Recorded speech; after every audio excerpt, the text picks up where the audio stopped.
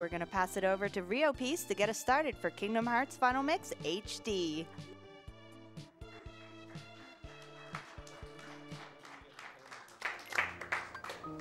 All right, I guess we'll just start it because there's like a 3-minute cutscene here. All right, so on go, 3, 2, 1, go. Woo!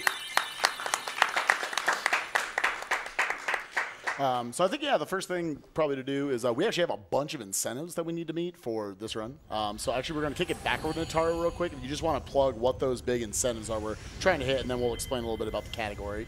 Absolutely. So the big ones we're talking about are the glitch exhibition, which will occur at the end of the run. Currently, we have $566.37 out of a needed $3,000. So you have for the length of this run to get that one met. We also have the Goofy Saves the World incentive. And let me tell you, you are going to want to see that. So we have $1,254 out of a needed $5,000. So that one's going to cut off around Ensign 1. So you're going to want to meet that. We do also have some bid wars. The most relevant one is naming the gummy ship, as that one's going to cut off shortly.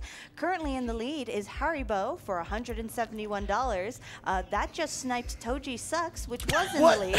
What? We got to get that back in the lead.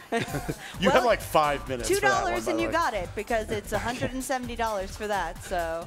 That's good. We also have the gummy ship color. Currently in the lead is blue with $66, and trailing very closely behind is green with $65. And finally, what I think is the most important incentive, Disney songs. So that is going to be an incentive. There are going to be 3 songs during gummy ship missions. Whichever song is in the lead and has not been sung at the point we reach a musical part will be the next song sung. So currently in the lead, we have How Far I'll Go by Moana. It is $519. The next closest is Go the Distance by Hercules, which has $286. Under the Sea from The Little Mermaid has $251. Odelele from Robin Hood and Little John has $246, so a lot of those are really quite close.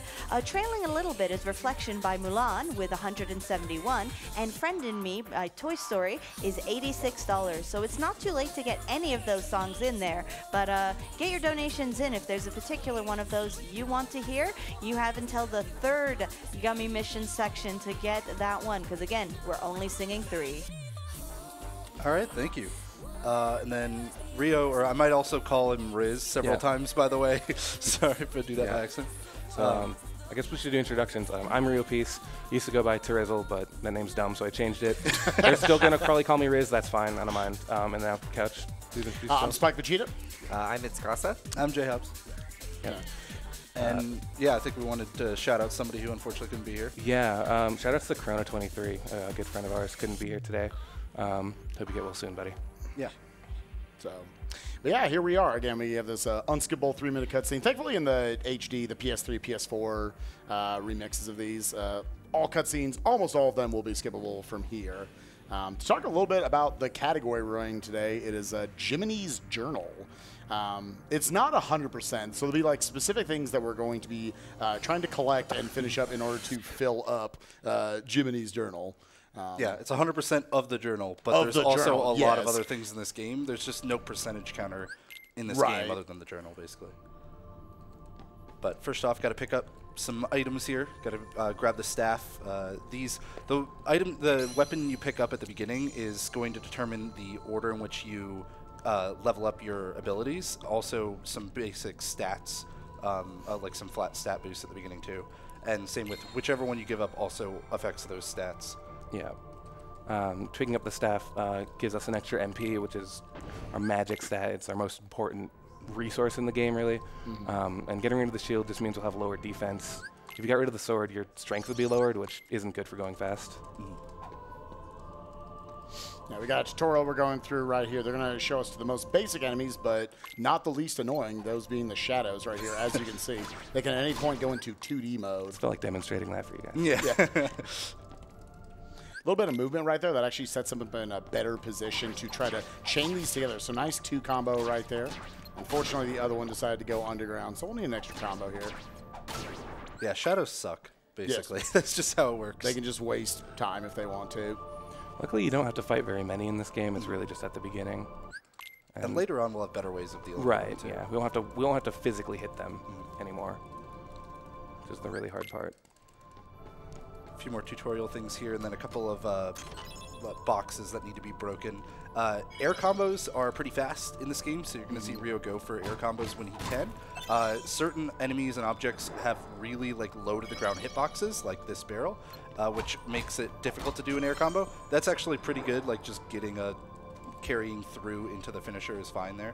It does take a full combo to break it, or a lot more hits than that. I think it's 5 hits. Yeah, you could also throw it, but that's slow. Okay, so here we're setting up our EXP growth. It's actually most optimal for Junior's Journal to go with the midday route, which is the even growth throughout the run. Other runs like 90% would go Dawn, which just gives you faster levels ups for the start and then kind of slower at the end. Yeah, it's kind of crazy how many times the different categories for this game have changed what the EXP leveling route is, because every time it changes, that can affect a lot of different fights. Yeah, mainly going to see the benefits by the very end of the run. So as we established, Shadows suck. He's first going to allow them to always do that jump in the middle. Yeah, that was awful. So immediately after this, or maybe not immediately after this, but Rio's going to be taking off the auto target, which is that little orange circle you're seeing sometimes. And that's pretty much why, because it can target something behind you and completely change the direction of your swing, which is really unfortunate. Good luck on your mash. Oh, God. So these are exclusive to running on the beginner mode category. You actually start off, it's the same stats and setup as you would have on standard, but they give you these 8 power-ups, 8 defense ups, 4 AP ups, which he's actually going to equip all of those. Other categories, we don't use the AP ups. We'll just sell them for money. Yeah, we actually need the extra AP to equip those abilities throughout the rest of the run.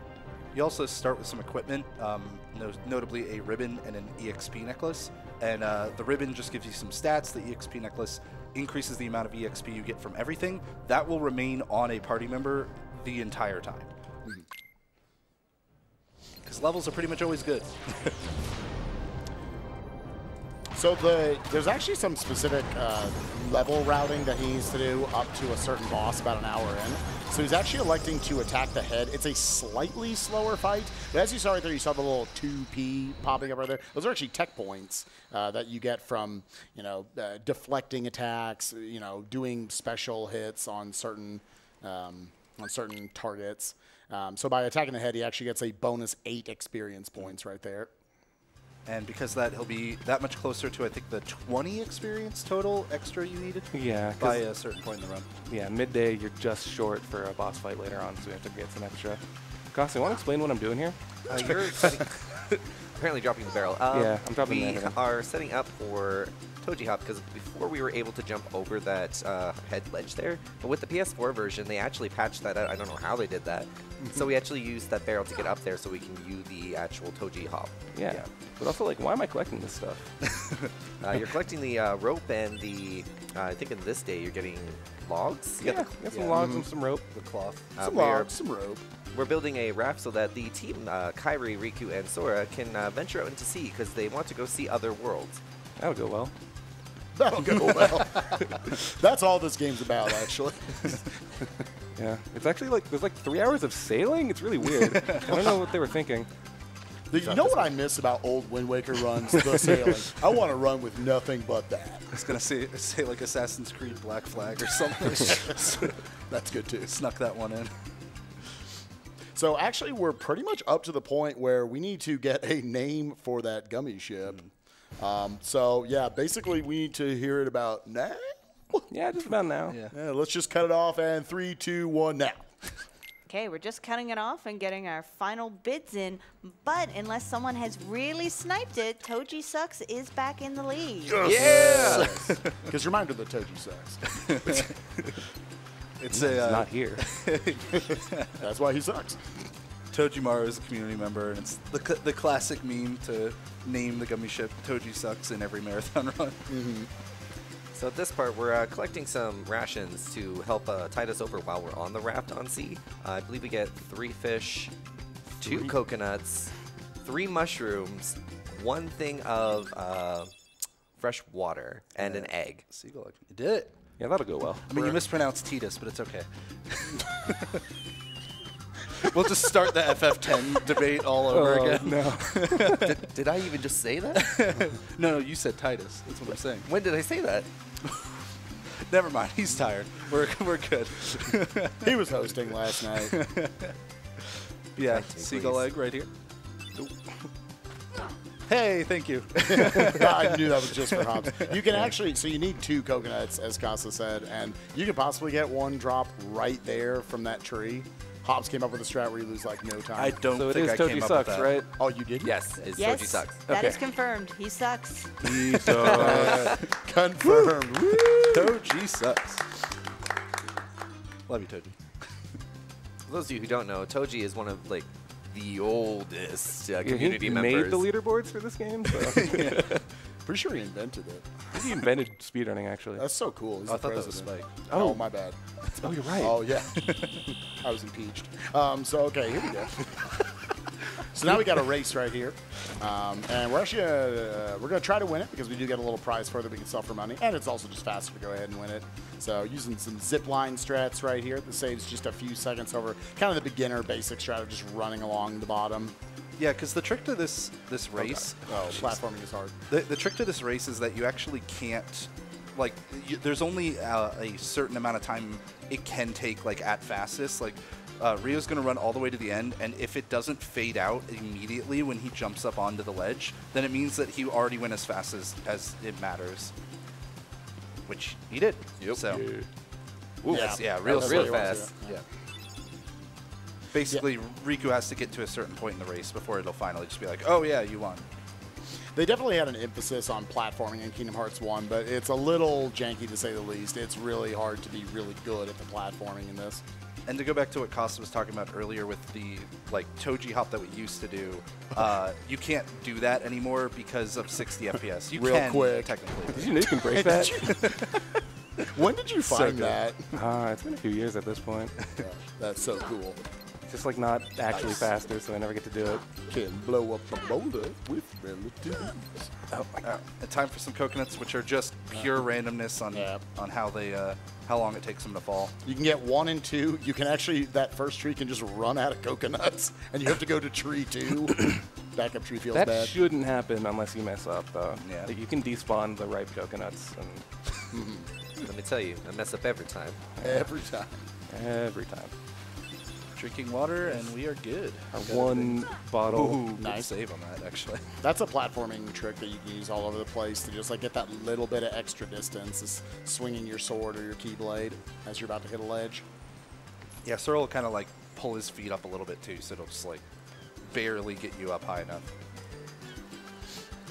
So with that, this is the end of day 2. Their raft is just about ready to take off, and we're about to have 4 more hours of sailing. But before that, if you want to get in a few more donations, hopefully towards those incentives. Absolutely. So to start off, we have $100 from Froggy Style. Awesome seeing some of my favorite games beat in hours instead of weeks. Keep up the great work for a great cause. We have $10 from Anonymous, and apologize if this is terrible. Well, gosh, guys, leave Ansem to me. Yuck. We have 20. Goofy on a lot of helium. A lot of helium. We have No, I liked it. I appreciate it. That was great. $25 from At the Violet Hour. I'm so happy this awesome community is doing its part for NAMI, a great organization. Also, shout outs to my amazing wife, Anna.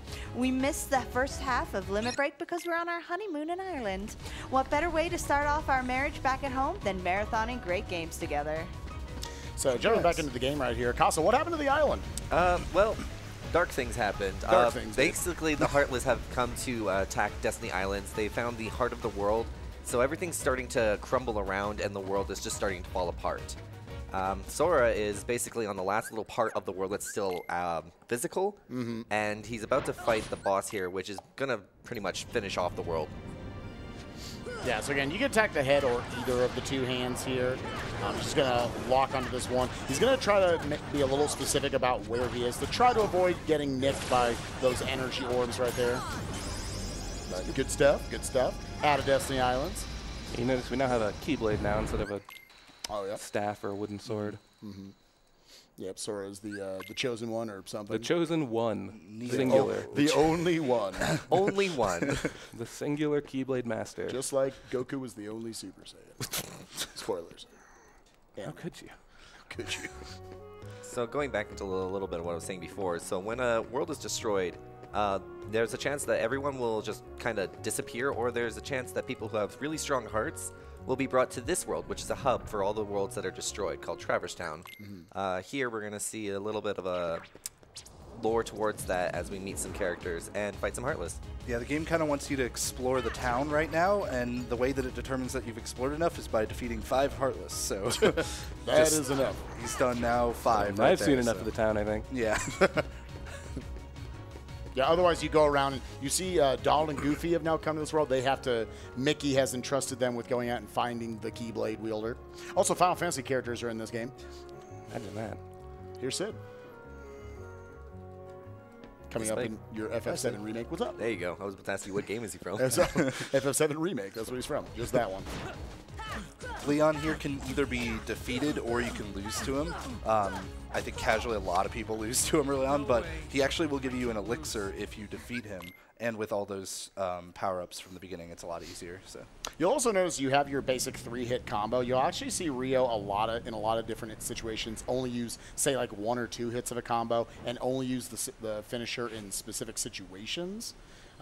Just make sure, like, depending on what needs to be dealt with within that fight at the time. So he's able to keep Leon in more of like a stun right there. Yeah, because the finisher will often knock enemies further away, or sometimes actually completely affect how they act in the fight. Like, it can change their patterns and stuff. And that'll come up several hours from now. I mean, all over the place, but also in a very specific spot later. So as you see there, he got the elixir. Fun fact, if you lose to Leon, you get 100 money. Or if you get the elixir, you still can get 100 money if you sell the elixir. Yeah. Yeah, so elixirs are obviously going to be very important. Oh, nice. You're able to kill the soldier right there. Again, we need to get that 20 bonus EXP. So the grind in this game. Ooh, if that soldier had been a little closer, then he would have been able to finish him off with the finisher. But that's the grinding. Yeah. Ooh, grinding over. Grinding done. This is a good RPG where we don't have to grind. Now I'm just trying to throw shade at every other community that I can. So now we're already into the boss fight of Traverse Town 1 right here. We get a little mob fight before that with like 6 or so soldiers. So again, you can see he's going to try to carry those. Nice. Donald. Goofy's supposed to kill that one. If Goofy had killed that one, that was so good. Yeah. And now we get guard armor. So he's going to try to actually get a deflection by getting in 2 full combos. Nice deflection right there. It's actually going to help out this fight quite a bit. Just setting yourself up for another stagger coming up on this next combo. Able to get the stagger. And blew up one of the limbs. Need to destroy the 4 limbs, then we can go for the torso. Nice. There it is. Ideally, you break that hand before he lands from that jump. That's okay, though. And right now, the guard armor is just kind of like switching forms and is actually invulnerable to damage. So he's just waiting for him to come back down, and then bam. Very nice. I was just sitting there looking at Donald's MP the whole time. It was empty, and I was scared Goofy was going to throw the ether. Oh, yeah. I never pay attention to that. It's really rare. Yeah. Goofy has an ether on him that I'm going to take because ethers are really good. Yeah. Ethers restore 3 MP, I believe. Yeah, now Donald and Goofy are with us, so we can start our journey proper. Yeah. That cutscene, they're introducing you to all the Disney villains, which at the beginning we believe are, we thought it was going to be the Open Sea, but now they are a new villain. We have to take on all the Disney villains, and they are totally the final villain of this video game. Yeah, nice elixir. So at this point, Rio's actually not going to quite leave yet, even though you can. Like right now, the game is just kind of telling you, like, hey, let's get going and move on to the other worlds. But he's first going to do a menu because he now got a movement ability and also some magic. And as well as, like you said, going to take that ether from Goofy. But not going to leave just yet. There's going to be some kind of funny stuff going on in just a moment. Hey, and there's Jiminy. I'm going to fill out his journal. Yeah. Oh, is that the name of the category? That's so cool. That's 100%. Oh, and it's 100%. I know. I totally said it wrong. I was waiting for the day. So yeah, we'll throw on another Keyblade swing right here, or maybe not. Yeah, you only need that if you don't get all the way up to the wall. Okay. I just had 2 dabs in a row. He's going to roll over that dab. No. We had a joke that Rio was maybe going to dab every time we said something wrong on the couch. But then we decided, like, well, he would just never stop, so. So fun fact, there's this little, I guess, sequence break here that's only on the English versions of, like, the PS2, PS3, PS4 version of this game. Not on Japanese, just because, why not? Yeah. We use this to come over here and just get some of the story triggers done ahead of time so that when we come back, we just have to jump from one place to another and just get right through the world. Clipping into that gate is, like, free. All you got to do, start a new game, do not look at any Trinity until you get to that Trinity, and then just hold forward, and you go right through the gate. And it does not work on the Japanese version, even though it was existent on PS3 and didn't get fixed on PS4 for English. It's very weird. Right there, we just got Earthshine. That's the first of our summon gems, which you normally bring to the fairy godmother, and she'll unlock different summons for you. That one actually has Simba in it, which will have some very strong usage throughout the rest of the run in some specific spots, but actually wouldn't speed up stuff anyways. We thought at first, like, oh, we got this trick, maybe we could use it in the first couple of worlds, but it wouldn't speed up anything anyways. You do have to wait for the animation of the summon spawning. If you haven't noticed, there have been absolutely no Heartless on this trip because when we defeat a boss Heartless and they're still in the world, all the Heartless just seem to take a vacation for the time being until you leave and come back. Oh, yes. Nice. Sniping that door with the fireball on your way down is actually pretty difficult because you can be both too far away and aim in the wrong direction since you don't lock on the door from that far away. So it's actually pretty nice. Picked up that blue Trinity, where blue Trinities, like actually Trinities in this game are all just little like team up activities more or less that are gated by certain story actions throughout the game. By those determine which color you can do. Blue Trinities you get basically right when you get dodge roll, and they will generally just give you like money and items. Sometimes some other things like MP orbs, stuff like that. But we are going to get all of them. Like, Rio's going to have to get all the Trinities because they're all in the journal. And the blue one there, he picked up the camping set, which he could have left, but it's just a little bit of extra safety. So again, all this is stuff that normally we wouldn't see until the second visit to here. After Deep Jungle, you learn the Red Trinity, which is what was in front of the gate down there for the waterway. But this is good because Traverse Town 2 was always something I know for speedrunners. It was just kind of a long, more dull segment, and we get to split it up quite a bit right here. Plus, we're just doing Jiminy's Journal, so there's a lot of extra stuff we're doing anyways. Yeah, we will be coming back to this world many times. So this is Merlin. He helps you out by doing not much other than giving you the cell number to the fairy godmother right here. But it doesn't even do that until the next time you come here because you need a book in order to get it. Mm-hmm. Yeah.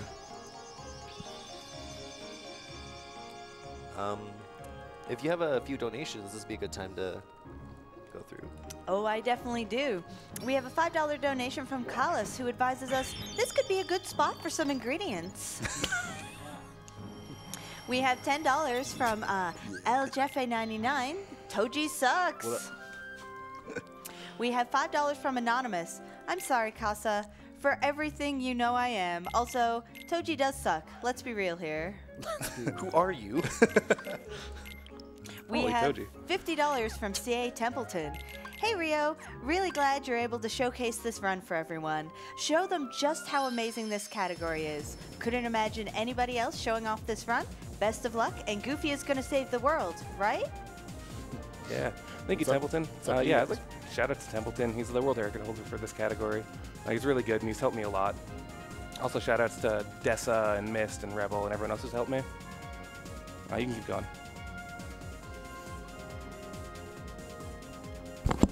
Oh, sorry. Real quick, just to note that this gummy ship, he did a menu real quick to take off as much as possible. You need an engine and a cockpit in order for the gummy ship to work at all, and that is going to actually be our fastest option for the moment, but not for the whole run. And we will be changing the color of the gummy ship once we have the ability to later on. But yeah, you can carry on, Natar. Perfect. We have $50 from Vacant Mind. Good luck in beating up all the Xehanorts. Can't wait to catch all the cool strats. We have $10 from Trouble Gaming. Sup, Rio, Hobbs, Casa, and Spike. Gotta work, so I won't be seeing most of this run, but good luck. And also, don't let Casa near the disc. are you? The PS4 is so far away from him right now. Luckily, you have to be Mr. Fantastic. I'm on digital. Oh, thank you. He specifically bought it just because he knew Casa was going to be on the couch. I went the full week, man. The full week.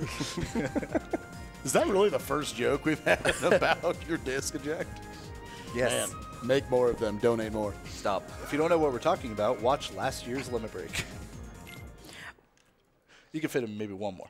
Okay, we have $25 from Yugu19403. First time donating, but I swear I have watched all the speedruns of these games on YouTube 100 times each. You all have inspired me to try my own Kingdom Hearts speedruns. Shout out to the J Hobbs and Spike. Love you guys. Casa's pretty awesome too. Oh, thank you. All right, so Wonderland here. Our first Disney World. Yeah, first thing you got to do is find a way into the castle, which Rio shrunk himself down after pushing the bed aside. Very easy to forget to push the bed and then shrink yourself down. Like, wait. Yeah, it's a nightmare. At this point, Alice is in trouble basically because the Queen of Hearts thinks she did something, and you got to find some evidence to prove her innocence.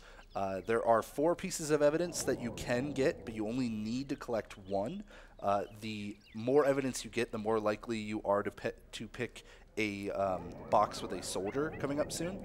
But really, we just need the 1 because it's a lot faster that way. Pretty fast fight right there. Donald helped out with a fire as well. Oh, also, you specifically try to hug the wall so that you don't spawn more enemies, but actually they despawned very quickly. That kind of leads us into this command menu that is in the bottom left of the screen most of the time. Whenever it is red, you can't examine or interact with like objects and just pretty much anything, chests, stuff like that. So there are a lot of strategies in this game based around interacting with something while you have a blue menu right before it's about to turn red. All right, so now here is, again, that's our piece of evidence on the right, but now it's actually going to be randomly shuffled up. Okay, I it looked think like it's the one on the 3 right. to me. I don't know. It looked like 3 or 4 to me. I thought it was 4. I thought it was 5. So whichever... Pick one. You got it. We're going 4. Yeah, 4, my boy. It's 4. It looked like 3 or 4. It's without a doubt 4. It was not It's 4. not Spike, 4. you're off the Dang, couch. dude. It was 3. Hey, he trusted me. Nobody can prove otherwise. This got a lot harder on PS4 because this went to 60 FPS. Whichever box hits the ground first, that is the one with the soldier in it. That's the evidence that you found. So now he's just going to have to do this next fight without Goofy. Not too big of a deal, but you would have The liked biggest to have issue kept is you have to watch Goofy get caged. Yeah. Which wastes like 2 to 3 seconds. There's like less dialogue if you, or rather, the dialogue takes less time because of the cutscenes. So Yeah. If you see the soldier. Okay, so locking onto this tower is impossible. Yeah, you do have to hit it once after you break all the wheels for you to actually gain the ability to lock onto it. I don't know. It's a really weird fight. Sometimes even if you hit it once, it like still doesn't let you. It's just the weirdest fight. And then Rio also specifically slowed down his combos once the cranks were gone and it was just the tower left because that fight's weird. Like It's some weird kind of damage storage from the Keyblade itself. I think it's just like iframes. It just, yeah, it just can't take damage quickly. Yeah, it's very An easy way to get the target back, if you notice that you can't get the lock on the actual tower, is to log onto a card, get to the other side of the thing where you have the card here, then jump and attack, and it'll immediately go right back to the tower. I didn't water. know that was water. Yeah. You Doesn't just look like walk water. on it. Yeah, you can. You're not heavy enough. The rock is heavy. Basically, at this point, Alice has disappeared, and the Cheshire Cats told us that she might be somewhere, so he's kind of leading us to another area in order to continue our investigation and finding Alice. And Rio pushed that rock aside there for much later in the run, going to be coming back to this world. There's a lot of specificity to like what's going on in the tea party set. He examined that twice and then sat in that chair, which specifically gets him an elixir. You can get different actions, sometimes even spawn enemies there based on what you do. But here's another room. The floor is lava, basically. So he's going to try to light both of these candles and then get over to the door and undo the lock for it to get through it without actually spawning any enemies. Basically, any of the purple floor you're seeing right there, he can't touch that. Nice. Nice. It's a little scary to go for that roll there. So now you're going to see him specifically jump over to some of the more rock land right there. So, all right. And now specifically jump, avoiding that land and getting that hatch off. So was able to skip all combat in the room. Very nice. It's exactly what we're talking about with the whole like strats built around examining things with a blue menu before spawning enemies. Now we got the Trickmaster fight coming up, which is a very neat fight, depending on who you ask. You like it. Other people might say it's really bad. You used to jump on the chair a lot, and apparently you don't have to anymore, which is super cool. So you're going to see Rio do like one combo to knock it down, a second combo while it's down, and then 2 more swings, and then just kind of poke at it while it's sitting up there to knock it back down again, instead of having to jump on the chair. It should finish off pretty soon. One more knockdown. Hey, yo, Goofy with the high jump. A preview of Goofy saving the world. Be sure to donate for that incentive. Yeah. Party members are actually very useful in this game. Well, they're as useful as they are, like, they get in the way as much, but Right. depending on the fight, they can either be useful or just, like, the worst thing ever. I do want to note also that like most of us are sick at the moment, so Yeah. sorry if like if at any point you hear a little bit of coughing or something like that. Yeah, so we've kind of solved the mystery by finding out that Alice is just gone. So now we're just going to leave. And we got time for some donations. I also just want to note real Okay. quick, we're going to here, and after this next world, Deep Jungle, it's a little bit lengthier of a world. We'll be here about 10, 15 minutes. After that, we're cutting it off, and we'll be singing our first Disney song. So read us off some donations. Maybe there's some Disney song stuff in there.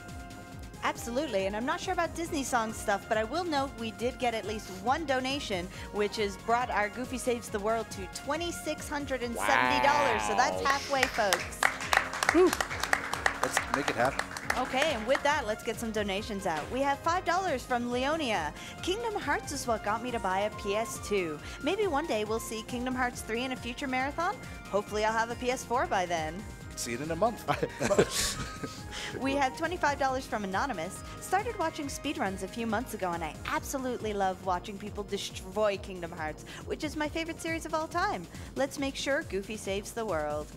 We have $1 from LLK, who's actually the designer of a lot of our banners and badges, saying, running out of my donation funds, so I just wanted to wish Rio luck on filling Jernamy's Jimmel, Jamami's Jonel, Jammy Jam's Jim Jum, the Bug Bug. Nailed it. Let's get those Kingdom Hearts incentives met. Thanks, okay. Just okay. We have $100 from Anonymous. Could not be more excited for this run. Donating for Goofy, the real game's hero. We have $1,000. Wow.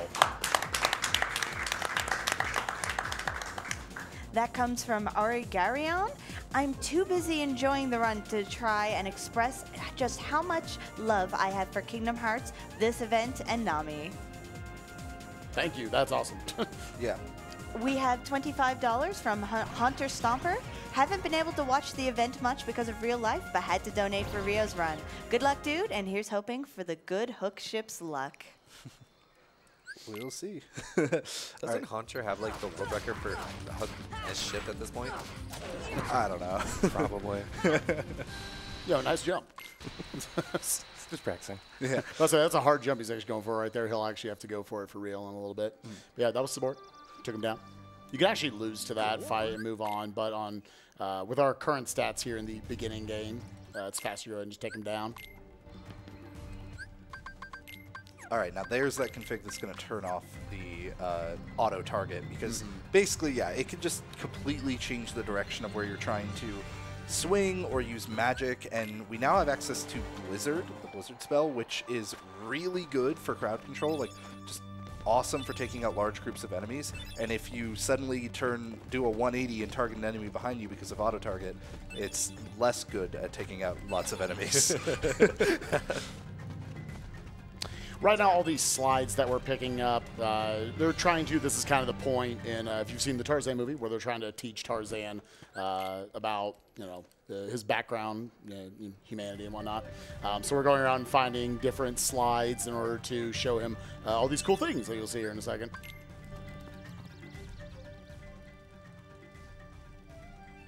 It's also important to note that throughout the run, all these trinities that Rio's going to have to pick up, it does specifically lock us into we need Sora, Donald, and Goofy in the party. So there's going to be much less instances, or far less instances, of getting to use those characters from the Disney-specific worlds. But we'll still have some usage of them, like we have Tarzan right now. This is a little save warp. On PS4, because load times are faster, it ends up being beneficial to skip out chunks of movement by just going back to the world map. Conveniently, it will also reset your party to the default party there. So yeah, so I have to switch party members in. Cut out a slight menu. Now we're just kind of moving from point A to point B. Right now, the game kind of wants you to go talk to the monkeys. Whose names Sora seems to think his friends are here, and Tarzan wants to like lead him to the nesting grounds of the gorillas in case they are, but the gorillas don't really want any of that, so. That blue trinity is something that Rio could have picked up right now, but he didn't. That's right. So explanation we need. Yep. A lot of setups in this game to like minimize the number of times you need to jump. Like right there, it's very easy to land on the netting, but if you actually have a proper setup, you can jump right over it. So now that we've gone back and forth a couple times, they're now scolding Clayton for firing at a monkey. So now we're going to go out and fight monkeys. Big bad monkeys or something. We're hearing what one of the Sentius kids was calling these guys. That was a nice fight. Yeah, again, like Hobbs was saying, Blizzard's very, very good. They two-shot the Power Wilds. It does bring us into kind of this juncture of the run. I really enjoy this aspect of it because your MP in this game actually recharges. That blue bar actually recharges with doing physical attacks. So Rio's going to have to balance throughout this entire world and throughout the entire run. When do I use magic? When do I use physicals? You know, to conserve magic, but also to build my magic back up throughout the game. Also, what you'll be noticing he'll be doing a lot of here is he's going to be jumping between areas because he has to fight mobs of these monkeys in certain locations in order to progress the story forward. Yeah. That mini game right there just warps you to the end point of it, basically, if you start it and finish it. Now I believe in my party members. Yeah, hopefully party members are going to take them out. Nice. They did take out the Power Wild. Just one dude left. Who unfortunately didn't move closer, but that's fine. MP management, like Spike was getting at, is huge in this section. Again, could have gotten that Trinity now. Didn't. All right. This is definitely the one where like the Power Wilds can get the most spread out. So we'll see what kind of spread they give them right here. Okay. Okay, nice. Yeah, I was able to get 2.5 right there. Again, out of MP altogether right now, so he's just going to have to work with physicals. Yeah. Now you, like Rio wants to actually jump off of a different part, and jumping up there is actually very difficult. So 60 FPS changed a lot of the physics for platforming in this game. So he's going to try to make sure he gets a nice backup right here. Again, that auto target doing a lot of good work right now, or that anti-auto target, turning it off. That manual target. Yeah, that manual target. The opposite of auto target. That using your eyes part. One final set of Power Wilds right here. Donald, like, the fire was, like, kind of good, but also made it a little more awkward to set up for that combo. It is fine, though, because once they get hit by magic once, they'll take one swing. Overall, pretty solid Power Wilds there. Yep. The strength of your magic is entirely dependent on how much your maximum MP is. There's no magic stat in this game. It's just your maximum MP, so you're going to see throughout this run a lot of ways being used to increase the amount of MP that Rio has at a given time. So even though we just came from over here, apparently Clayton was here the whole time. He was about to shoot something, and we're just going to go check it out. Oh my god, it's a tiger. Yeah, automatically dump all your MP. This fight can be very frustrating because Sabor's very strong and also can just dash around everywhere like this. So, biggest thing Rio's trying to avoid is it moving like into the bamboo in the background. Nice. Okay. But was able to get it. Very Dashed nice. away a couple times, but as long as it doesn't jump into the bamboo. Not too bad. Okay, so this is kind of a weirder part of the journal. There are character files for every Heartless in the game, so I have to make sure I kill at least one to get them into the journal. And now with the Bouncy Wild that just spawned, and there isn't a single forced fight where a Bouncy Wild exists, so we have to actually go out of our way to do that. Which is pretty crazy because one of the things, a little bit of a preview for later in the run, is that Rio's going to have to complete all of the cups in the Olympus Coliseum, which it's going to end up being like 100 rounds or so of just like heartless waves. None of them are in any of those 100 because that helps us take care of almost all of them. Yeah. But Bouncy Wilds were an FM added. No. They weren't? Nope. They were in the original? Yeah. Holy crap. Yeah. That's why it's crazy. Like, you've never seen them. Thank you. I think you're thinking of the sniper. Well, one. I know the Sniper Wilds were, but I thought Bouncy Wilds were too. I totally forgot they were in the original. This is the 15 hit Hold fruit. on, I need to read through this strategy guide Okay, a yeah, little go bit more. for it. Oh, yeah, I forgot we brought that. I apparently don't know what I'm talking about, so let's see. Yeah, so I say we actually have a very difficult boss fight coming up here in a little bit. Can you flip to maybe the Clayton page? No. All right, Adam. No. All right. I'm really curious now. I just want to see the Bouncy Now we're Wilds. getting it. All right, yeah, get that Blue Trinity finally. I think it's a back of the book. Yeah, I mean, I could, but I just want to see. Yeah, that's one. Yeah. Don't let those. Don't bouncy let ones those get away. Bouncy Wilds get away. Shouts There you go. Shouts to Brady Games. Yeah, so now we're fighting Clayton. Nice Not Clayton's Clayton. one. Not Not Clayton. Not Clayton. You're right, not Clayton. Oh, well. That's fine. Yeah, so the first phase of phase 2 right here is he needs to go ahead and actually stagger the stealth sneak he's riding on a couple times, and then he'll be able to stun it and then knock Clayton off of him, and then actually start dealing damage to him. That Clank was just really unlucky. Yeah. So off of this. All right, Clayton's on flat ground, which is really nice because sometimes he can land on a slope and it's just a nightmare to hit him. It is really hard to do air combos in this game like this, by the way. That's good. Yeah, low to the ground Yes. air combos are very hard, and as you saw there, Rio wasn't using the finisher because it would have knocked Clayton really far away. Yeah. Because you might sit there and say, like, oh, you're just jumping and attacking things. Like, staying, like, an easy route is, like, jumping really high in the air, making sure you got good distance. Like, I would make sure there's a good 5 feet between me and the ground. Actually keeping yourself just, like, a little bit off the ground, very difficult to do. Also, welcome to the greatest platforming in Kingdom Hearts. Mm-hmm. Man, I love Waterfall Caverns. Unironically, it's great. Also got our first set of puppies right there. That's another thing we Yep, need to second complete. set. Oh, second set. Dang it. So we got our first time we brought it up. The 101 Dalmatians. We got 2 back in the house, and they're waiting for us to send 33 sets of 3 Dalmatians apiece to them. So yeah, be picking those up throughout the run. Darn it! I was so looking When did you get the first one?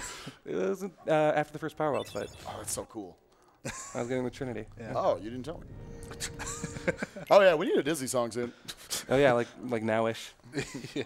Well, at last check, How Far I'll Go by Moana was in the lead, and it appears to still be dominating. So I believe that is going to be your first song. I was waiting for Moana, the cow Yeah. version, Moana. coming out next Alrighty. year. Well, we'll be doing that. Yep. Like right now? Right now. Yeah, Sure. Whenever you're ready.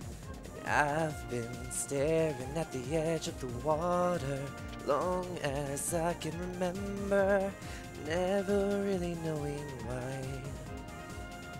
And I wish I could be the perfect daughter, but I come back to the water no matter how hard I try. Every turn I take, every trail I track, every path I make, every road leads back to the place I know where I cannot go, where I long to be. See the line where the sky meets the sea, it calls me, and no one knows how far it goes. If the wind on my sail on the sea stays behind me, one day I'll know. If I go, there's just no telling how far I'll go. I know everybody on this island seems so happy on this island. Everything is by design. And I know everybody on this island has a role on this island. So maybe I can roll with mine. I can lead with pride, I can make us strong. I'll be satisfied if I play along. But a voice inside sings a different song. What is wrong with me?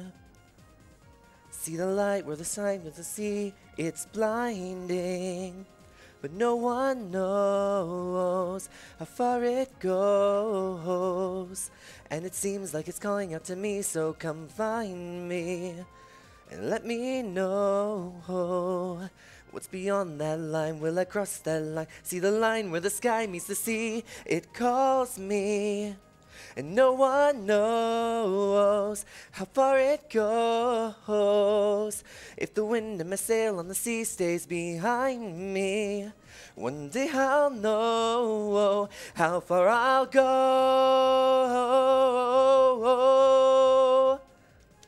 Woo!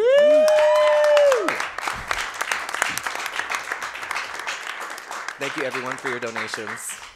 Yeah, so that's already one Disney song down, guys. Again, we got 2 more. One will be coming up in about half an hour. It'll be after we finish Monstro. We'll just be just a couple worlds from now. So get in those donations, guys. Again, supporting a great cause all throughout the week for NAMI. You've sung that twice now at events, and each time I've been like, I haven't seen Moana. I was like, I should go watch that movie. And I was like, you did a great job, I think. Yeah. You know Nintendo's watching, right? Oh, I'm sorry. I know. Listen, if they put it in a Kingdom Hearts game, I'll go watch it. Yep. Because then I'll have to keep. That's what got me to watch Big Hero 6. Yeah, Big Hero 6. Yeah. To be fair, at least this time I didn't throw my headset. That's true. Wait, what? He accidentally threw his headset last time. Oh. How? He took a bow. I took a bow okay. because I was hitting the note really hard, and then I went like right down, and it just was like. It was great. So I guess something also to note right here, he actually, in any percent routes, it's actually faster to just go back through where you were, go back through Wonderland, back over. It saves like 30 seconds, I want to say, in that route. Yeah. And you saw him go to Olympus Coliseum, but then just go right past it. We'll be coming here much later on in the run, once we're more leveled up. It doesn't actually give you any sort of progression to go through the rest of the game, so we're just going to get a little bit further and then come back and do a bunch of like the cups, because there's a lot of combat, as you would imagine, in Olympus Coliseum. Yeah, Olympus is actually a completely optional world, but because of Jiminy's Journal, we will be returning there. It's got a few trinities in it, but also the reason that Rio has to do all of the cups later is actually specifically just for those character entries, because Ice Titan is a character, and you have to beat Hades Cup to unlock Ice Titan. So now we'll pick up kind of what, for most people, is their first trinity of the game. He wanted to make sure he specifically didn't see this one, otherwise it would have messed with the clip later on in the run. Or earlier. Or earlier in the run. Puzzles! Yeah, you can. You have to have magic to put those out. Actually, if you whack them, they'll go out, but you'll never be able to. They'll like come back before you can blow all of them out without magic. You also saw Rio right there. He actually, by doing that little puzzle, he actually got a defense up. And you might think to yourself, like, oh, we're on beginner mode. Aren't you, like, overpowered and the bosses can't kill you and everything? Because of kind of like the scaling of how all this works, those power-ups and defense ups do a ton of work in the early game. And slowly, it almost in a way, like, kind of evens out by the end. Bosses at the end of this game, even on beginner mode, are still going to, like, 2- and 3-shot you all over the place. So getting those defense ups are actually needed for a ton of safety later on. Yeah. The power-ups stay useful pretty much the whole time. It's really on the defensive side where it's like, by like the midpoint of the run, you're taking as much damage as standard mode, basically. Yeah. And it's not even just safety to have more defense in this game. It's actually also faster in a lot of scenarios because it means that you have to heal less. Because there aren't as many fights in this game where you can kind of just like take no damage whatsoever. Like there are a lot of things where it's actually faster to just tank damage, and if you have to heal less because you have higher defense, it's really helpful. Also, Rio just sold a bunch of items in order to get not 1250 money, 1500 money. Yep. 1500 money in order to buy some gummy pieces, which will be the first of 2 upgrades we'll be making to the gummy ship. Yeah, it's actually all the... You guys watched a lot of RPG speedruns this week where there's a lot of shopping going on. It's actually our only shopping trip in this run. It also means that pretty soon we're going to need to cut off the gummy ship color incentive, I think, right? Yep. Yeah, so... Yeah, here in a couple minutes. Just be ready if you want any last-minute donations on that. You're going to have to snipe it pretty quick. And So right now- now, Blue's in the lead. All right. Good color. It'll match the layout. Ooh. That's why. Oh. And we also, right there, we finally got to talk to the fairy godmother. It's based off of Trigger also getting the book from Sid, which you have to come back for 100 Acre Wood, give that to Merlin, then you get to talk to her, and now we have Simba, which Simba will be useful for a number of fights throughout the rest of the run. While he's got the blue... 2's a number, right? 2, yeah. I was like, I forgot how much it is in this run. I think it's 2. I might be wrong about that. There's one big one that he's using it for, so feels like about 6 right there. But while he had blue command menu, he made sure that he examined that little hatch right there to make sure he could open that door back to District 1. Otherwise, he would have had to clear this room out of Heartless after this cutscene right here. You also get to see Riku right there. He's been tempted by Maleficent to go over to the power of darkness. And she's convincing him that Sora's not cool anymore, and he isn't even looking for you. He doesn't care about his friends. He's got new ones. Dolan and Goffy. And the cast of Final Fantasy VII. I saw that head shake. Right. Remake coming out soon. Maybe. I don't know. Soon. 2025. But that's just generous. Dual bundle with Cage 4. Oh, so 2030 then. Pre-order 2025. All right, time to talk to Sid and buy some gummy pieces from him. Going to be getting the Fyra G, which is an upgraded engine, the Haste G, which is an accelerator gummy that will actually give you a boost in gummy missions, and the spray in order to change the color. Yep, gonna need the gummy color now. That spray costs $250. Okay, we're just going to do a final refresh here. And it looks like blue is still in the lead. All right, blue. Cool. Once again, thank you all for your donations. Might take me a while to find it. There we go. There we go. I never knew you could do that. I had to learn for this run. And if I could just pop in with a quick announcement, we have met the Goofy Saves the World donation incentive. Yes. Our boy Goofy. You will not be disappointed by that one. I love it. It's great. So again, guys, kind of the next big one to really go for. Obviously, we still got the Disney songs to go, but that glitch showcase. This game doesn't have a ton of glitches, but the ones it has are absolute gold. So make sure you get those donations. Rio would love to show them off, and I'd love to watch them again because they're funny. As you saw there, Rio actually teleported to Wonderland in order to get to the portal here to continue to Agrabah. On the map, it looks like it's really close to Traverse Town, but the reality is it's closer on the other side. Yep, saves a few seconds. Yeah, Sid gave us the ability to warp to worlds we've already been to, which means we won't have to see so many gummy missions. If you had to drive for every time we go to a world, I wouldn't run this game. And yeah, that haste gummy already doing work. And our just base speed of the ship is based off of that engine gummy. Took off the fire gummy, upgrade to the fire. Yeah, it's only based on the fastest engine you have Yeah, equipped, so right. I just took the slow one off because it looks better. If you could put on like 6 Fire Gs and it does not matter at all. Yeah. The blue ship is actually messing with me. It kind of blends in with the Right. It's going to make this harder. Thanks, everyone. Someone knew. They were trying to make that last gummy mission harder. But now we're on to kind of the start of our second ring of Disney worlds here. Starting off with Agrabah. Yeah, there's going to be a lot to do in Agrabah, for sure. I love the shooting along to the music. It was off, I know. That's why he's singing. I'm not singing all of them. I know you're up there. I don't know. We'll see. What's in the lead right now? Yeah, we'll find out later. We'll find out. Yeah, absolutely. Okay, if we're going to fit in a couple donations here. Sure. We've got $2,000. Oh, okay. Wow. Let's just fit that one in real quick. Fit that in, yeah. That's fine. That's from Credo. Thank you so much to everyone involved with and participating in this event for supporting such an important cause. You're all helping to make the world a better place and should be so, so proud. So back there in the alleyway that we just saw our first instance of Jasmine.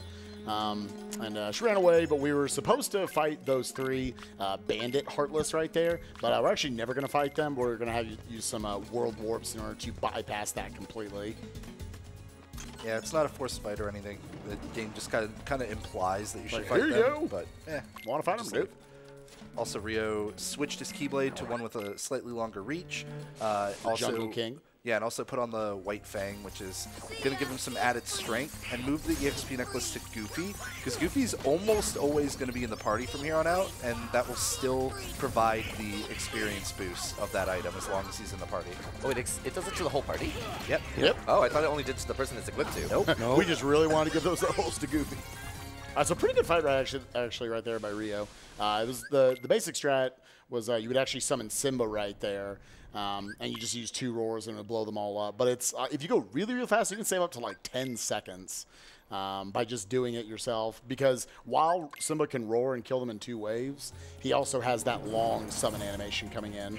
We used to take Aladdin in the party right here, but because of this Gummy Ship Warp, there's no reason to, because it would reset it back to the default party members. Also in JJ we wouldn't, because we have Trinities to get. Yeah. You're on thin ice. I was thinking about that. How is he the first one on thin ice? See, the secret my is next dab is I feel it coming on. It's going to be soon. The secret is if you don't say anything, you can't be wrong. And to quickly update on those songs in the lead, currently Go the Distance from Hercules is 296, Under the Sea from The Little Mermaid is 256, and Odalele is 246. So all still very close. All snipeable. The epic. Ooh, good save. So there are there's another wave of enemy spawns if you touch the very bottom floor of this room, and Rio needs to activate this keyhole here in order to unlock the gate. So you absolutely don't want to land on the ground Trinity. until you're going for the Trinity. Again, he has just like an extra second there to work with that blue command menu. Yeah, it's a pretty generous window, but with how movement can be kind of wacky in this game, it can sometimes not be enough. Sometimes if you like land directly on the Yeah, Trinity, you can't be on top of it. You have to be Yeah. like facing it, like a step away from it. It's a thing. So now we got our first of 4 boss fights right here in Agrabah. This is definitely, for a lot of people in the beginner, a run killer, but we got Pot Centipede that we'll be taking on. He's going to be able to move out of this first room we're in, and then we're going to want to catch him in the travel because we actually won't be like staggering him or anything. He'll just stay stationary. He's got basically like a super armor against you. Yeah. Okay. And now he's real quickly going to want to get past this dark line on the ground. That means he's actually moved into the final load zone. All the load zones are broken during that boss fight, so you can move around everywhere. But now it actually memorizes where he last was.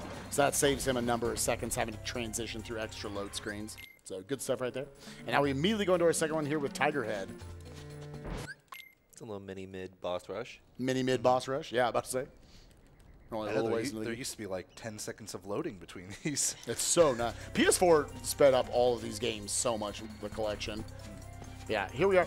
Rio's actually going to wait an extra second, then allow the Tiger Head to start swinging its head back and forth. That's actually going to sort of set up the Tiger Head's pattern to where he's now, after he swings his head back and forth, that he's going to stick his head in the ground, which will allow Rio to do more air combos, which, as we've established, are very fast. But it is the more aggressive route. Specifically, if he had swung at that eye, nice job. Yeah, that's actually a good fight, yeah.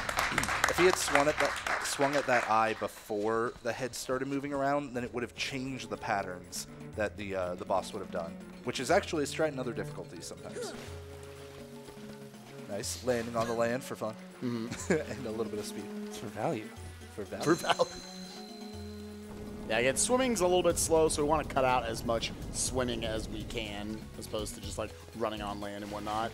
Yeah, right now we're just kind of trying to chase down Jafar, but in the meantime, we got some stuff to pick up and rooms to open. Yeah, I got to get a torn page here. Our first, I believe? Yep. Okay. Want to check in on that one. Where's the reverse step? It's just the other way. You would go with that point. Pick up another Trinity right here. And then in this next room, we're actually going to progress through. Right now, Jafar's up in the behind the treasure room. And we're actually going to unlock that by breaking down this pillar right here. Otherwise, there would be, I'm assuming, some sort of a pillar or something in front of that wall. Nice. Yep. Got it on actually the Sora pulling himself up and then immediately turned around, locked on, and shot the fire. That was really cool optimization right there. I think you're really cool. He also unlocked a unlocked a path for later because he'll have to return back here to get some puppies, as well as there are trinities and stuff that he won't be able to get yet.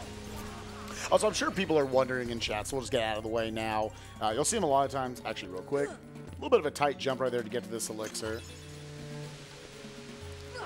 Donald trying to get up. I thought you were going to no camera jump. Oh, no, I'm not. That ain't me. But you'll a lot of times see Rio, he'll cast a... actually, we're going to watch this as well. Nope. This is cool. Okay. Nope. So he's nice. Yeah, what he's doing here is avoiding having to examine another statue, which you would actually need Aladdin in the party for. So instead doing creative platforming to get to these chests. That jump swing on the chest is like weirdly specific to how you enter the room. Like I have a really hard time like resetting up for it if I don't get it first try. And now Aladdin is going back in the party because we get combat. He does more damage during the fight. Yeah, it's for safety. Yeah, and also like Donald can mess with the strat at the beginning here. Jafar is a super cool fight. We're going to try to one-cycle him on this platform. Yep, going to take 2 swings and then a magic usage, specifically Blizzard here. That's going to force him to pop up this magic barrier, which just keeps him here longer because then you can stagger him after that. Now he'll be going for a ground blast. He's going to have to avoid the blast. He's going to use a Blizzard and actually catch himself on the ledge. All intentional, and he got it. Nice recovery right there.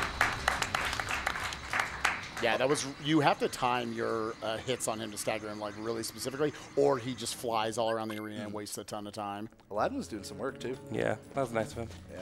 Sometimes we'll jump off the platform and we'll just chill. Yeah. Yeah, not too great when he does that. Going to be going into Genie Jafar next. Real quick, I think what Spike was trying to get at before is that the Trinities are all that matter. When you activate them, you don't actually need to pick up the items that they drop or the chests that Unless they they're have. puppies. Unless they're puppies, so. Or they're just something useful for the rock. Yeah, like an elixir or something. Yeah. Genie Jafar here going to be hitting with either blizzards or physical attacks on the lamp. The lamp itself is magic immune. The blizzards are just while you're waiting for the lamp to get over here.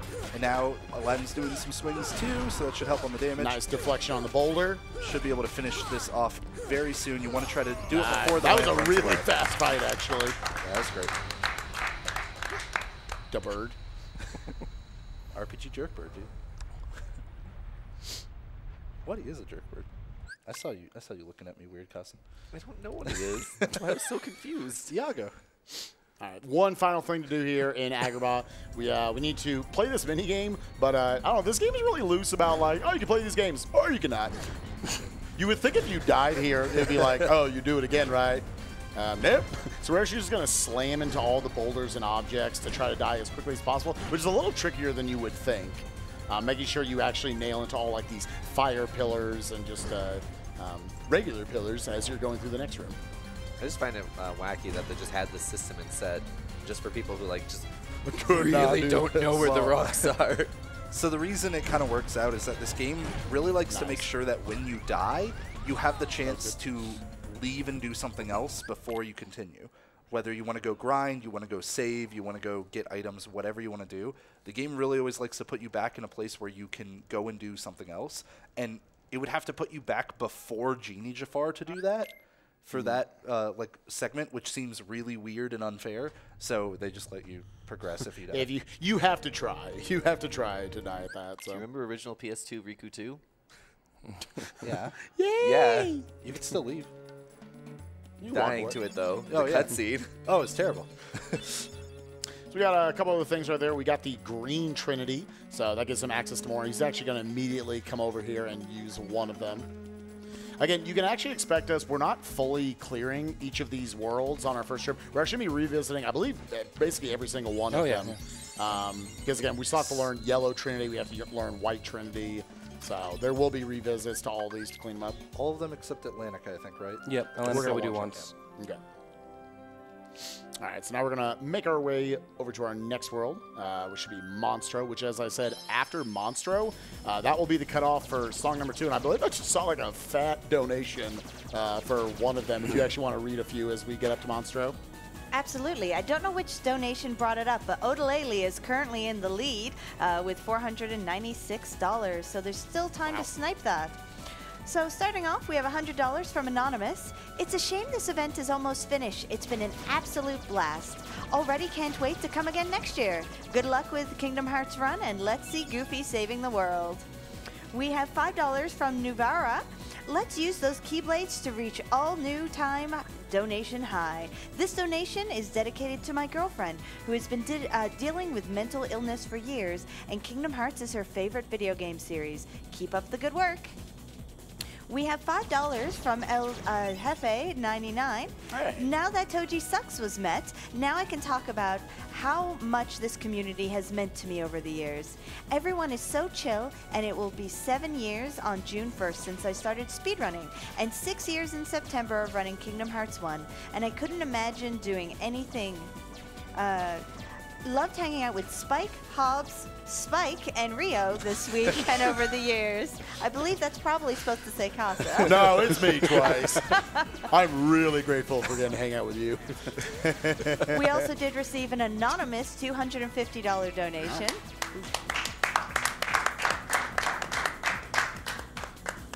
We have $10 from Wyatt. Yo, Riz, just wanted to wish you good luck on the run and with our good friend, Kurt Ziza. Shout out to my boys Spike, Casa, and Hobbs on the couch. And Spike. And Spike. Yeah. Also Spike. Don't forget about Spike. Yeah, Man. Spike. Thanks, Wyatt. All right, into Monstro now. Got to get swallowed real quick, but this is one of, if not the fastest world. I think because you have to kind of re-enter it, it makes it like not faster than Wonderland maybe or something, but it's very fast. It's very fast. We will be doing some extra stuff here, though, some extra tricky platforming all the way through its different chambers. Because again, we're doing 100%. We're doing more than the base. I swear, you say 15 seconds on PS4 just right there. I know. I was just thinking the same thing. Normally it goes in there and it's not white screen for forever. You can go make a sandwich. Now we just go. Like any percent alone lowered by like 30 minutes just being on PS4. So. So quick synopsis of the story here. Pinocchio goes missing. We find Riku. Riku takes Pinocchio. End of story. That's pretty much it. They're analyzing how a puppet can have a heart or something. I haven't watched the cutscenes for years. No, yeah, that's basically it. Ricky wants to know Yeah. why Pinocchio can move, basically. A very valid response. Yeah. For everyone, the first time you play this game, you were like, I always got lost here. The first thing you need to do is just don't go the way directly in front of you. Go this way. And then you'll find your way to the boss fights. Yeah, and my first play through this game, I never beat this world. I just didn't get high jump for the whole game. Oh, God. Yeah. Yeah, because you actually can beat this game without beating this world. Yep. It's not faster at all, but it is fast. It is possible. So Rio's clearing out the area because he's got to examine a few items. He's got the chest here. It's going to have some puppies in it. Wait. And then a very tricky jump here. 2 swings should get him far enough, and still will try not to spawn enemies to get up and get this. I think that was the Flare G, right? Yep. Flare G, another gummy that will speed up the gummy ship movement later on.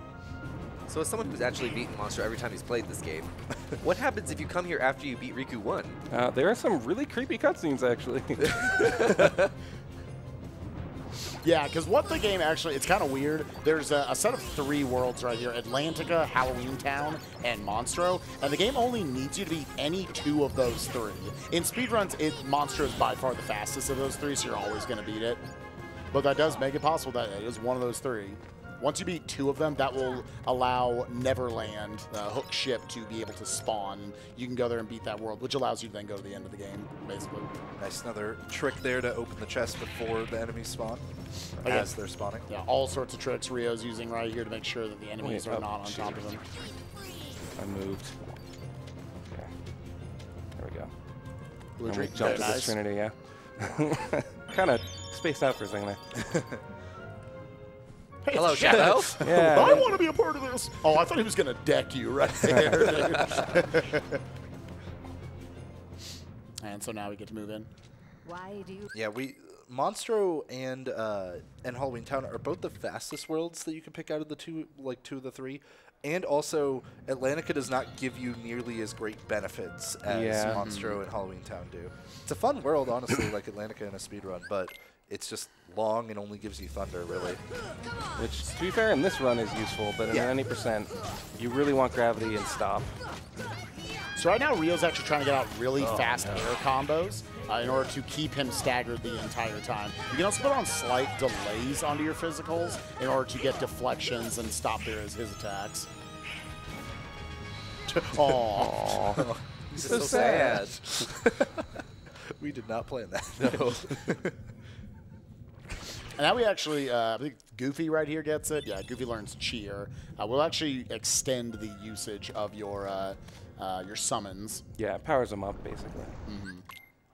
Now some of the water is drained. Going to be heading on to the second Parasite Cage fight after getting high jump from a chest. Yep. Which is still always weird. Put on some abilities here. Whoops. I only got scan on, so we can actually see enemy health. Oh, yeah, we've gone an hour and 10 minutes without seeing that. Yeah. Goofy got Cheer and some other abilities that aren't nearly as important, but Jackpot there to just like get extra money and stuff. And more MP for orbs. MP orbs, yeah. You got it. Oh, boy.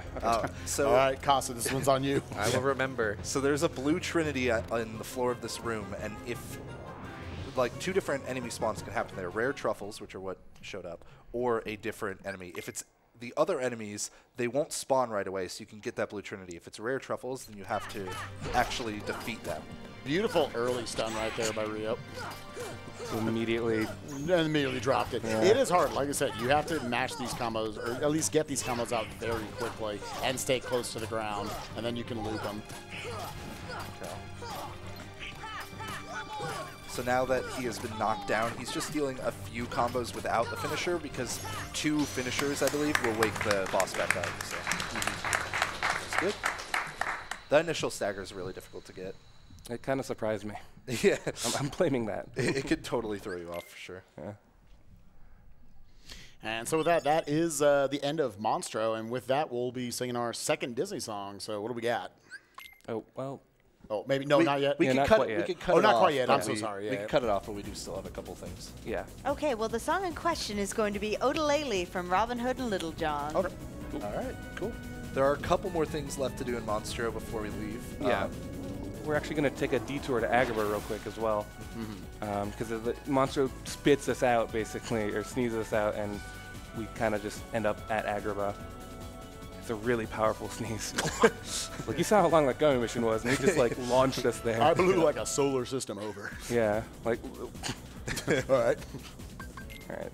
So we opened that door earlier here. So we're going to go through that now. It's like a little hidden thing. Yeah, you Which need high jump. We need high jump. We've tried so many times to not have high jump for this because it would save a lot of time. Tack, I'm sure you're watching. I know we tried. Yeah. We tried so hard. Not so far. In the end, it didn't matter. I'm ashamed of us. Sorry. I felt like dabbing. So there's puppies in this chest here. And then also a Haste 2G, which is an upgraded version of the Haste we have on. And that's kind of it for this visit. Yeah. We So just sort of sneak in and get it. You actually get the Flare G and the Haste 2G in any percent runs, but you get them in totally different places. Which Later is kinda, on. Yeah. Kind of neat about JJ. So we're going to quickly put those on. Just have to color them. Oh, God. Which direction did I go? That way. Okay. Yeah. The scariest menuing in the It round. is. It really Gummy is. menus are That's just weird. a slightly Like- bigger version of the engine we put on. Yeah. Well, normally it's purple. It's a different color. Right. Just now it's just blue. This one's slightly longer horizontal.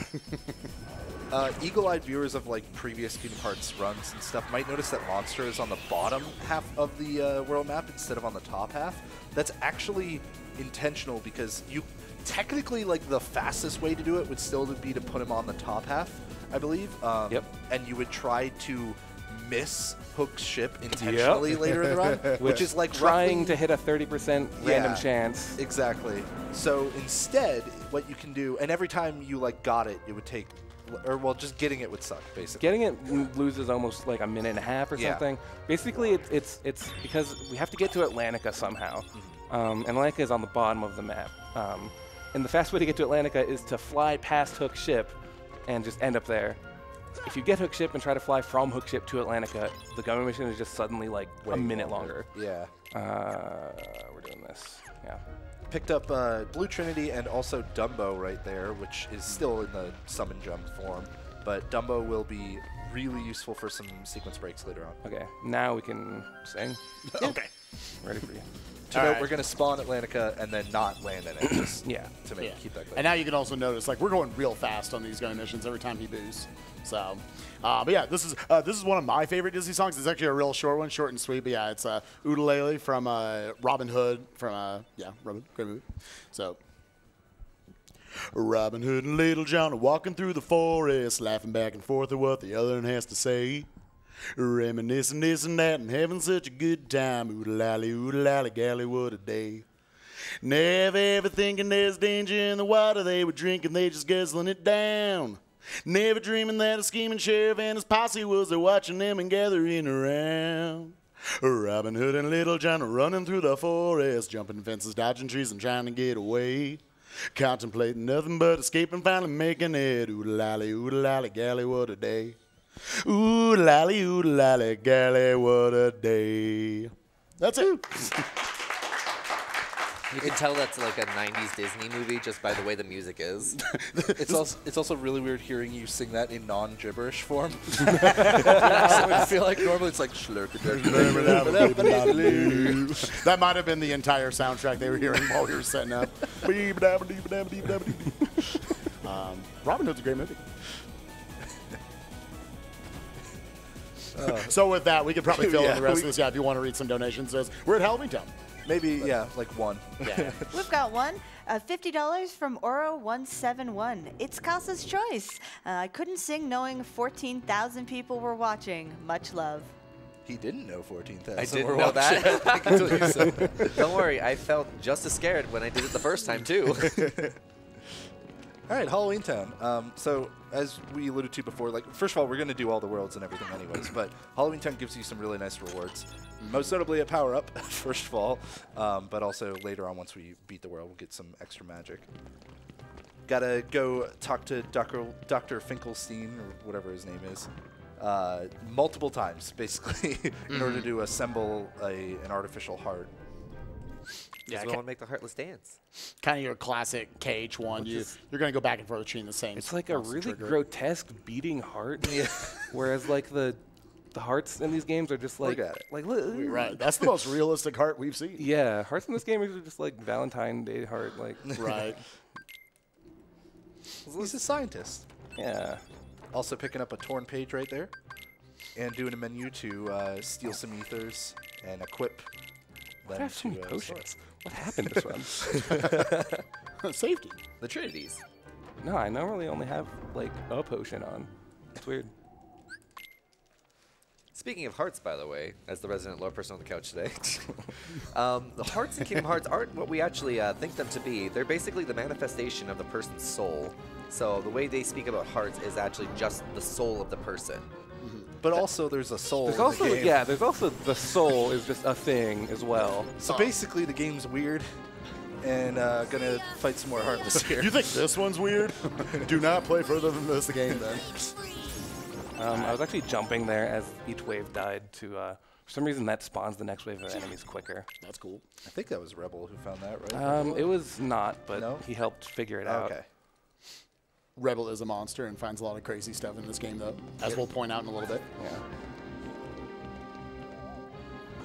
And once again, you're just seeing how strong. And for anyone coming into the run a little bit later on, Hobbs alluded to it earlier, explained it earlier, but your MP in this game, the power of your fire, your blizzard, all that sort of stuff, is actually just tied to what your maximum MP is. So right now, again, Rio going with very much more like a mage setup right now. I believe you have stuff like Ray of Light equipped to give himself that 6 MP. So it not only allows you to cast more of them, but it will actually make each of them stronger as well.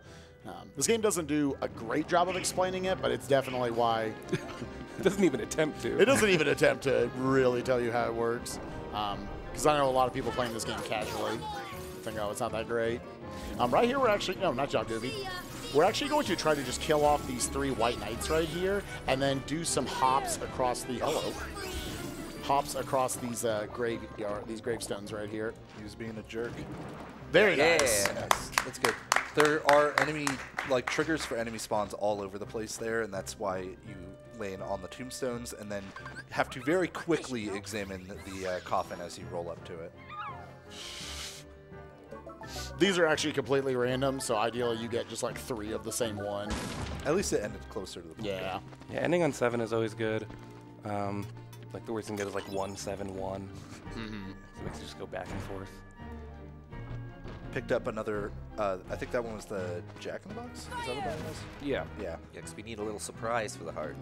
Yeah, these items he's been picking up have just been like key items that you need to progress the story of this world. You're also seeing Rio, again, we talked about how like jump combos, jump attacks are faster than the ground hits. It's the same thing with magic. It's just as soon as you land, that cancels the animation. So that's why he wanted to use it there even for the fire to jump and then immediately get to jump out of using fire so he can catch that cycle of the elevator moving up and down. See him use it possibly a couple more times here in the world.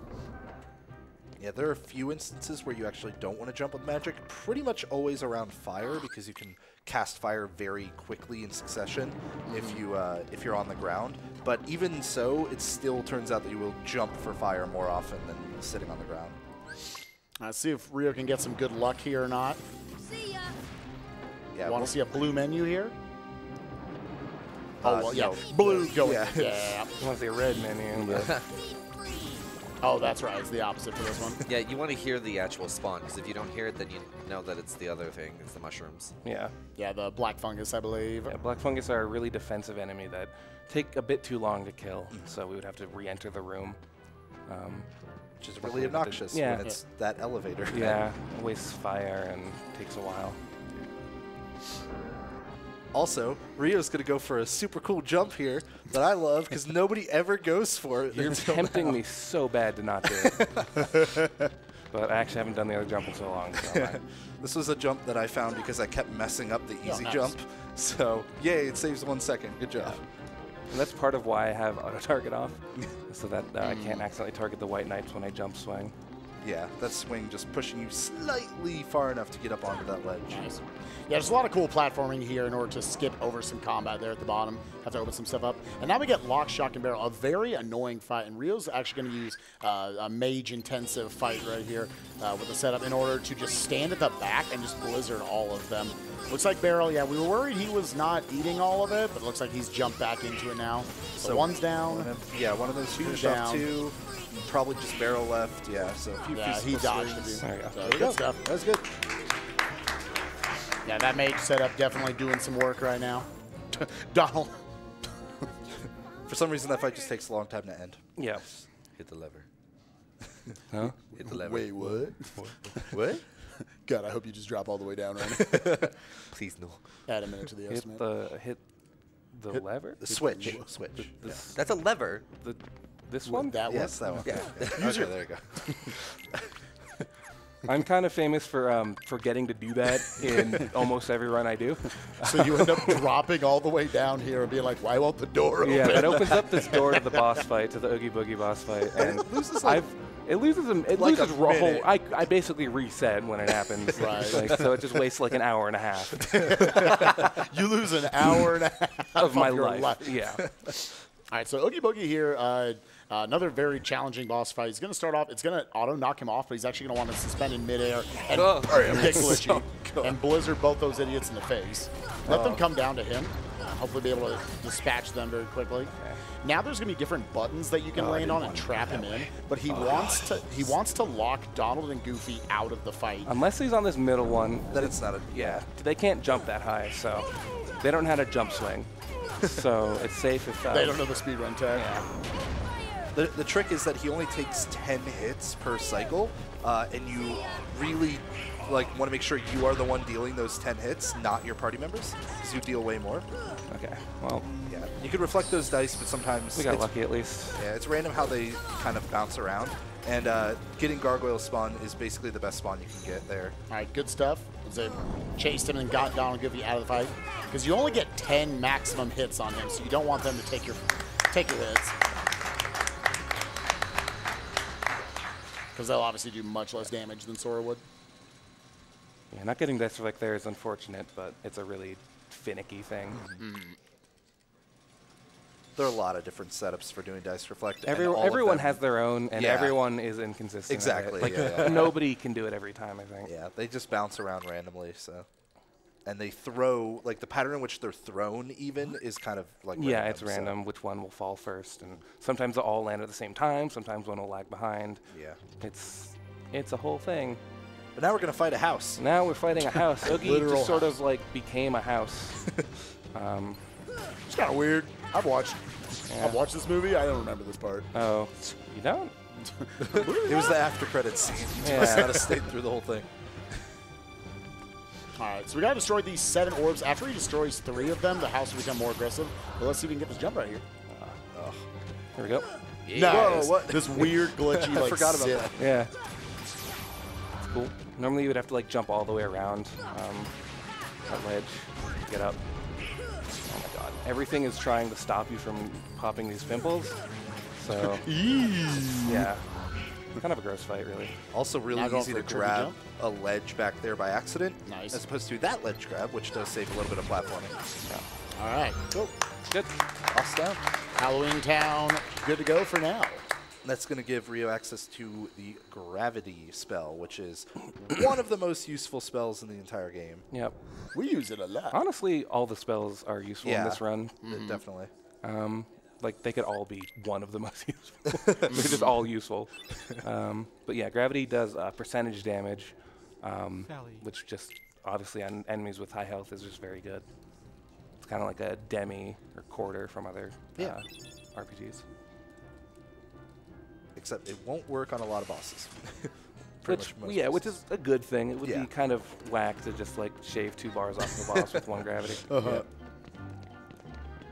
So with that, we're going to head out of Halloween Town. I believe we're going to Atlantica next? We're going to go to Neverland next. Neverland. Okay, I wasn't. I forget which one we go to next. We go to Atlantica after Riku 1 Spike. I have to recall. No, after Dragon there Ball. after Dragon Ball. Dragon Ball? Before You Riku guys- 2. You got to say something wrong as well now. We just got to keep it going. I'm trying to, I only said one thing. We are warping to Atlantica because it's closer to Neverland. That's what I So- remembered. Sure. I'll take back half that, Dad. You were half right. Here's a quarter, Dad. Yeah, and what's good about this is now going from Atlantica to Neverland is actually a much shorter path. It is 2 boosts long, so if I don't see it after 2 boosts, I know to restart. Yeah, again, there is a roughly 30% chance Hook won't show up here. And But it clap for You're welcome, Hunter. Yeah, and what that kind of represents is that it gives the player a chance that maybe they would just, from Halloween Town or Atlantica, just go to the other one they see. So if you have only done 2 of the 3 worlds, there is a chance Hook ship won't show up. After you beat all 3, it's 100% guaranteed it would show up, though. Unfortunately, we're just not strong enough to do Atlantica in a speedy fashion yet, so. It's similar to Olympus Coliseum in that it is a totally optional world, so we might as well get as powerful as possible before any enemies get upgraded, and then go fight it. Then go complete the world. You don't say. Yeah. Yeah. Thank you for letting that part play. Yeah. Yeah. Shoutouts to Haley Joel Osment. That's all the lore update I need. You'll also see Rio, he's going to step on a lot of save points throughout this run. And it's just to like set those up as war points later on. Yeah, later Cage games, you could basically just be in the Cool room, trick right here. but- Yeah. You can just hit that load zone if you attack. You can also like use cure. There's multiple ways to do it. But just to extend your You can hitbox even up a little just bit. jump. Oh, you can just straight jump at it? Yeah, and grab the ledge. But it's everybody has their own setup. It's kind of like the dice reflect thing. I like hearing the bonk. Yeah. All right. Now, carrying onwards, going to be heading towards that anti-Sora fight soon. Oh, God, the camera. Okay. A required trinity here. So we can get Yeah. the anti-Sora. So yeah.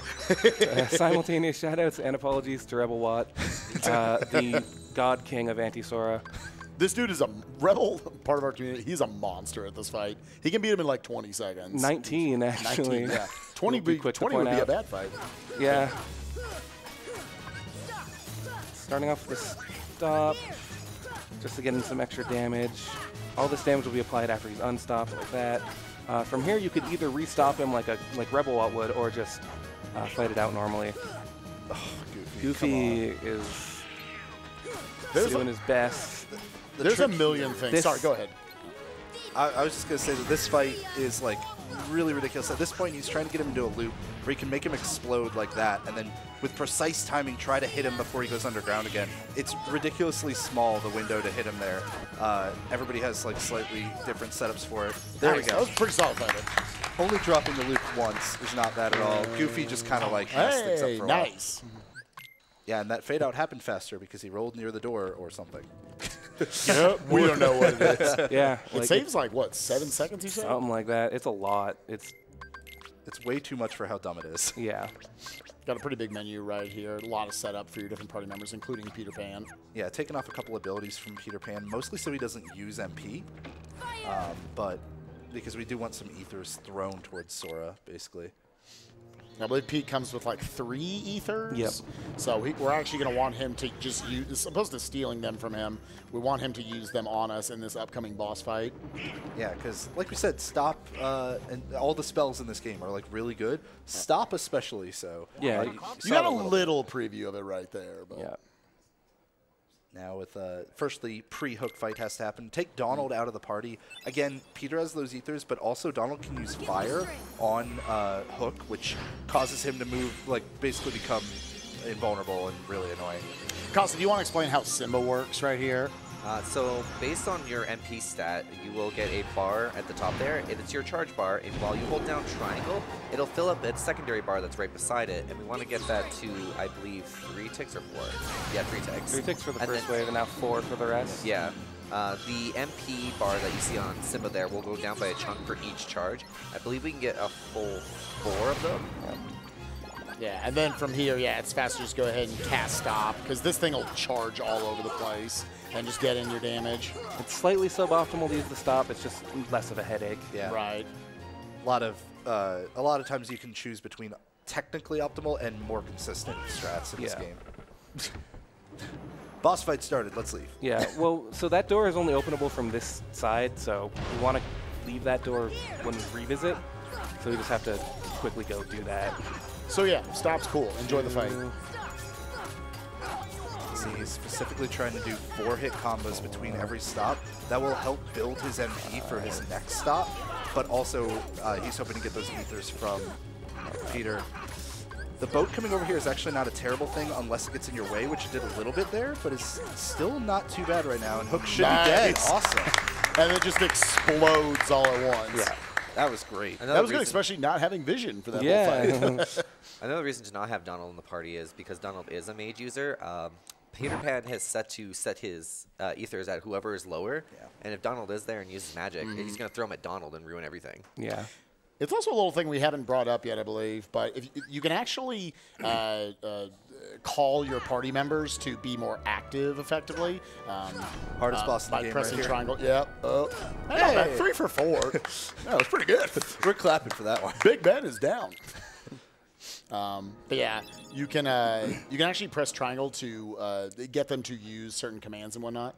And right there you saw Rio. If you ever look up at their little icons, if they're kind of flashing blue or purple, that's indicating he's using that to try to get them to throw those ethers or whatever he might want them to do. Generally, like often to target something, and often not target the thing that you're targeting, or not target the thing that you're trying to hit, rather. Cover a little lore. What you didn't see on screen, because we skipped all of it, Riku was actually there the whole time. We just didn't see him. So was Kairi, but she was a little sleepy, so she didn't say anything. As we were going through everything, Riku decided to just take her off the boat by swimming through space. So now we're working towards that. Rio put on some new things. Got the Fairy Heart Keyblade. Got Guard, which is very useful. Glide and Ars Arcanum, as well as a couple other things like Tornado on Goofy. A few other things I don't think I quite saw. No, that was it. That was it? Sweet. Get it right. Yes. Keeping the streak going. No more dabs for me. That's what you think. It's very short. There is a lot more time for me to say something wrong. Okay, so we're going to turn in our summon gem for Dumbo. Real quick, because that's going to be coming up pretty soon. It'll be pretty useful. Yeah, in some categories you can use him for some offense, some older strats, but we're actually going to be using him in this run primarily for just some really cool creative usage. You guys will see it in a little bit. With that, while we're actually doing these trainings, if we actually just want to fit in like 1 or 2 quick donations, I do want to see you guys get towards that $3,000 glitch showcase. Some hilarious stuff Rio's prepared to show you guys, but it needs to be met by the end of this run. And currently, we only have $816 towards that, so we got to get that soon. You're definitely going to want to see it. So we have $100 from Snow Magnolia saying, RioPeace, have a zippity-doo-dah run, and thank you for raising bucks for this important cause. Even though there is no giant key to win this year, I already feel like a winner. Thanks, Mom. Aww. Didn't want to do that ledge grab. Yeah, unfortunately it spawns minis, but they will despawn. Yeah, As he really moves over here. First time we get to see Ars Arcanum here. Just a super cool move right here. You actually have iframe properties throughout the first half of it. Hey. Good job, Dylan. For the first like split second of that, it looked like he was gonna toss the keyblade. I'm like, you have strike rate? How? How already? It does cost 3 MP, so it is costly, but obviously we'll be routing around that. Yeah, and similarly, Stop that we were using earlier and will continue to use costs 2 MP. Gravity actually only costs 1, which is why I often throw it up there. Yes, that was kind of a mistake. Really costly. I mean, it's really, really good. But Gravity really is Yeah. too useful to cost 1. They also had like 10 years to fix that, and they didn't do it. Well, You're like, yeah. sometimes keep it'd be that like that. So have to ring the bell 3 times there because Sid told us to, basically. And now that reveals the keyhole, and we're just going to go seal it, right? And that'll complete this world, and it's going to be... Oh, no, we got it. Oh, no, it's guard armor He's again. back. He's back. Oh, he's dead. He's done. Nice. All right. You actually only have to deplete the health of one of the limbs, and it's done. Yep. And that was totally the whole thing. Oh, wait. And now see my final form. the hands have become feet hands, the feet have become hand feet, and got to defeat them all. Up is down, left is right. The guard there, that opening move that opposite armor used is consistent, so he guards it in order to spread the pieces out and take one out immediately with an R's. Ideally, he can try to guard more if he wants, like if the boss uses the same pattern twice in a row, but it's random what he does after the first attack, so... This piece being a little bit frustrating right now. Yeah, he's in cannon form a little bit early. You can see I'm doing less damage now to the hand, foot. Foot hand. Foot hand? Sure. All right. There we got him down. I don't think actually even like spread apart. Yeah.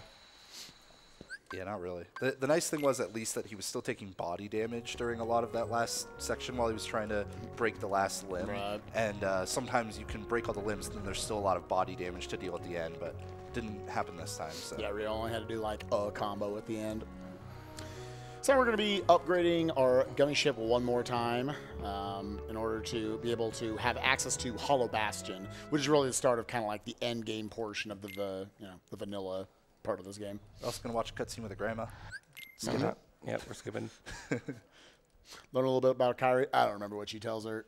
It's just like a fairy tale. That's cool. Yeah. Kind of some lore stuff.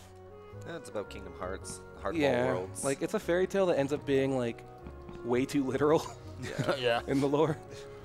Remember, in this game, the kids have parents. Never again. Yeah. Yeah. Never hear Sora talk about his mother ever. He's never getting that dinner. No. It's like it's still in the fridge waiting for you. All right, off to Neverland in order to head towards Hollow Bastion. We could probably fit in a few donations on our way over there. Fabulous. We have $15 from Schism. Put this sweet, sweet donation cash towards Goofy Saves the World. I wish we could donate to Donald saving the world, but we all know his unconscious body is useless. Much love to all the runners. We have $10 from Beardcat. Goofy is the one and only true saver because I bet you there's a lucky emblem here. I'm so tempted. We have $100 from Clammy Cupcakes. Wow, I spent so much time in Traverse Town. I kind of feel dumb for finding all that heartless. Good luck on the run. We all did that, don't worry. Oh, yeah. We have $10 from Chibishala saying, so Donald and Goofy together are the absolute bane of Kingdom Hearts, and now we're going to leave the fate of the world to one of them? Sure, why not? Here's my donation towards that. Good luck with the run, Rio. Okay. We have $100 from Outro 42.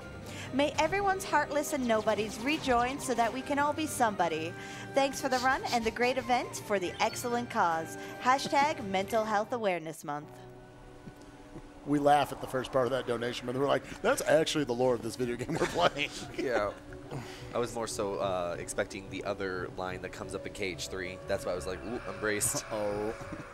So here we are in Hollow Bastion. Still one of my favorite parts of this series. Oh, yeah. This world's absolutely dope. Great music. Gotta learn about Beast being here at some point. Gonna very quickly, into this world, though, lose the... Roar. I'm gonna be losing the Keyblade very quickly, at which point you can swing at things, but they won't deal physical damage. Also, You can do that? I did not know you could do that till he did it the other day to show it off. What's funny is I think you've been surprised by that in previous years. Like, I'm almost certain you've seen it and been shocked by it in the past. Nope, I don't remember it. I genuinely don't remember it. I'm not just putting on the thing. But yeah, he's lost the Keyblade now and going to basically not be able to deal any physical damage, but you can still deal magic damage, which he has less MP because his Keyblade gave him 2 extra MP, but he still has a lot of MP, so that's going to come in handy like once. Stealing a few more ethers there from Beast. Camera was like weird. Nice. Yeah, I pressed the touchpad by accident. Oh. I thought that was intentional. No. Yeah, Glide sort of similar to like when he was swinging his Keyblade at the end of, when kind of jumping up a platform. That Glide will just kind of lift Sora's whole body over it, so it cuts out any ledge grabbing. One of the minor things Rio did right there was actually use his command menu and move it to gravity in the magic menu. It's because in this game, when you prep something in your command menu, it stays that way until a few different ways that it can be canceled. But for now, importantly, it will be that way for when he needs it coming up on an enemy shortly. It sort of allows for like, because you can hotkey 3 different magics onto your menu, holding down one of the buttons in order to quickly access that. But it also effectively gives you that 4th hotkey in a way. Yeah. Also, this game is mean, and you need Beast to open that wall, but then you need Yes. Donald and Goofy to activate the Trinity inside of it. Yeah, we'll be getting that a lot later. It is lucky that like we have to come to Hollow Bastion twice anyways and have to use Beast down here. Beast is trying so hard over there. Yeah, he can't quite figure it out. It's okay. I'll just keep I'm so proud of him. He's doing his best. Keep fighting. Keep fighting. All right, the one enemy that needs to be killed now while the wooden sword is still being used. It's like a defender drop, I swear. It's never happened yet. That wouldn't even be better for Goofy later, would it? It would. Oh, it would? Oh, that'd be awesome. So we start with the gravity, watch that health bar, cool, and then Beast hits him, and he's dead. Yeah. No defender drop. Yeah, so that enemy can drop its shield, which can be put onto Goofy, and it has like really high stats, like really high strength, and also gives him an extra MP, which is important. It's like less than a 1% drop, isn't it? It's like a 0.2% drop or something. Is that the only one that's fought now? Outside of the Coliseum. Yeah. Because you can't That's get drops. That's our one chance. Yeah. I have gotten the Wizard Relic from the Wizard Heartless in a run before, but that's not nearly as useful. And while we're making our way up to our next boss fight, Riku 1 here, we can probably fit another donation or 2. Fabulous. We have $50 from Mistmaster 1. Hey, everyone. Gotta chip in for the amazing people in the Kingdom Hearts speedrun community. Best of luck to RioPeace on the run. You've done great so far, and you're going to rock the rest. P.S. Don't miss hook ship twice like I did last year. What bad skill on this part? We have $50 from Scorched Panda saying the commentary and discussion on this run is great. Thank you. Thanks. Thanks, Vanna. Yeah, if you guys Mist is actually one of the 3 runners who'll be running Kingdom Hearts 3 up at the next upcoming SGDQ. To note, the game wasn't out before the submission period for this event. For anyone who's wondering, like, why isn't it here? There you go. All right, up to Riku 1, which is often a very obnoxious fight, just because Riku doesn't He's not affected by magic, and also staggers in weird ways and stuff, and can basically just react immediately when you hit an auto counter limit for him, which every third hit. Yeah, for Riku 1 is every third hit. So, but hey, we got our Keyblade back. We proved that we are the stronger one somehow. Our friends are our power.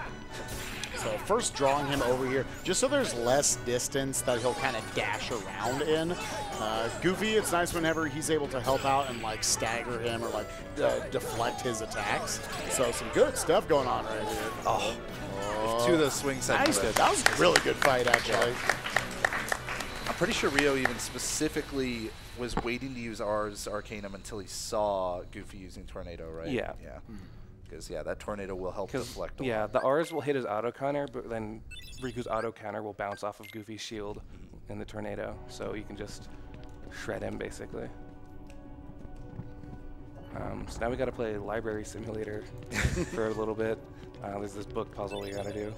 Shoutouts to librarians. Yeah, so we're just going to be putting books on shelves. We got some time for donations and stuff, I think. Fabulous.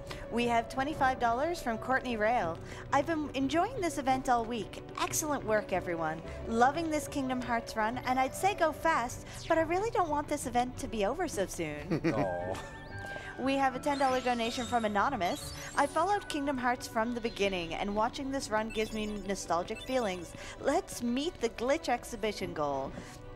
Which, if we're checking the update, we still have just under $2,000 to go. So while there is an estimate of about 3 hours left of this run, you do need to get that in before the end of the run. So definitely want to meet that. We also have a $13 donation from DWins10. Good luck, Speedman. Thanks, DWins. Another runner of these games. I'm really curious what's behind this next bookcase. I'm so excited. Oh, come on. What could it be? Come on. Come on. It's nothing. Books and nothing. Yeah. Sorry, you can carry just on. a I'm shortcut. just dumb. Well, what I just want to do is update on the final song that's going to be sung.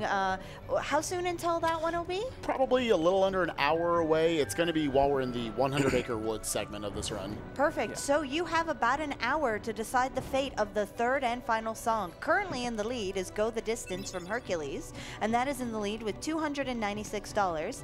Under the Sea from The Little Mermaid is closely following at $256. Reflection from Mulan has $171.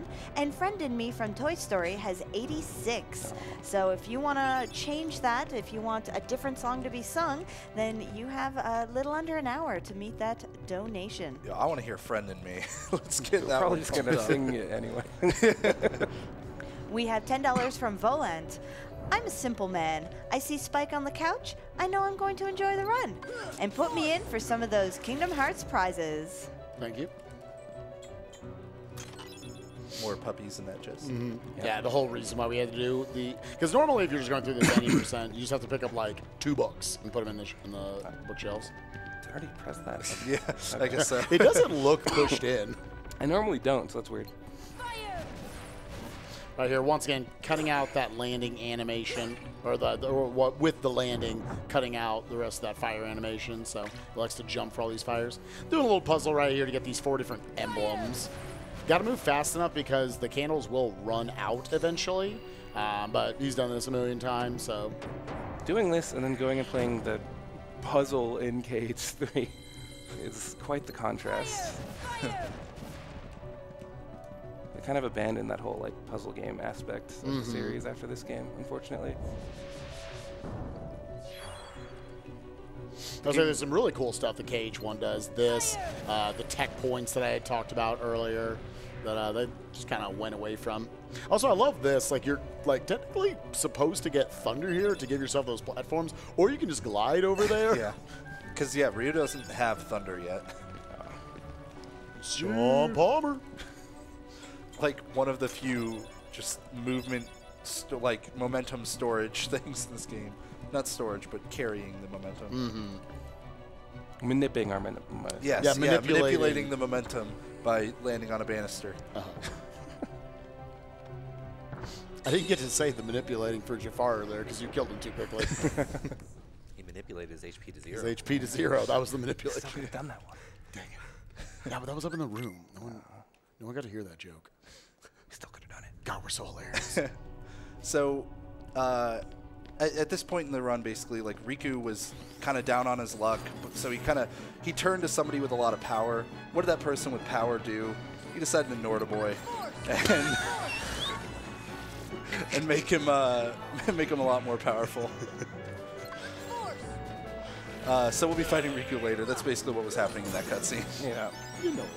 Shout out to despawning the enemy. Despawning him by reducing his health to 0. Despawn the other enemies. Yeah, once again, we need that blue command menu in order to activate that crystal.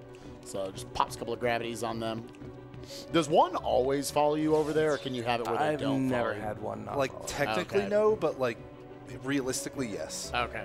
I don't know if you could just get lucky and it despawns down there. No, because even in the old despawn strat, which is, like, basically what he was doing, you would usually fight one. Right. Yeah, there's been a ton of strategies over the years for, like, how to handle that section. You really don't want to end up in too bad of a situation because you can easily fall there and have to climb all the way back up and lose a ton of time.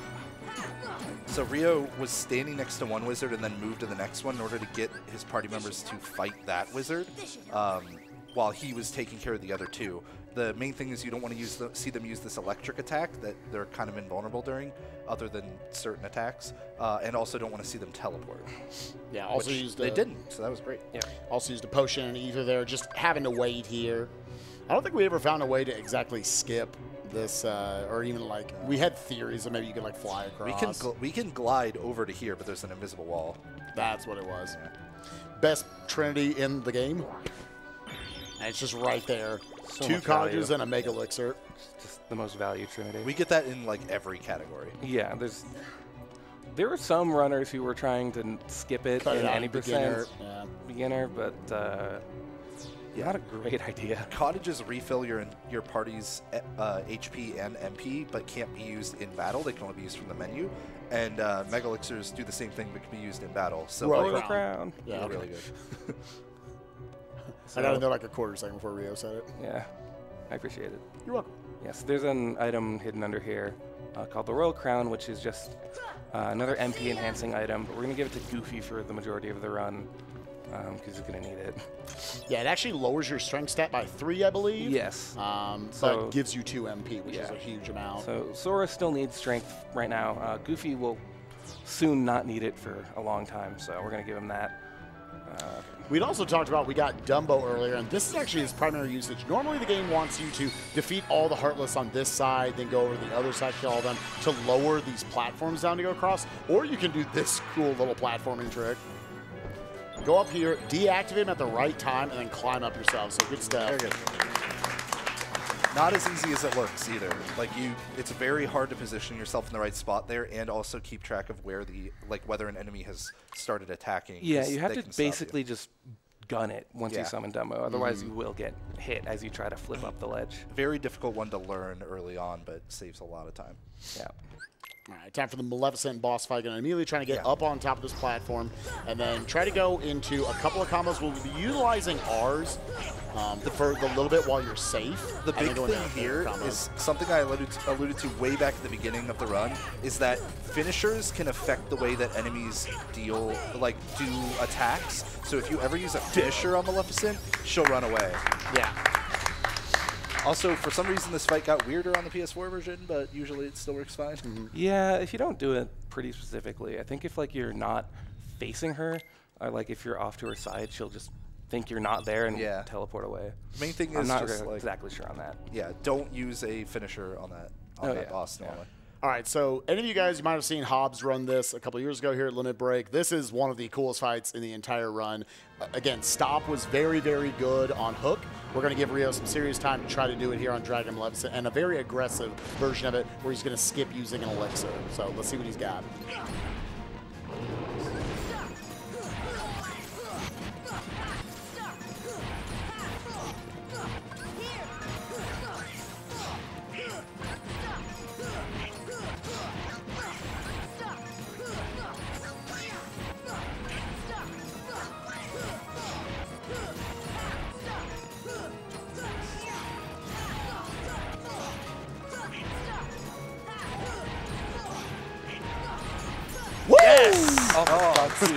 So good. Nice. So the beginner version of that strat is you just pop one of them, like usually the Mega Elixir you just got there from the Blue Trinity, but we want to try to route those out specifically in a lot of these categories. So plus it just saves a little bit of time. So Rio had to maximize his damage, getting a full 4-hit combo, then 2 more hits, then going to the stop. You have just enough time to fit in all those hits in the next stop. Otherwise, Dragon Mount will start getting away, and it gets real gross. Yeah, because those hits will recharge your MP, and if you're not dealing enough hits, then you won't have enough MP to make that all work. That fight is so good. That's always so much fun to watch when you nail it. Yeah.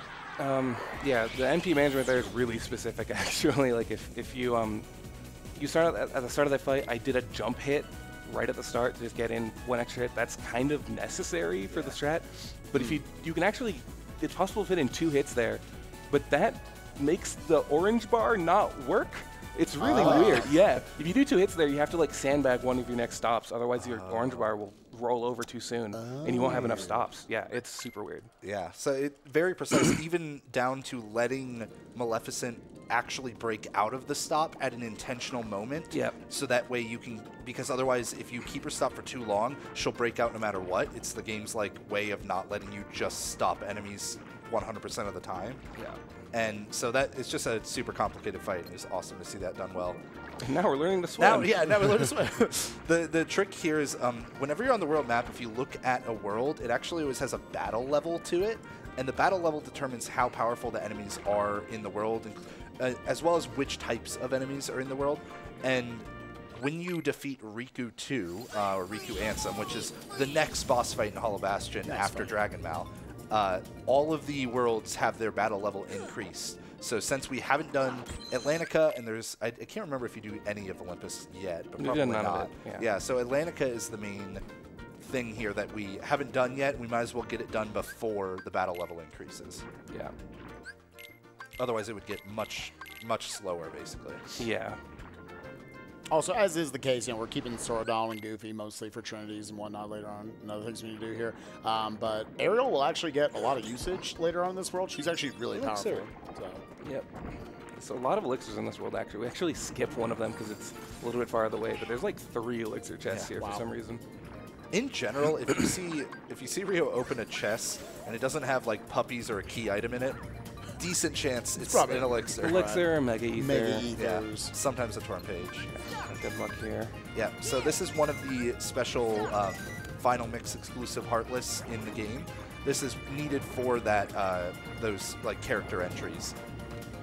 It's going to use stop on all 3 of the small fry in order to spawn the pink Agaricus, and then you stop on it once, and really like the idea here is you're supposed to deal a lot of hits while stop is active, but we just need it for the character entry, so just going to stop and then wait for it to be unstopped and despawn in order to leave.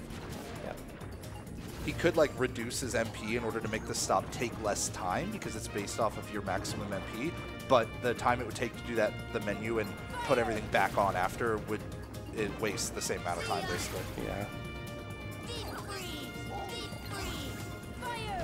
So there's a Trinity up here that I'm trying to get, so I'm just clearing out these enemies.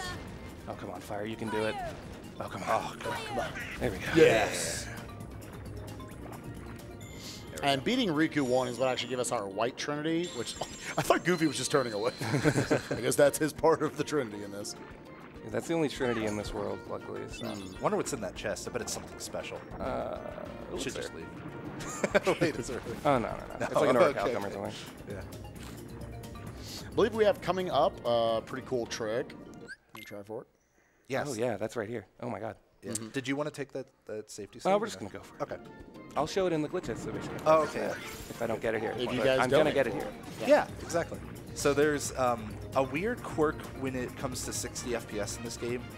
It will sometimes change enemy cycles. And this isn't really an enemy, but the dolphin cycle is different here to where Rio, if he does this right, can actually grab this dolphin right away and be pushed out of bounds. And beautiful. Yep, pulled out of bounds and then come down here. So worried about that all week. That's all the out of bounds. Yeah, that is every out of bounds. That's in this it. game. Just like 10 seconds, but it opens up this shortcut, which is where we need to go next once we talk to Ariel in her grotto. You can go to different areas with that out of bounds, but nothing is advantageous. Yeah, there's kind of everything's kind of unloaded, so it's nothing you can really do with it. Square does almost like too good of a job with this series of not allowing us to just like easily get out of bounds and like do all these crazy like the Zelda games have and everything. Like you would think like, oh, maybe you can like swim over to like where Ursula is or something. No. Yeah, I mean maybe it might be unloaded. I've just never found the loading zone. I don't know. Right. Plus, we need to get all this stuff anyways. Yeah, you got to pick up the torn page. The soggy page. I'm not. Yeah. What's in here? Oh God! There are also no puppy chests in Atlantica because otherwise they would drown. I'm glad they thought through that in the lore. Like that would be cruel. Yeah, a little messed up. But the torn pages, I mean, we mentioned it a long time ago, I think, but they are used for Winnie the Pooh World or 100 Acre Wood. WPTW. WTPW. I said it wrong. Whatever. Jump scare. Yeah. Oh my God! Also, the shark is all the way in the boat. Why does he just go? Eh. Never mind. I feel that. And sort of Donald and Goofy took it like champs. They were just like, oh, that's kind of weird. Stone faced. Donald's like, bring it. I've got stop. So the music doesn't come. Yeah, that was a little came back. Actually came back. Oh, it's gone again. It's gone. Oh, wait, no, there it is again. Okay. Oh. Music will make up its mind eventually. Yeah. Does that have anything to do with the out of bounds being weird about it? No idea. Might just be this version. Yeah, so that crystal trident is needed to reveal the keel to this world, but what's the king's name? Trident. Yeah, Triton doesn't want us to mess with that, so he goes and blows it up, and then Ariel gets really sad. So we're going to go cheer her up by going and beating some bosses. Yeah.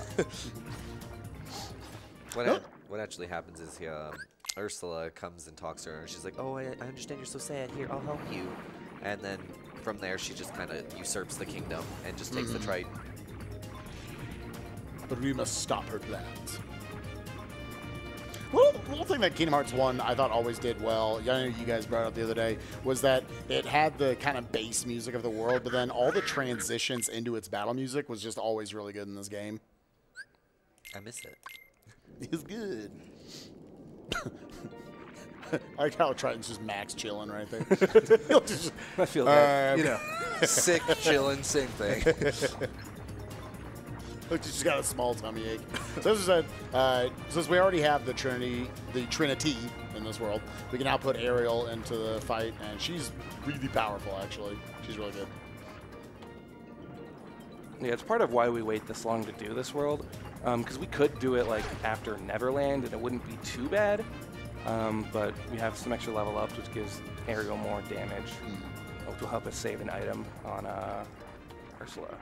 Yeah, the party members that aren't unlucky. Party members that aren't with you have their levels scaled to like your parties, the average level of your party or something. You could stop the shark. It's great. Usually, if it's a Disney boss, they'll let you stop it. That shark can spawn in a couple different spots. And Rio was hoping for a closer spawn, but unfortunately, it was further away. Yeah. He was so far away. Yeah, you can actually hit that switch. That's one of the few things where you can hit it in combat. So it doesn't matter. So if the shark is actually close to it, it's actually better. But that one you don't need a blue menu for. It'll actually just, like, you have to defeat the shark either way. It will not let you go on. Yeah. Yeah, actually giving some strength items over to Ariel, because again, she is going to do decent damage coming up, or at least hopefully.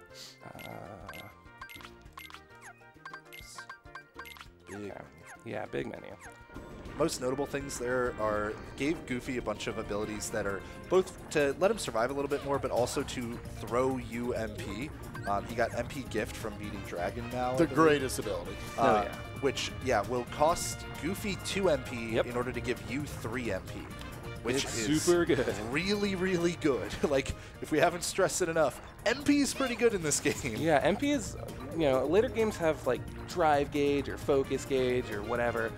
MP is all we got in this game. It does everything. So it's the most important resource we have. So MP gift was put on Goofy, and also Cheer was on Sora for better summons, and Leaf Bracer, which means whenever Rio uses the Cure spell now, he cannot be like hit out of it. you're in fact invulnerable while using the cure spell. Once again, Rio not using finishers here just to like keep out some Ursula stuns and be able to get a maximum damage. You cannot one-cycle her here. You actually have to take out the boopsies. Ariel did so much damage. She's still going in. Yeah. You lied to me. Yeah, you have to attack the cauldron again with magic to actually finish the fight, no matter what. So right now he's just waiting for the cauldron to become active again. Might as well take out the poopsies while you're waiting. Yeah, they can like body block the fires here, so just take them out. And that's Ursula. GG. Yeah. Wow, you didn't even get a level up from that. Yeah, I know. We're really over leveled. I normally look for that level up to know when it's over. So Mermaid Kick is the other shared ability you can get in this game, and allows you to swim faster, but also swim against strong current. Locks you out of the progression to the final area of the world, where we fight Big Ursula, which I believe is the canon name. Yeah, you have to get either high jump or Mermaid Kick in order to beat the game, which is part of that whole 2 out of 3 worlds thing we were talking about earlier with the world map.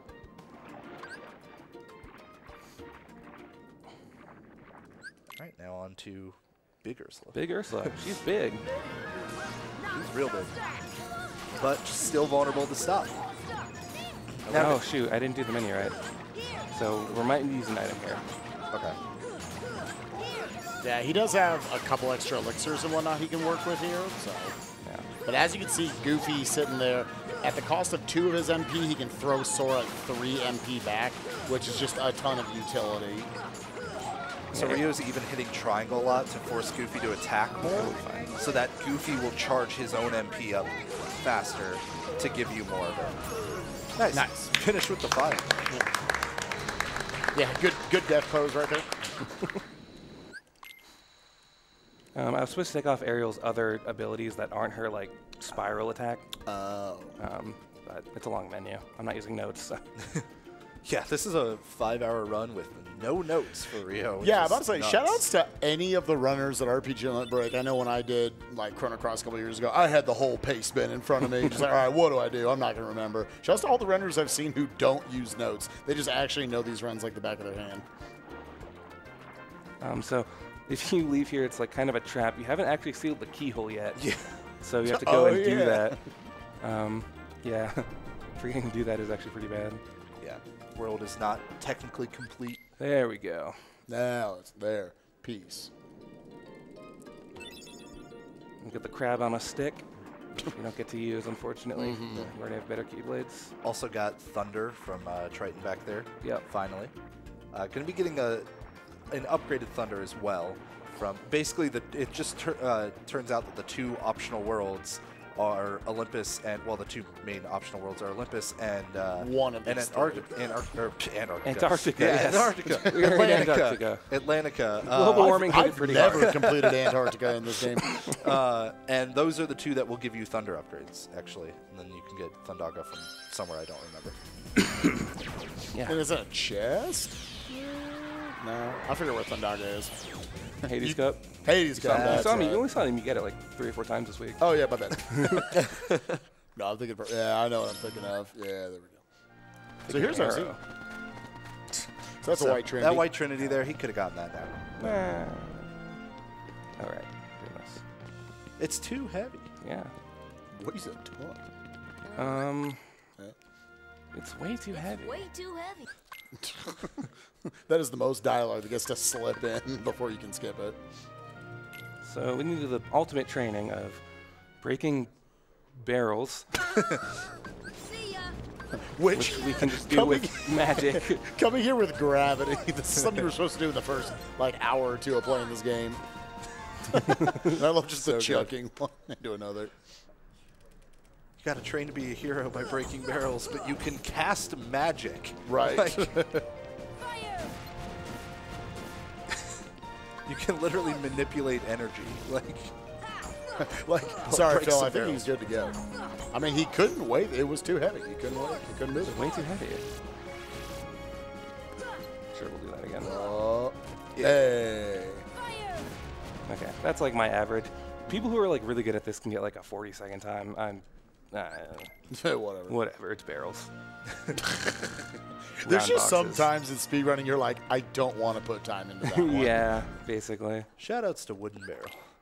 My boy. That's the round we boxes. broke a lot of them. A few trinities to grab here, most notably not the white one. Oh yeah, there's a trinity to grab here. So Some basically puppies. what happened Puppies. right there was we left the Coliseum because it's like, oh, you don't have a pass, you can't do the tournament. Then Hades comes in, he's like, I got a plan. Here you go, have a pass. Get in there.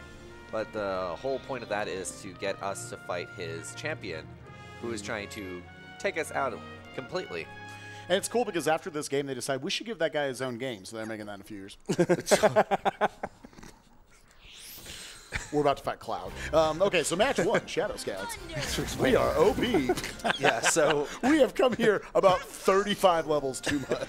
the battle level of this world doesn't quite scale like the others do. Instead of every enemy being stronger, it's more cups are unlocked with stronger enemies. And right now we're still doing the base, like, not even a cup, really. Yeah, these are the portion. prelims. Yeah, which is the thunder. Like, These are you the just- thunders. There's a little cool thing Rio's going to use a couple times where you can actually, like, cast Thunder and then, like, move with Sora and it pulls the Thunder with you. Like right there you just saw. So he was able to cast it from a little bit earlier, getting the cast animation off, and then moving forward to actually kill everything. Yeah, because thunder doesn't technically all cast at once. It's slightly cast over time, and it's based around where you're standing at the time that it decides where to put the next. Why is that one Thunderbolt. called the Shadow Platoon? There were like 2 shadows. They were flanking on the sides. The shadows and their platoon. Thunder. Nice revenge. Oh yeah, they got their revenge. Oh, yeah. Well, we got it. Ah! At least we all went together. Why are they celebrating so much? They have killed way bigger than that. They've killed a literal dragon. The big one. Nice. The dead one. It is so cathartic watching him go back to these battles at this point.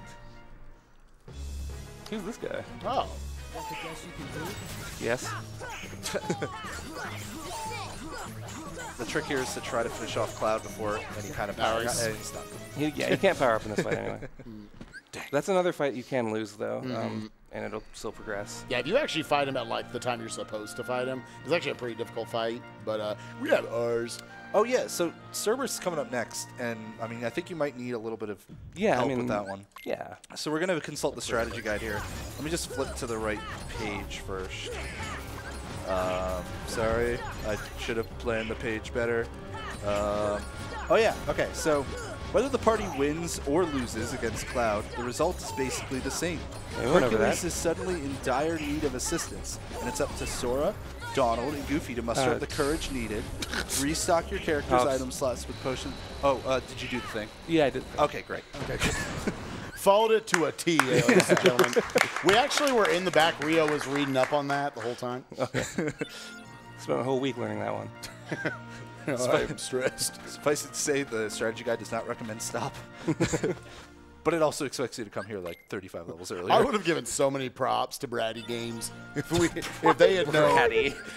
If they had known. Why are you calling it Bratty? 18 years ago, if they had known that was the way to beat that boss. Riz, can I get a dab, please?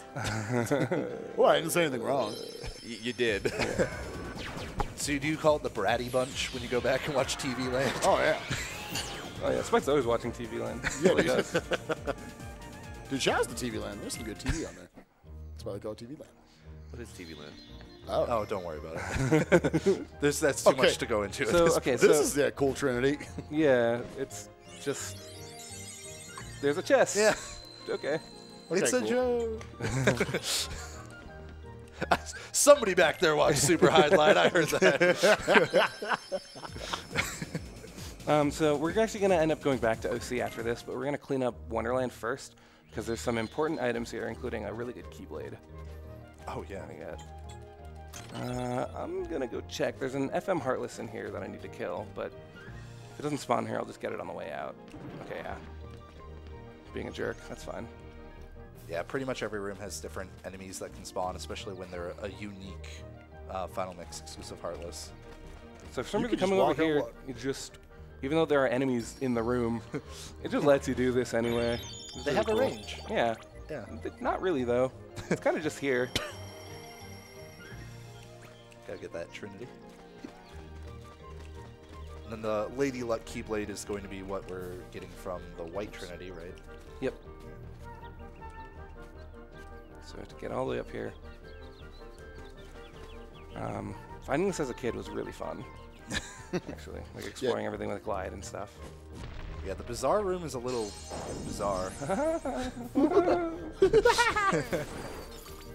Yeah, fun fact, you can actually destroy all these enemies, and if you stand on the painting, I believe they won't spawn back in. There's 2 waves here normally. A wave of red nocturnes would spawn after the shadows if I were not standing on this painting. So, Kind of getting to see, because again, we always see the any % categories, where Wonderland, you end up doing like a very small amount of it because of how the world kind of works. Now we're going to see more chunks of that. Lady Luck. Thunder. Thunder on these flowers gives us more puppies. Yeah, Lady Luck is actually a very, very good Keyblade. Actually, like for a while before Rio routed it back in, people would still have to do that Trinity, but then they just wouldn't pick up the Keyblade. I forget, it's really good for its MP, I believe that it is. 2 MP. 2 MP. 2 MP. You know. Really? Okay. Yeah, That is- +2. I thought you were saying, really? You're going to dad for that? Yes, really. I didn't know because Fairy Harp is 2 Fairy Harp is also. 1. Oh, okay. That was where I was mistaken. Yeah. Okay. There. Because I knew it was 1 more than Fairy Harp. There's some puppies. Yep. I'm gonna glide over here and get more puppies in this room. Yeah, to know, collecting more of the puppies, they'll be transported back to Traverse Town. And at different junctures of amount of puppies you save, you'll actually get rewards from the parents. We will be going to get a reward from them 1 time in the run. I believe for whatever you get at 50. Maybe? Yes, 50 is a torn page. Yeah, obviously required. Won't need the final reward that you get from it. We got to get all the puppies anyways, though, because it's part of the journal. Part of the journal, yep. All right, so Nice. Thunder. So, got to kill a bunch of Heartless here so that you can get some Mega Heartless, Thunder. Yeah. Mega Shadow. again, casting those thunders and then like moving with it in order to carry it over to other enemies. Yeah, there's 1 more that spawns late for some reason. And now Mega Shadows. They're so big. So Once you again, their canon name. only got to finish off 1, and either if they hit you or you kill them, they will disappear. Either way would like be enough for the character entry, but there's also a Trinity in here that needs to be activated, so you got to have a blue command menu for that. Cool. Glad I got those there. All of these FM Heartless, it's a random chance if they'll spawn or not. So sometimes you can just be like entering a loading zone for like a minute until it spawns. So now we're going to go back to Olympus and finish off what we can do here. Now that we have the Lady Luck Keyblade. Yeah. It's going to let us, having 10 MP will let Thundara 2-shot enemies in the Hurt Cup coming up. But before that, you have to go through all the others. There's a Trinity there. Yep, you could have got it right there. Yeah. I really wanted to just like turn the camera and always look at the Trinity as you Go roll into like past. first person. I wish you could move in first person in this game. I'd totally do that. So this is Phil Cup. Again, it's still like the game wants it to be like level 15 for this, so We're like yeah. we're like 40 or something. right Yeah, now? we're in the 40s. I always love the different celebration animations that you can get from Sora, Donald, and Goofy here. I think Sora's are based off of like Cloud, Leon, and maybe Tidus. I think so. The Green Requiem right here, these are some of the more obnoxious enemies because they actually are immune to magic. At least a lot of your magic that you have. Yeah, gravity and stop affect them, but gravity, they'll just float out of it, and stop, they'll be stopped for a year. Yeah. Because they're so weak right now. The green Requiems also heal the other enemies, which isn't a big deal with the small fry because you take most of them out in 1 hit anyways, but sometimes with some of the larger enemies, if they're paired with green Requiem, Yeah, like then a it large can be- body. Yeah, it can be not so great. So I actually didn't know about the victory poses for Sora being from Final Fantasy. And I played this game for how many years? And I saw you like shake your head. I was like, oh, dude, does Riz get the dab for you shaking your head? No. He saved because I didn't see it. Also real, like, obviously we can't just thunder spam everywhere. Those yellow operas obviously would be immune to them. Does it even heal them? I actually don't know. It does. Yeah. It does, okay. Probably. So he needs to be careful about what magic he uses in what instances. And that's what I think a lot of the cool stuff about these different cups are, is that he's actually going to be utilizing basically all of his different magics at different points, depending on the rows of enemies and whatnot and what types he's up against. It's like obviously Blizzard wouldn't be an option here. I think go back to our Thunder option. I think Ouro is the only spell that won't see use for a while, but still will. Yes, yeah. It actually has offensive capabilities once you scale it a little bit, or once you level it up. Even for its defensive capabilities, it gets used. So here's that combination we were talking about. Now we get the 6 green Requiems, which will heal those large bodies. So good to first pull them over here, take out those idiots. And I mean, we're still strong enough that, like, yeah, you could just take out the large bodies before the green Requiems heal anything. But, like, in some of the later cups, or just even when casually playing this game in regular, like, enemy spawns, there could be some tough enemies that are paired with green Requiems. Always take those out first. Thunder! Thunder! I feel like hitting these, so I'm just going to do this. Thunder! Yeah, honestly, even now, as over-leveled as we are, the limbs of the guard armor are still obnoxious to have to deal with. They're just really, they have weird hitboxes where you'll parry them when they're just like not doing anything. Yeah. Which makes them like bounce away and they're really annoying to hit. So. Now you're seeing a lot of yellow and blue, so you can't use the yellow and blue spells that have been really good unless you're aiming it at the other type. Yeah. Starting that off with the Thunder clears out the blue guys and then forces the yellow guys to charge up an electric attack. Okay. So they're stationary, so you can hit them after you defeat the body. That's cool. Anyway, now unfortunately for the journal, we're going to have to unlock the time trial mode, which means I'm going to have to complete that cup again solo. This would probably be a good time for donations because it's literally the same 10 fights. That is excellent news. Before we start, I just want to give an update on the songs. Currently, Go the Distance from Hercules and Under the Sea from The Little Mermaid are tied at $296. So there is still time to pick one or the other for very little money. So get in on that. But listen here. Listen. I got a friend in you, like, or you got a friend in me. Well, I got a friend in you, donors. Is at $86. So oh no! Do you want to do a solid for J-Hobbs here? Come on, get that in there.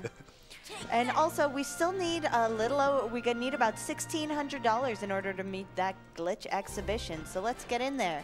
Well, now let's keep going with donations. We have $50 from Biscuit 047, who says, I will donate another $50 if J-Hobbs explains how time travel works in Kingdom Hearts. I need to understand the lore. All right, so so basically there's, like, imagine the story like a circle, all right? Oh, no. Imagine the story like a circle, all, like, connected by a string. And then you just have one piece of string that's connected from one point of the circle to anywhere else in the circle, all right? That is time travel. The way that works is Liam Neeson, he shows up at some point, and he gets together with Mark Hamill, and they decide that we're going to make this game called Kingdom Hearts. Remember, this was definitely made by them, not by people in Japan. And they just decide we're just going to make this the weirdest series possible. And in order to do that, we have to stick time travel into it, because everybody knows time travel is the best thing that you can stick into a series in order to make it weird. That's really, I'm just vamping at this point, so if you just want to cut me off at any point with donations. No, you can keep going. All right, so after that, Leonard Nimoy comes into play somehow, unfortunately then passes away, but time travel will bring him back, I believe it, for Kingdom Hearts 4. Let's see it. And please read some donations. I don't know how time travel works in Kingdom Hearts. I hear rumors Nording Boy is part of it. Yes, that's definitely, that's how it's done. We have $10 from Oren Bloodstone. Enjoying the run. Kingdom Hearts is my favorite series, so was looking forward to the event. Surprised Spike wasn't wearing a shirt to match the couch this time. I think he's, like, retired that shirt indefinitely from, like, every trip to Salt Lake City just because of that one time. We have $25 from Cloud Nixus. Hello, friends. I know there's been incentives for singing Disney songs on stream, but when are there going to be incentives to sing Simple and Clean and Sanctuary? A very good question, I think. Here. We have $10 from Anonymous. Librarian here. Thanks for the shout out, guys. Love from your local library, wherever you are. We have a $100 donation from Connie Weirs saying, right on, Rio. We have $50 from GB0. After having a bit of a mental breakdown and talking with a friend, I had the idea, why not name one of the incentives in the marathon after NAMI? So Pokemon trainer name is NAMI, anyone? There you go. I can get behind that. Yeah. All right, so now we're finally out of the Phil Cup for good. We're in the Pegasus Cup, which is meant for more like mid-20s, so we're still pretty over-leveled for it. But at least there's like a boss at the end that's something. But yeah, this is still mostly just thunder. So, again, a lot of what the cups are also good for is just filling out those journal entries, making sure that you're killing all these different Heartless. yeah. Because I don't think we've actually fought a Fat Bandit yet, Yeah, exactly. for example. Yeah. Stuff like that is really good. Although, again, Bouncy Wilds, just nowhere to be seen. Just somehow, you had like literally like fought 100 matches. Yeah, and we fought like 50 Power Wilds in OC already, but not a single Bouncy Wild. It's weird. Yes, that's why I understand Hobbs on the couch being like, oh, that's an FM exclusive, right? It is hard to find those suckers. Yo, speaking of Fat Bandits, I will donate $50 to next year's Limit Break if I see a Fat Bandit cosplay. So I'll work on it.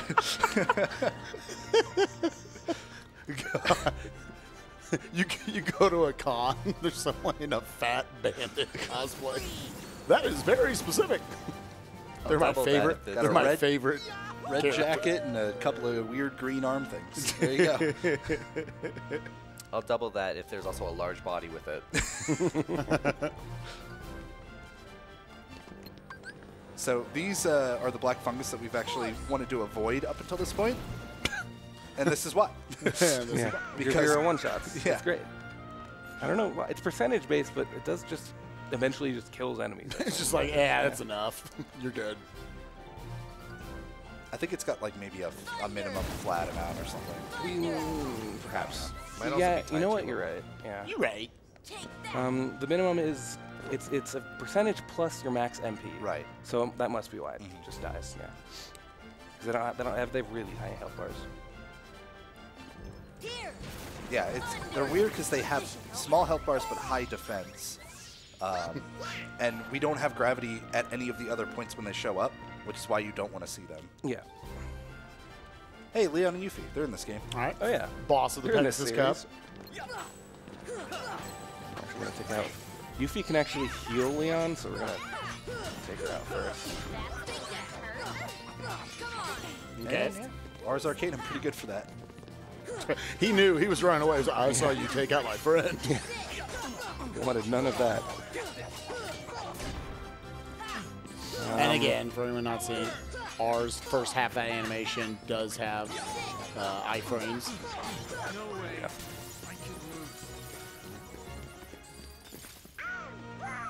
He is still a boss, though. You take down all that health, and he's just standing there. Yeah. It's a friendly fight. All right, Pegasus Cup out of the way. Yep, just one more cup to do for now. And then there's one big one later on. Big one.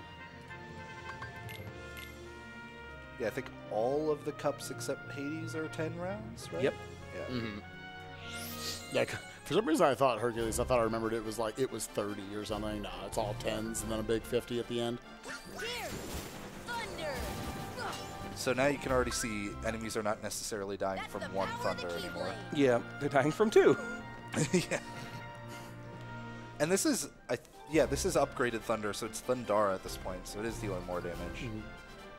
Thunder!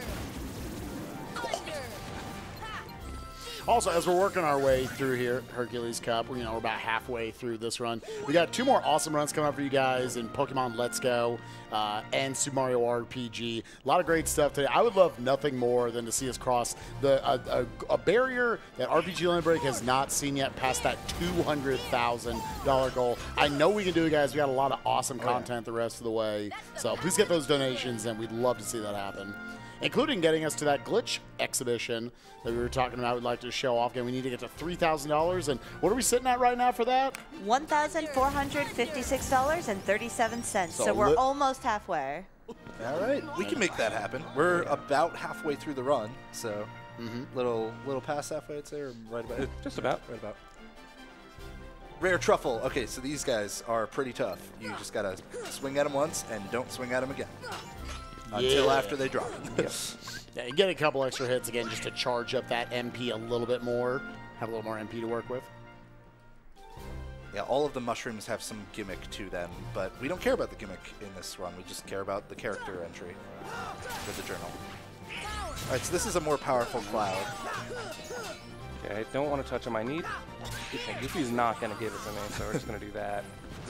Which is weird. Okay, good. So at this health, he has a chance to use his Omni Slash attack. Nice. Yeah, that's good. Yeah, that's good. I wanted to make sure I didn't overdamage him and force him into his Omni Slash where he's invincible and just flying around for like 15 seconds. Here, thunder. Are those guys like weirdly resistant to thunder or something? They die in 3, but my first thunder missed them, so. Oh, okay. Yeah. I was like, man, they are taking a lot, actually. Yeah. That is impressive when you don't immediately melt. Thunder. Thunder. See ya. We also earlier got the metal chocobo keyblade, which I forget, does that have a usage? Yeah. It does, It okay. gets used once in the run. That's right. Force. Yeah, you actually get to see a lot of switching back and forth between a number of keyblades here in the late game. Making sure our MP's ready to go, because now we got to take on Hercules. And as we've established for late game, a lot of these Disney bosses, they do not like stop. Yeah. The gimmick to Hercules is that he's actually invulnerable whenever he's got the yellow thing around him, but if you hit him with a barrel The ultimate power. instead of a key or magic or anything else, that will make him vulnerable, and now you can do stop strats.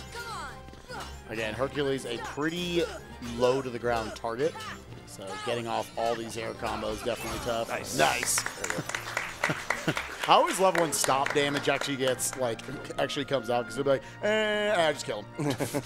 It just skips over the last 75% of the bar going down. There's a good recovery too, because one of the stops that Rio tried to use got canceled by landing early. That's one of the risks that you run into when you're casting magic in the air, is that it's really nice for cutting out the second half of the animation, but if you land too soon, then it won't actually apply the effect. And to know with that, that's a white trinity. Yeah. The team in the background just flying towards it too. And to note with the yellow trinity back there, that was actually kind of unlocking the locking of the keyhole in that world. Let's give it that cutscene right there. That's how you seal it. Yeah, because I think that's when you get yellow trinity from that fight. Yeah, we got it, and then we just use it right away to seal the kill. There's a power-up behind this door, because I've been playing the game for just over 2 hours. Yeah, one of these doors will be unlocked depending on what the hour marker reads of your game file at that point. So since he's past the 2-hour mark before the 3-hour mark, you get a power-up right there. Technically optional, but it does help on the super bosses, so I grab it. Yeah, the big thing Rio's trying to do throughout this run is just kind of hit the, just kind of maximize his damage, obviously. Yeah, this I game. don't think of the right world. Well, this game scales in such a way that it wants to make sure you're not too underpowered, but also not too overpowered for any individual boss. So bosses all have an amount of a damage cap that you can deal to them, and it's always based off your strength stat. So while power-ups are really good, you also have times where you could have too much strength to where it didn't matter. But we're not at that point because we're pumping so much into MP at the same time that we're not worrying about strength as much from accessories. And that was finally that wall that Beast blew up 45 minutes ago at this point. We're finally getting the payoff for it with that blue trinity. Yeah, this is kind of most of the cleanup section of the run. There's still some of it that'll happen later. But. Yeah. We just don't want to go to that waterway later, because once we beat this next boss fight, that save point that we activated gets deactivated. So we have to fall all the way down. So again, we defeated Dragon Maleficent a while ago. Then we did a bunch of cleanup, making sure that the battle level of the worlds and everything else didn't get messed with. Now we're finally going to progress the story a little bit. This is a cool fight. Yeah, Riku 2, very, very difficult fight, and another one by Rebel. Yeah, I'm sorry, Reb. I can't do your strats. They're too hard. He has a 5-hit loop that he does on Riku. I'm going to do the 4-hit loop because I'm a baby. Riku will counter after 4 hits. For the initial opening section, you kind of just need to like deal enough damage to push him to a more stage. loopable phase. Yeah. But once you get into the looping part of the phase, you can completely skip his big, powerful desperation move, in which he's invulnerable and stuff, as long as you do 4-hit combos with good timing. So there's the 4-hit auto counter.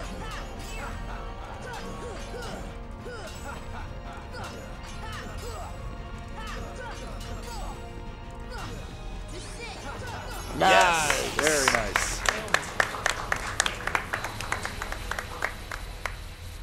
Yeah, it might look like, oh, you're just kind of mashing through it. Like, there is specific timing of when you want to jump. Otherwise, you can attack too early, and he'll do something else out of it. It's nice that the 4th hit, the properties of how your damage clanks with him, he takes damage, but you don't.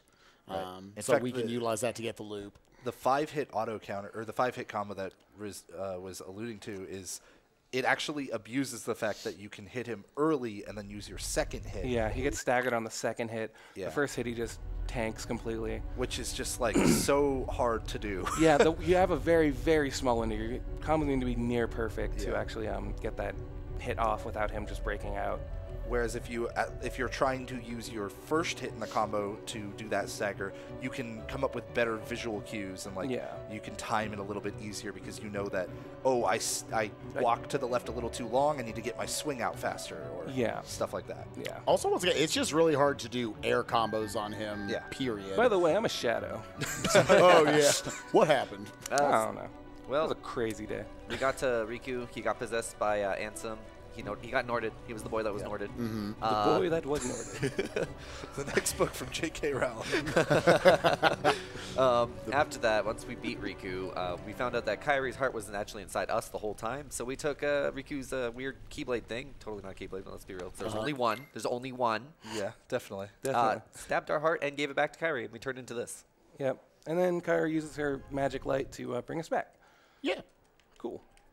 That totally doesn't retcon anything later on. No, I don't know what you're talking about. Moving on.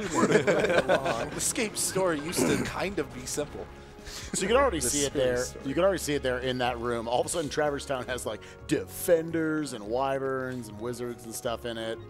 So even though we talked to Geppetto and Pinocchio in Monstro, they're not headed to the journal until you do this. Weird. Yeah. So there we go. They're in the journal now. Yay. Yeah, you could also get like a Keyblade from them, but we don't need all the Keyblades in the room. Coming up maybe in like 4 minutes or so, we'll need the cutoff for the next song. Oh, yeah. Oh, yeah. It's a battle right now, isn't it? Yeah, it is. Right now, it looks like Go the Distance is in the lead with 346, followed by Under the Sea with 321. So still pretty close there. But what about You Got a Friend in Me? A Friend in Me is standing strong at a good $86. All right, someone's got a fat stack. You know what, chat? You don't have a friend in me, okay, until you donate for that song. You still have a friend in me. I'm not even the one singing it. I just want to hear it. You just want to hear it. What? I thought that was Good yours. luck. Awesome. All right. Oh, here's another FM exclusive Heartless, maybe. Yep. It's dead. Sniper Wild, and it's gone. Yeah. The trick with those is that they basically will, like, bounce all over the place. And do they even duplicate? I don't remember. It's been so long since I fought one. Dude. Yeah, okay. Same with you. I don't know. But if you stop on it, you can take it out before it does any of its evasive maneuvers. I thought that it just called other... I think it just calls others, yeah. So we get like all these G's, that just stuff we can throw onto our dummy ship. But there's what we need. That means we've gotten everything. I've routed it so that I have exactly 51 puppies at this point. Mm-hmm. So if I miss one, I'm just boned, basically. So that's fine. And now pass them through the house just to get over towards the waterway. Yep. I'm prepared to say something wrong. I believe if you turn in all 99, you go over there. I believe you get the Roga?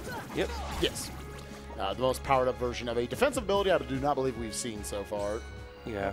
Well, we're not going to get it. It's just it's part of the not way. worth it at that point. We'll have all the puppies, but there's no point in going back and getting that spell. Hey, mermaid cake. Yeah, you get to use it. And it's done. This room is a preview. Yeah. Oh, I have guard on. Can't do it. Never mind. Oh, I still got it. But we'll see this later. Oh man, I'm tempted to just let you go. No. We haven't been met. We got to haven't been donate met. for There's it. your If you want to preview. donate for the magic that happens right there, get them in.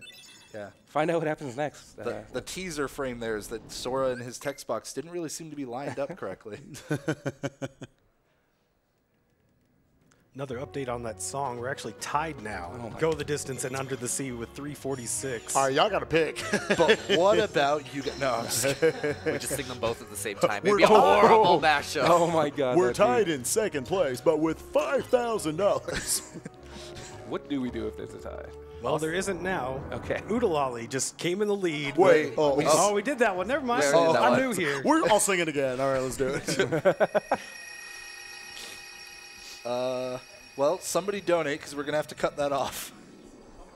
We got a little bit still. No, what actually changed is Friend in Me is in the lead now with 586. So Yes! someone dropped a fat stack there. You want to read whatever donation that was? Let me find that real quick. Because we're just going amazing. to WTPW right now. Yeah. Winnie the Pooh World.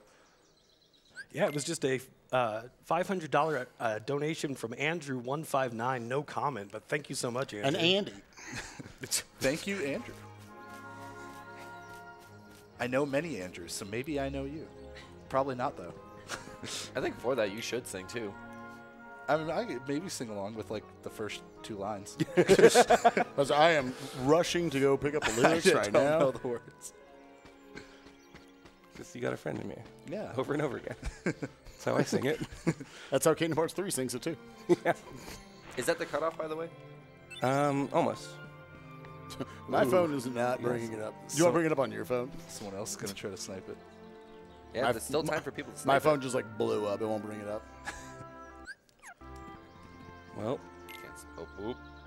So we're doing 100 Acre Wood. yeah, we're doing 100 Wood. This is a mini game Oh, world yeah. with a lot of like unskippable text boxes or cutscene text boxes. It's a whole thing.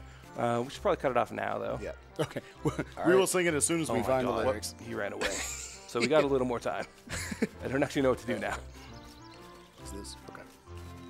Okay, he's out. Yeah, you have to just talk to Piglet from behind, but Yeah. like sometimes he just gets away from you. All right, so what will that song be? They're tied.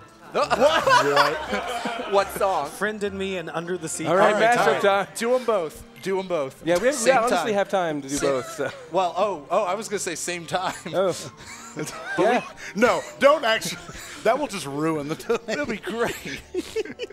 All right, we're singing both. We got time. We have, like, All right, we have time. We can do genuinely. both of them. Yeah. Thank you for donating. So much. Yeah. Yeah. Thanks everybody. Thank you for bringing Friend and me up. I'll sing 2 lines of it.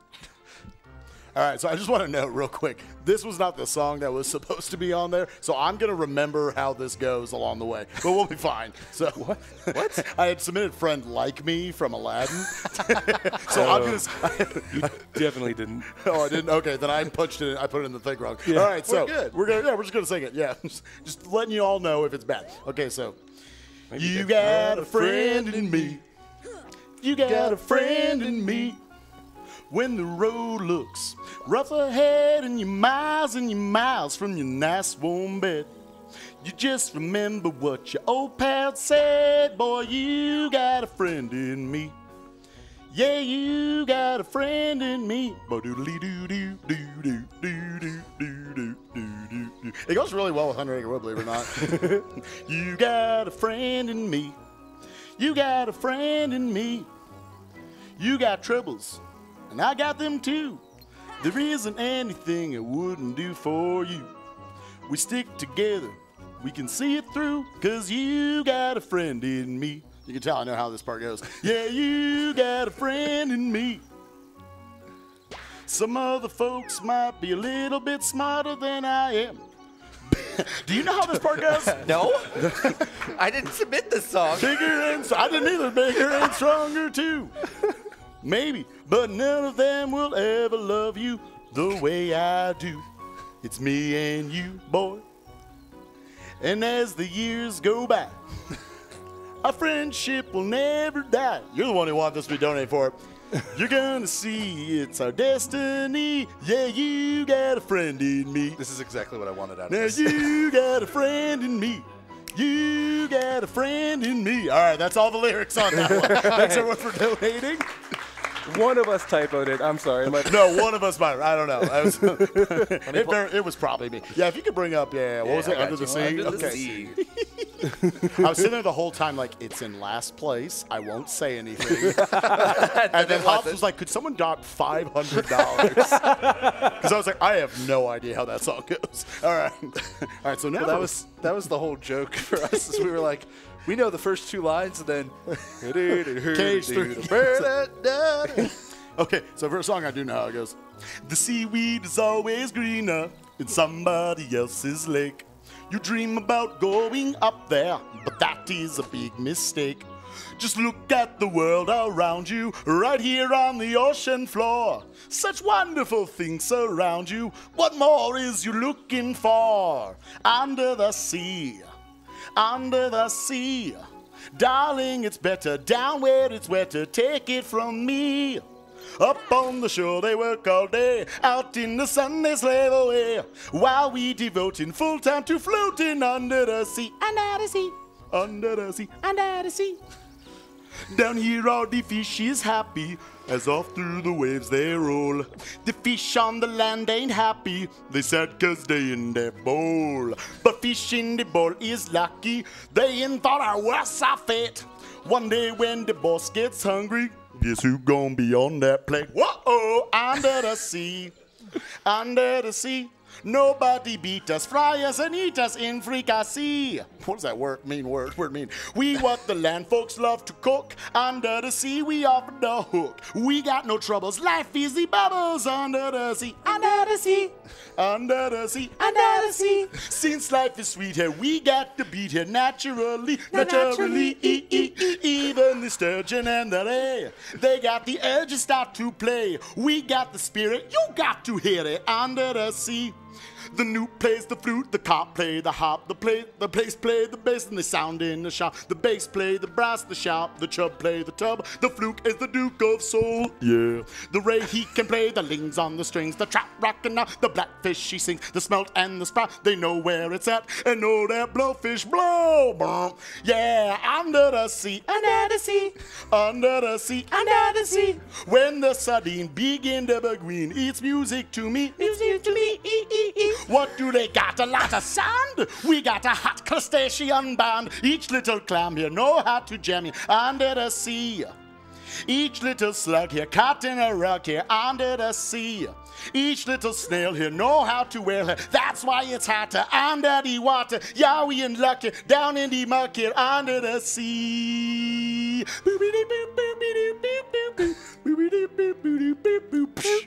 All right. And just for Riz? Yeah, I'm so used to the Cage 2 version. I know, I was That's like, a there's way longer there's song. a whole section. Yeah, in I was there. like, this one scrolls. Whoa. It's a whole section I hadn't heard in a while. Just want to give a quick shout out to Ouro226 who dropped $265 to tie that up. I'm glad we ended on that one. Yeah. I was like, I am sorry for this first one. Andrew, you got a friend in me. There we go. Oh, that's great. So yeah, this is 100 Acre So we Wood. still have like 15 minutes left in this room. All right, what's the next song? All right, bring it up. All right, so thank you for your generous donations for Go the Distance. All right. No, we're just going to sing Africa by Toto the rest of the time. That's close enough to a Disney song, right? I was actually thinking about that with Ukulele. I was like, this is like a 30-second song. If it's during this segment, I'll be like, all right, and that's a combo donation. Now we're going to sing the classic Disney song Africa by Toto. I know there's like 4 people in chat being like, sing it. You got time. Still another minute of minigames. I'm trying to think of what the first line is. Bring up the lyrics. I've got plenty of donations if you Yeah, got why some don't we time. do those instead? Yeah, All let's do that. Sounds good to me. That's probably a better idea. I've got a $100 anonymous donation that says, here's some money to help, spelled M-U-N-N-Y, of course. Got $10 from Tomato Walrus. Sweetest poopsies, hasten to my side. Whoops, wrong game. Here, have some money as a consolation. Got $25 from Snow Magnolias. Way to go, Rhea, and a heartfelt thank you to the KH community, the commentators, and everyone who came out to this awesome event. My donation is going to the glitches again, and I hope others will join me. I think that was Doa in disguise, Riz. Sorry, keep going. No, you're fine. Got $100 from Hosky John. First time watching the event. So sad I didn't know about it earlier to see it in person since it's in my hometown. Loving the KH run and the awesome commentary. Cheers. $10 from Earthboundian. Yo, KH fan. Hope you're doing well. Good luck on the run, Riz, and I hope to see you all at AGDQ next year. We've got $25 from Kirby Master. Kirby Master here, giving a shout out to the KH community. Though I don't run any KH games, all the runners I follow are super chill and great to be with. Good luck to Rio on your run. I would normally put this toward runner's choice, but the glitch exhibition is hilarious. Here's a small push to get to that incentive. Also, it's too heavy. It's just too heavy. It's way too heavy. We got $50 from JDW.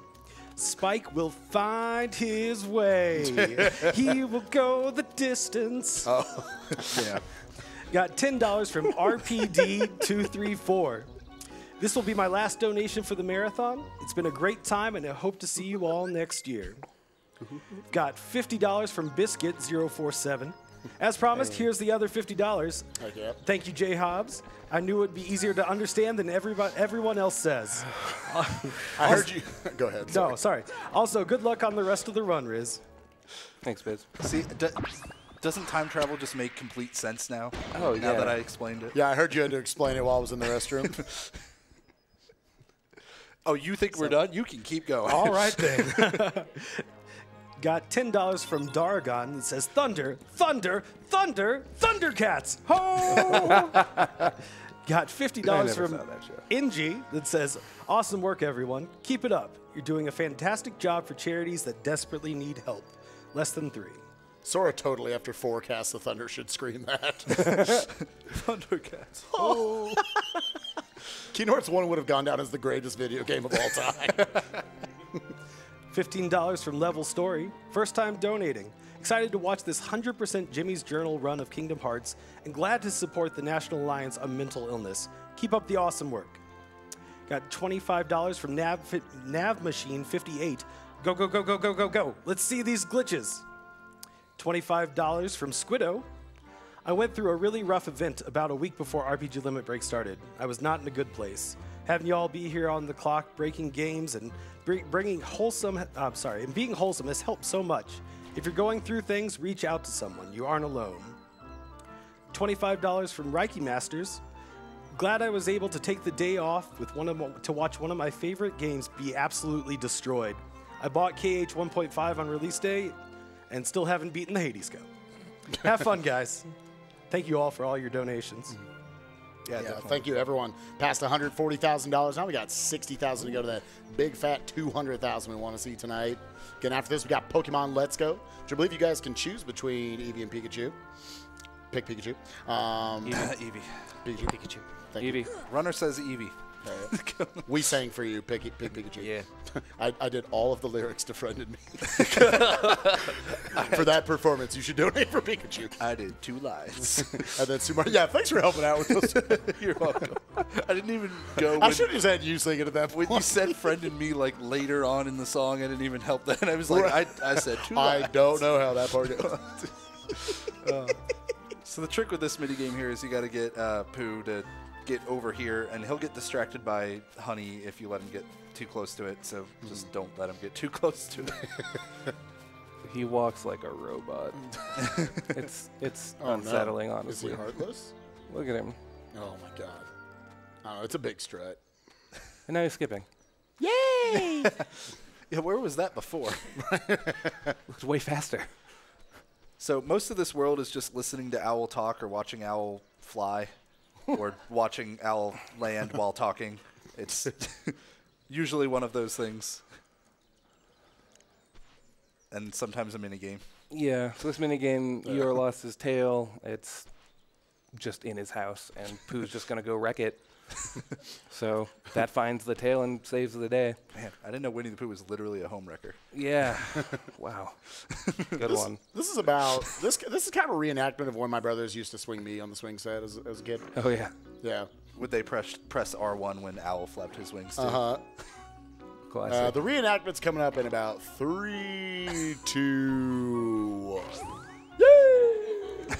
Yeet. Fun fact, you can actually send Pooh too far, Oh yeah, yeah. If you which seems to only ever happen to Sans. oh, poor Sans. Wow. But if you're too good, you will actually send him over the house and he'll just go to Yeah. the stratosphere.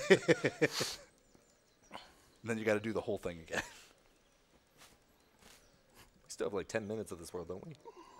There's some stuff to the rest of the world, Yeah, at there's- least. yeah. All right, we're gonna sing "Piano Man," All right. the classic Disney song. Did anybody find out the first line of Africa? Because I don't remember. I hear the drums echoing tonight. Oh, yes. That's right. All right. Thank you. And that is our performance of Africa. I hear the drums echoing tonight. She hears only whispers of some quiet conversation. Yeah! Dun, dun, dun, dun, dun. Something train 45. No, we're done. Nice, yeah, clap, yeah. Ah, bless the rings. Oh, bless the rings. What'd you sing at karaoke this year? Not that. You didn't sing a Disney song? No, that's your thing. You sing the Disney song. But no, so this next minigame is actually like you basically just have to follow the pattern that that Tigger makes across, Root. Yep. yeah, across the logs, the stumps, I guess. Hello, sore head. Yeah. We're just. Yep. They're not random. It's always the same. Is that a PS4 thing? Or is that just what it thing. is? Just a thing. It's just a Kingdom Hearts I never thing. did this on not PS4. I don't Right, I was about to say. Yeah, PS4 kind of made it to where like there was no because the load times are so fast. It's not just that they're way faster than PS3; they're way faster than PS2. Even I mean, Kingdom Hearts 1, obviously. It's also because you can skip all the cutscenes. Yeah. So in that first one, the camera like is like a sky cam and follows Tigger and Roo. In the second one, it just cuts weirdly between everyone. Yep. Really, and telling you which stump you have to go to. Yeah. I'm gonna take this really, really slow because falling wastes a lot of time. Yeah. And I don't want to chance that. The other thing is they take bad away at your shared abilities here, so you don't have high jump or glide, which would make this trivial. Or dodge roll, which wouldn't matter for this, but it's also just weird. True. Yeah. You can't dodge roll on like half the pages. Just makes them a little slower. Now we're into the third section, so So now the camera just doesn't move yeah. after it pans up here, but So that's how you're gonna do it, right? yeah. Not touch the camera once you get up there. Yeah, it was an unfortunate side effect when this game came to PS4 that the camera got a lot slower.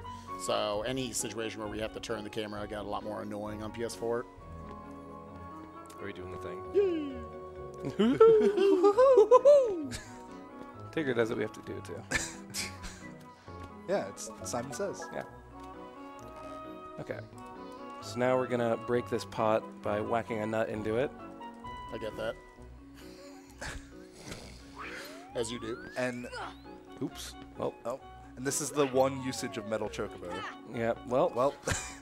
It's doing great. This is the one usage of Metal Chocobo. There you go. He just wanted you to see it a little bit more. Yeah. There we go.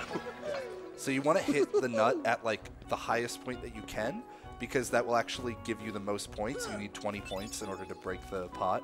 If you hit it like lower, you'll get less points. You'll take more cycles. And if you try to jump and swing at it when it's too high, you can still hit it, but you'll fall off the stump, and which will completely restart the minigame. Yeah. So you have a chance if you can get back up in one jump, you're safe. But yeah, so it's a lot. That section is actually trickier than it seems to do it with only one swing. Definitely the most convoluted of the mini games right here. We got basically, I guess, almost like a hide and seek of sorts with the characters. And it's based off of cycles of the different characters going back and forth. So he routed this pretty specifically to obviously cut out the downtime as much as possible. I'm still pretty awful at it. I don't think I've ever hit the most optimal cycle before, but Yeah, it's one of those things where it's like, I don't really want to be doing this, so I don't spend as much time practicing as I should. Just because to even get into the minigame, you have to talk for a while. I always have this urge whenever I see Pooh's dialogue to just try and say his lines. I always do that when I play too. It's just like, I gotta hold back. Just go for it, dude. We're in 100 Acre Wood. Just read the lines. Give us your best performance. I was gonna say shoutouts to Recoded, where Cheshire Cat has the same voice as Winnie the Pooh. Yep, it's just Winnie the Pooh. And we know that because Riz and I were watching that to try to fall asleep last night. Yeah, it worked really well. It did. Put us right to sleep. Yeah, I don't think either of us got through it. Rio also immediately shot a blizzard over at Rue to get Rue down out of the tree to make catching a cycle a little bit later a little easier as well. Yeah.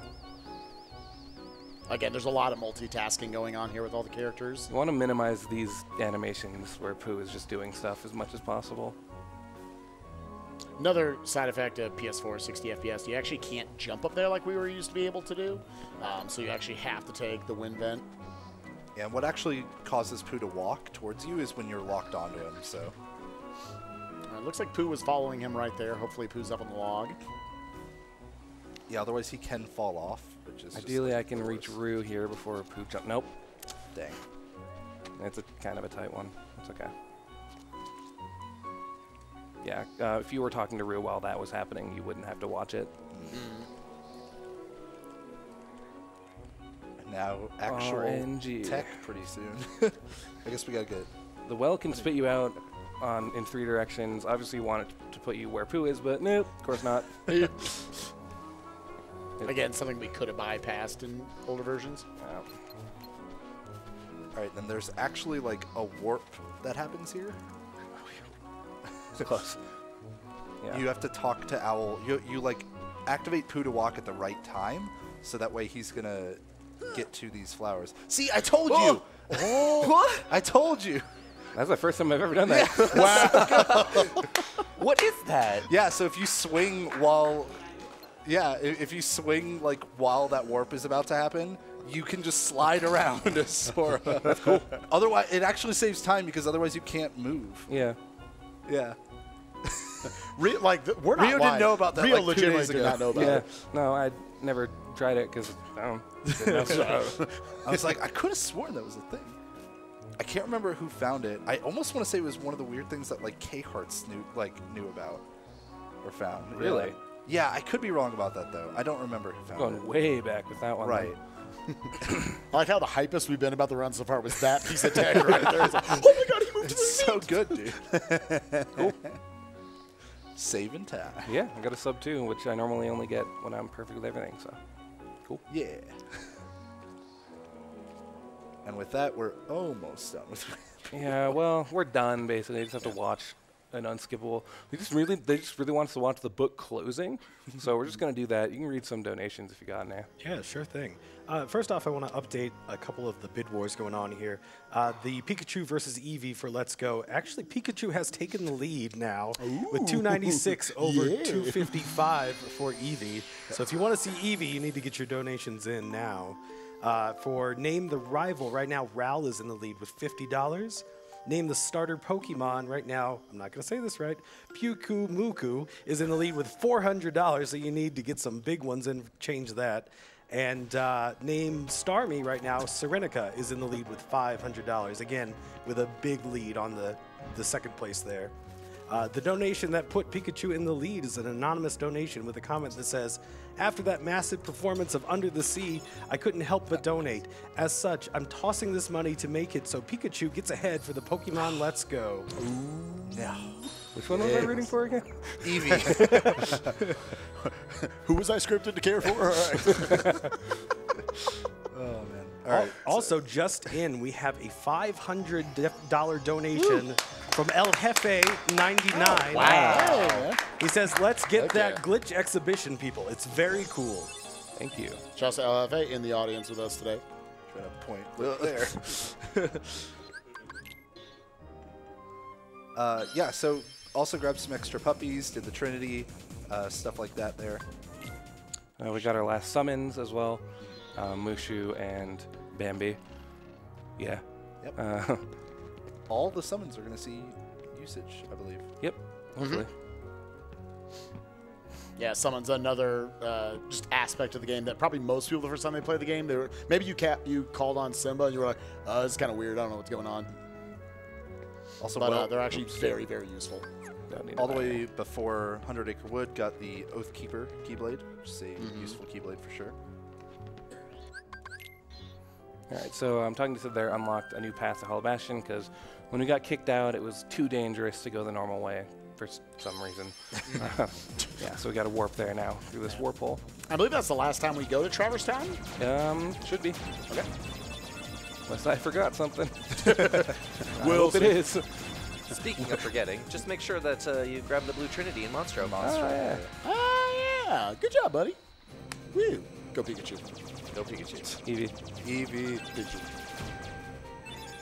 Have you seen the gifs of Detective Pikachu? Pikachu is adorable.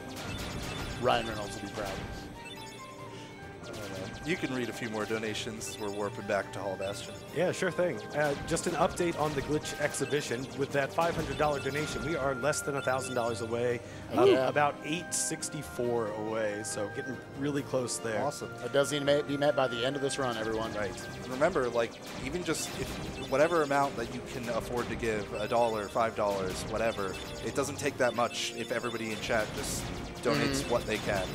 Yeah, it's the old adage, but like there's probably 10,000 plus people in chat right now. Everyone puts in $1 or $2. All of a sudden, you're going to be there easily. Got $25 from Verilux. It says, thoroughly enjoying one of my childhood favorites and fabulous commentary and singing. Great job, everybody. $15 from Pessimist. I'm still mad KH3 doesn't have Eeyore. Good luck on the run, Riz. Keep doing your thing. So the thing Rio did right there where he actually was basically like halfway through the gummy mission and then quit out, that is due to the way that we get like kicked out of Hollow Bastion and like Neverland was our last place. It's actually kind of weird and you can mess it up if you don't know what you're doing, but you can actually leave that gummy mission about halfway through and be able to just warp back to Hollow Bastion. I wonder how we found that out. Hey! Oh, I thought we weren't bringing it up this year. I died there like an idiot like 10 years ago. People were like, What an idiot. It was by complete accident. I was like, wait a minute. I can just go there now.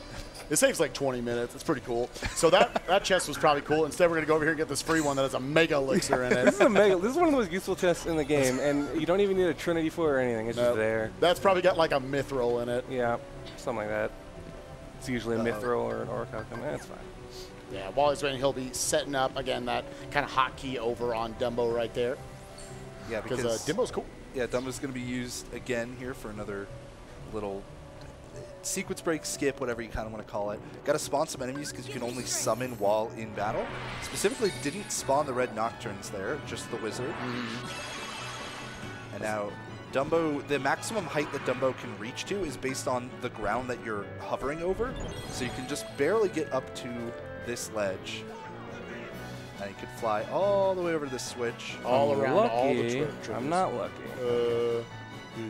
Don't think if you didn't follow me fast enough so the enemy stayed spawned in. Yeah, ideally there you get the blue menu before you even land. Yeah. Enemies are mostly based off of Sora's position, whether they're going to spawn in or not, but they'll stick around longer if they have a target, basically. Yeah. So you want Donald Goofy out of there as soon as possible. One more forced fight right here. Yeah, big menu though. Hang on. We'll give everyone new equipment. XP ring that we got from 100 Acre Wood. Gonna make Beast not do much. We're gonna give us Strike Raid, which we got from Pegasus Cup. We're gonna see that a lot later on. Okay. Yeah, Strike Raid is pretty cool. Excited to see that. Now we got that Oathkeeper Keyblade that we got from Kyrie. There we go. Forgot we got all these to put on. Oh, that's right. You get power-ups and defense-ups from 100 Acre Wood. Yep. Of all places. See, it's worth going there after all. The place where you can't attack, only hit. Right. Yeah. That's weird. Thanks, Sora.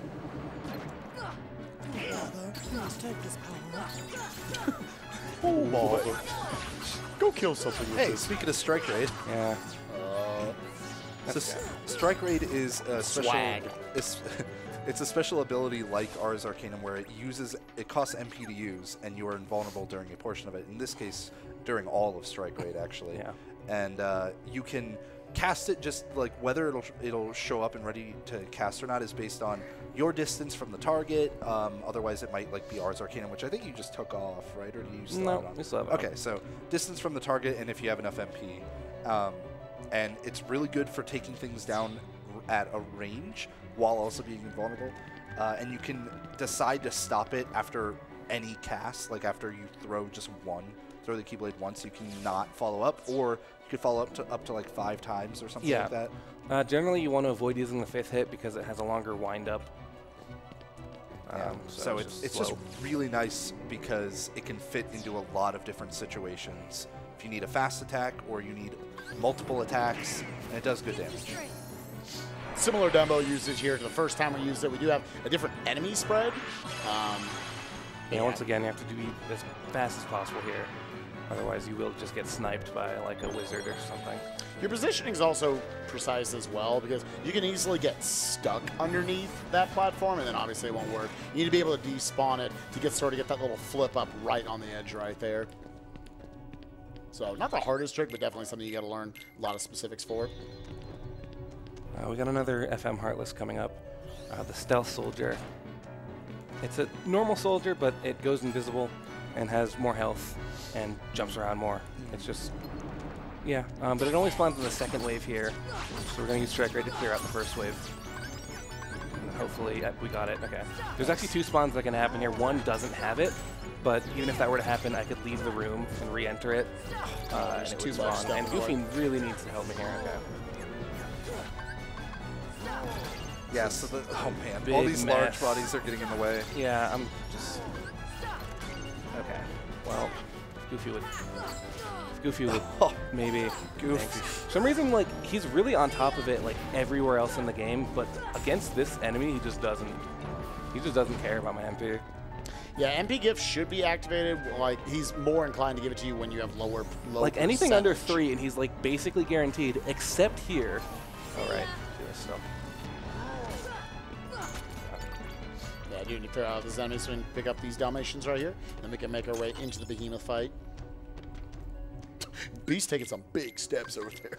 That was coming in loud in the base. To note, Ryu could pick up the Oblivion Keyblade in this room if he wanted, but it's not necessary. Like we said before, he's going to reach the damage cap on most things, and there's no real reason to put it on. It's going to deplete way too much MP.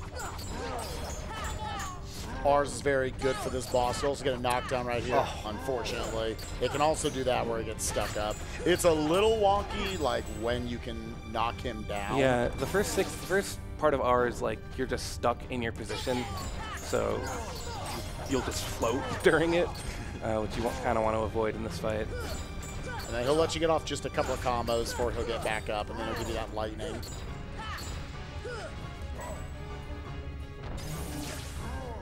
You can dodge that lightning with a really well-timed dodge roll, but it's pretty precise. Wow. Well, at least he got pulled along with it. Otherwise, he would have had to travel to it.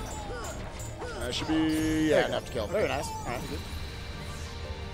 Goofy's weirdly stingy in this world. Feel like wasn't he that way with you a few years ago in your run? I don't remember. That was like that was so. That was like way back then. I was like 12, and I'm like way now. Yeah. No doubt. I don't know, man. We've been sitting here for 3 hours. What do you want from me? Good point. Good point. I feel that. Yeah. So I mentioned at the beginning of the run, there's the 3-minute cutscene, the opening FMV that we had to watch. There's like 3 other cutscenes in this game that they just missed. I don't know, like you can't skip them. And you're about to get 2 of them back to back right here, and we're going to get the 3rd one just a little afterwards. So while we're getting some lore right here that we don't have to explain, we can read some donations. Why not? Yeah, sure thing. Meet again. All right, we've got $75 from Indrift. It says, anxiety is a pain. RPG limit break is relaxing. Got $100 from some guy named Bloody Biscuits. Oh, our boy. He says, hey Riz, awesome fun so far. Good luck on the boss rush at the very end. Got $50 from Robavin that says, well, I forgot to put my name on the last donation since I refreshed the page. So here's another bunch of money to put Pikachu ahead even more. Come at me so we can raise that money for NAMI. Thank you. Should have donated to Eevee, but thank you regardless.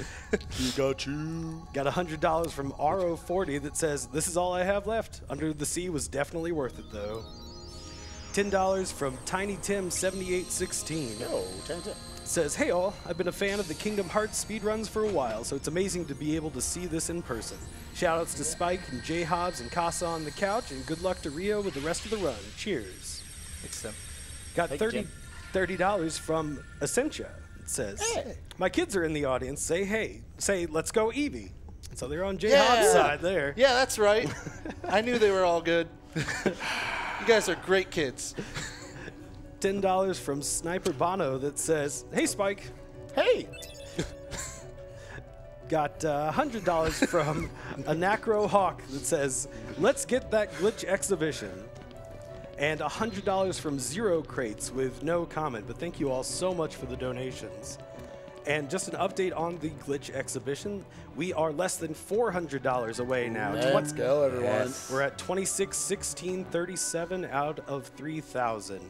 And an update on the Pikachu versus Eevee. It's much closer now. Pikachu's still in the lead with 346, Eevee just behind with 335. So easily can snipe that one if you want to see far Eevee. too close. All them Pikachu fans out there need to come out of the woodwork. Let's go. I know you're all at the movie theaters right now, scrunching on some popcorn, watching Detective Pikachu. We need you to get off that right now. Yeah, we need you right now. Send in the donations. They can hear this in the movie theater. Yes. They're watching us. It's being interrupted right now. All right. It's a bad sign of that movie's quality if you're watching us right now in the movie theater. So Rio could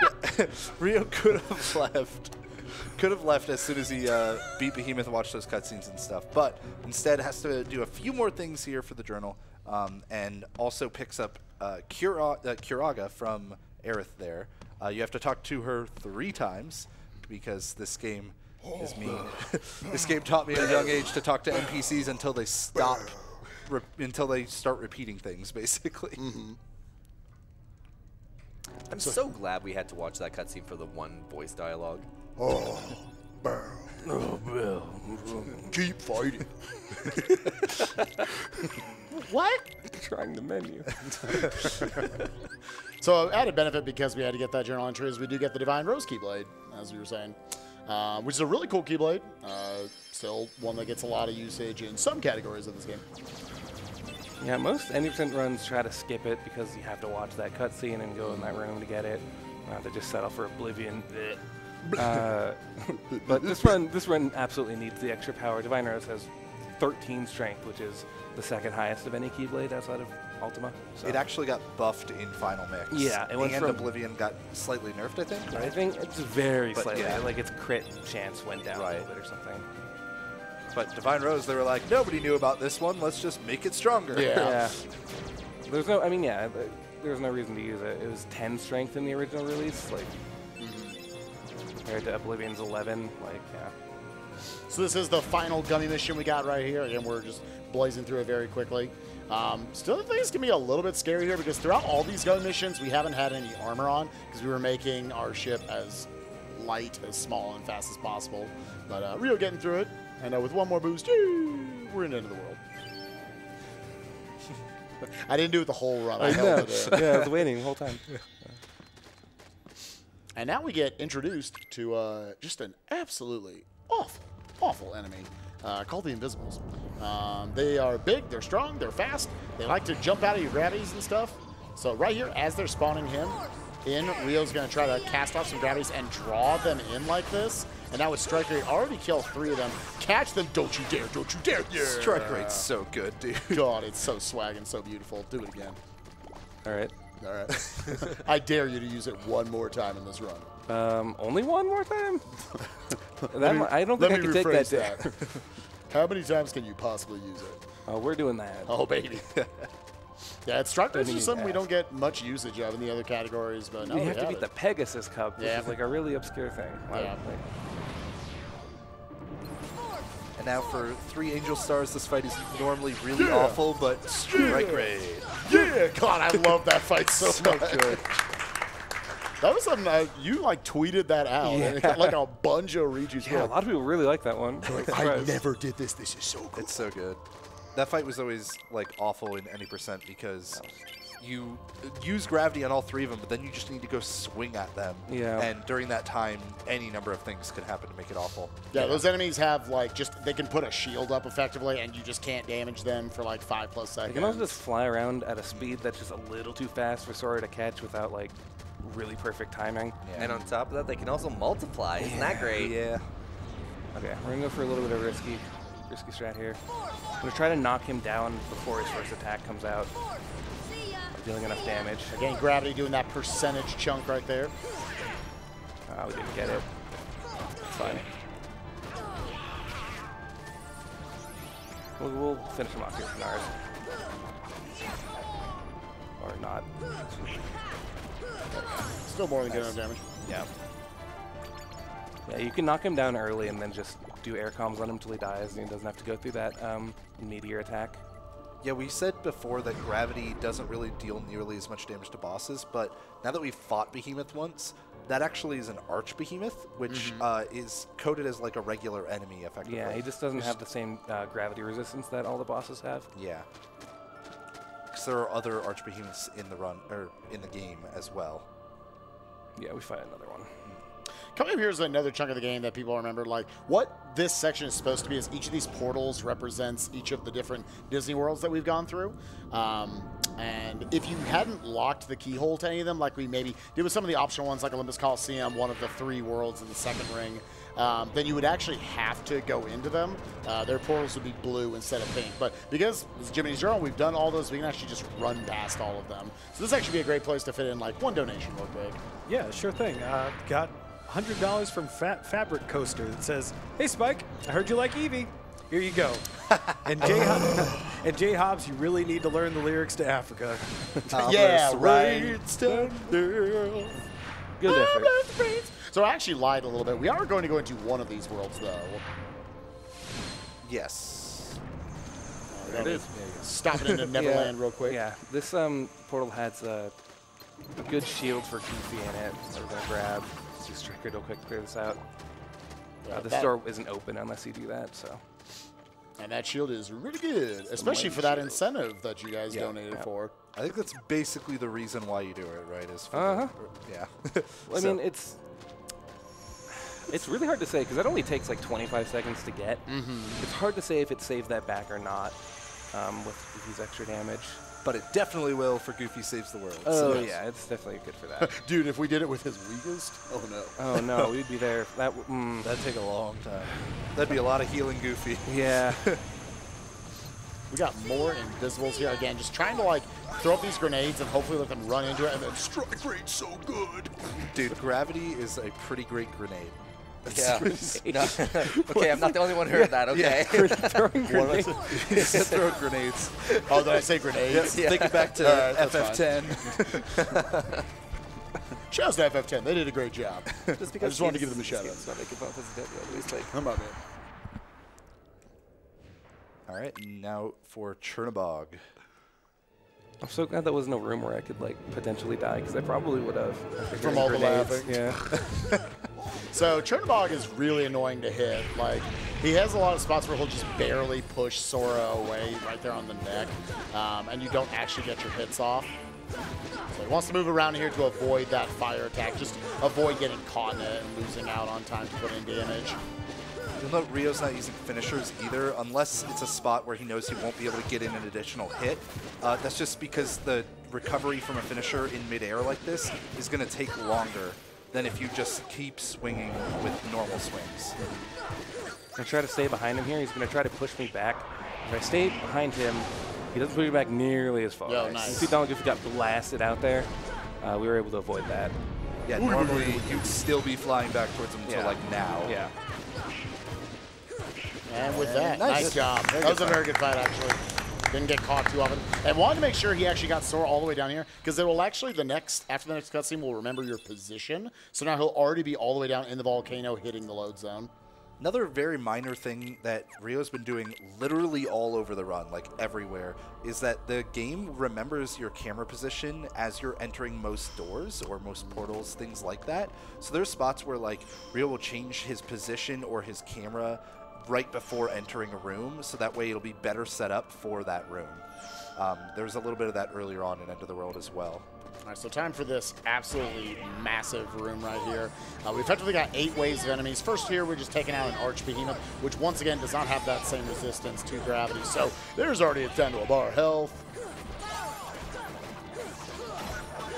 And yeah, ours arcane is pretty good. Yeah, I'm just gonna go with this. normal. There's a setup I could do with 13 MP. I'd have to switch all of my equipment and stuff to get Simba to clear an extra wave of enemies, but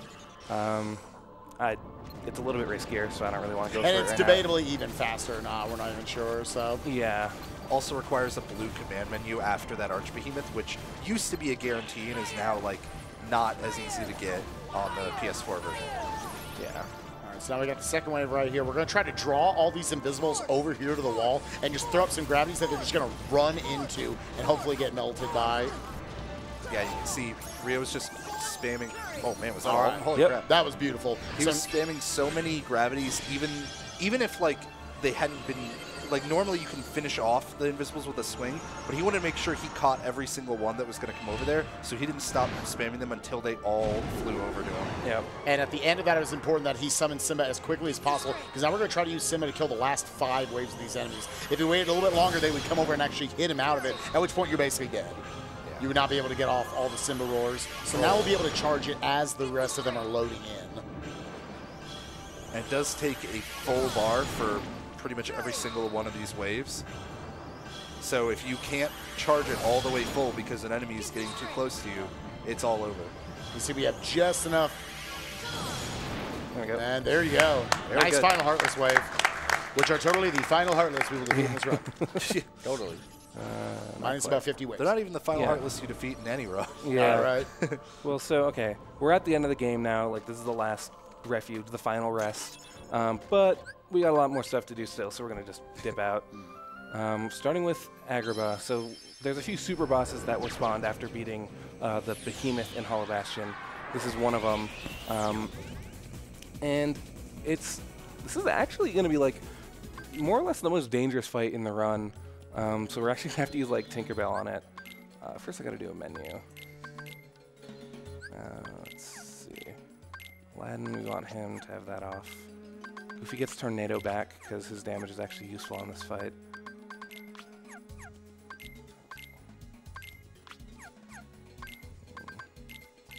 Give myself an elixir for safety and a potion, sure. Should be good. Okay, so I'm going to start this fight off with an arrow on Goofy, actually, because at the start of this fight, he's going to steal away my magic. Before he does that, I'm going to give Goofy that, because I want Goofy to like stick around for this fight and deal damage to these orbs. Once these orbs are gone, I'll be able to use magic again. He'll enter his next phase. Yeah, again, we hadn't seen Arrow yet, but it just makes you have much better defensive capabilities. So you can take a lot more hits. Yeah, and Goofy ends up just tanking all these hits, which would cause Aladdin to use all of his potions in the first phase, which isn't ideal. Now that the orbs are broken, he can use magic again, but he's first going to swing at the head for a while, make sure it gets deflected so he can keep swinging at it. There are certain HP points that that Rio's looking for, like certain gates and barriers where he wants to get the boss to. Yeah, that was an early stand-up for him. So now with this magic barrier, he wants to try to use gravity, a combination of gravity and thunders on them. Gravity when it's more on top of him, thunder to track onto him and get him out of it. So he's stationary, use some of those gravities. Now, the point where he wants to look for is he wants to try to get him well under 1.5 bars of health, and he may or may not have to sandbag in this juncture. I don't have to. Yeah, gotta say, because he was a little under damaged from the first phase, we're just gonna go for it. Guard very good, obviously, for opening him up to some attacks.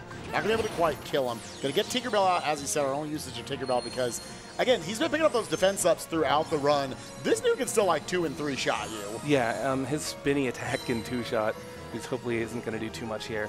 So we summon Tinkerbell. He's going to reseal my magic now, and in this phase, he can do like a mover, will jump away and then just start spinning through the air, and getting hit twice with that will kill me. Tinkerbell's effect is that it's a heal over time as well as one-use auto life. So if I lose all my health, I'll just be fully restored, and then Tink will be gone. So hopefully that doesn't happen. Yeah, it's random how many times he wants to go ahead and do this, unfortunately. Yeah. In addition to safety, throwing potions is time where you could be getting closer to the boss or swinging at it, which is obviously going to waste time. Oh, no. Oh. Well, This is unlucky. He can do this anywhere from like 0 to 3 or 4 times. So 2 ain't great.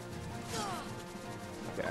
We're going to go ahead and Mega Potion to get buddies back up to help defeat these orbs.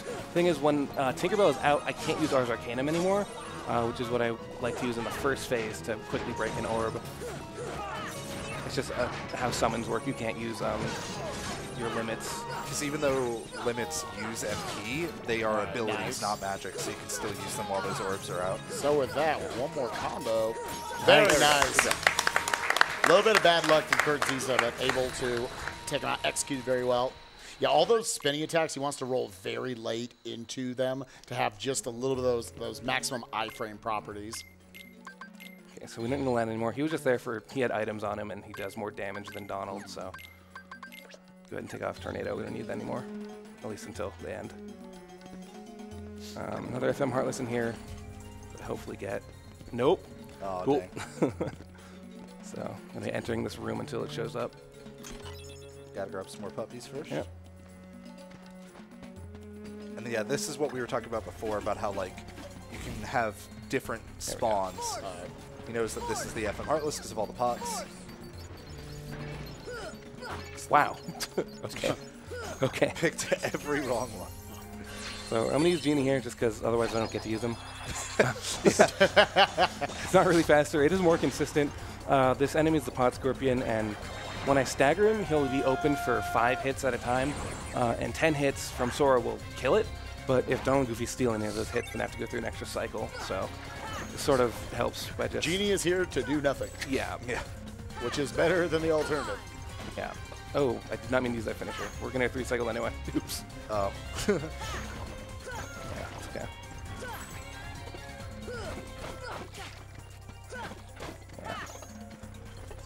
Dang. It would have been a quick 2. Yeah, it would have. Didn't get anymore. Bye, Genie. Yeah, that's it. Didn't even get to use him. Okay, we're out. There you go. I love that we learned sliding dash like a million levels into the staff route. Yeah, it's like a level 6 ability on sword or On something. sword, yeah. Here's something you probably don't need at this point. So we're going to finish up cleaning up Agrabah now. Just have a few trinities and chests to get. Yeah, every one of the worlds has one of these white trinities. Only one. Yeah. Which is inherently what forces all the revisits, because again, we don't get that white trinity until we defeat Riku 1 in Hollow Bastion. I'm going to do a little glide here to avoid spawning more enemies. So I can get to this puppy's chest and open it. Tricky platform. Somewhat. Probably throw out a couple more donations for cleaning up this world. Yeah, Yeah, sure I like thing. that donation number right there. Yeah. 142242. Got more of Team Eevee coming out here. We got Ladybug with $100 says Eevee is best Pokemon. Got $25 from Brosencha that says, is this Mount Nibelheim? Oh, no. Got $5 from Moondeek that says, over 3 hours in, time for Spike to do Skull Mask. I didn't know we were going to get a Zuda reference while we were in here. To let everybody at home know, Spike has done nothing but play randomizer if he's not on camera this week. It's so good. Dark Souls rando, Link to the Past rando, Zooter. Ocarina of Time. I mean, that's a given. You can keep going. Yeah. Other than that, 1 point, there's a white trinity back there, so you can keep going now. Yeah. All right. $50 from an anonymous donator that says, stoked for the Super Mario RPG run. Heck yeah. Got $5 from Nakina. It says, hello, everybody. First time donating to an event like this. I really want to see that glitch exhibition. Let's do it. Same. Got $30 from Retrovirus. I bless the rains down in Africa. I bless the rains. Gonna take some time to do the things we never had.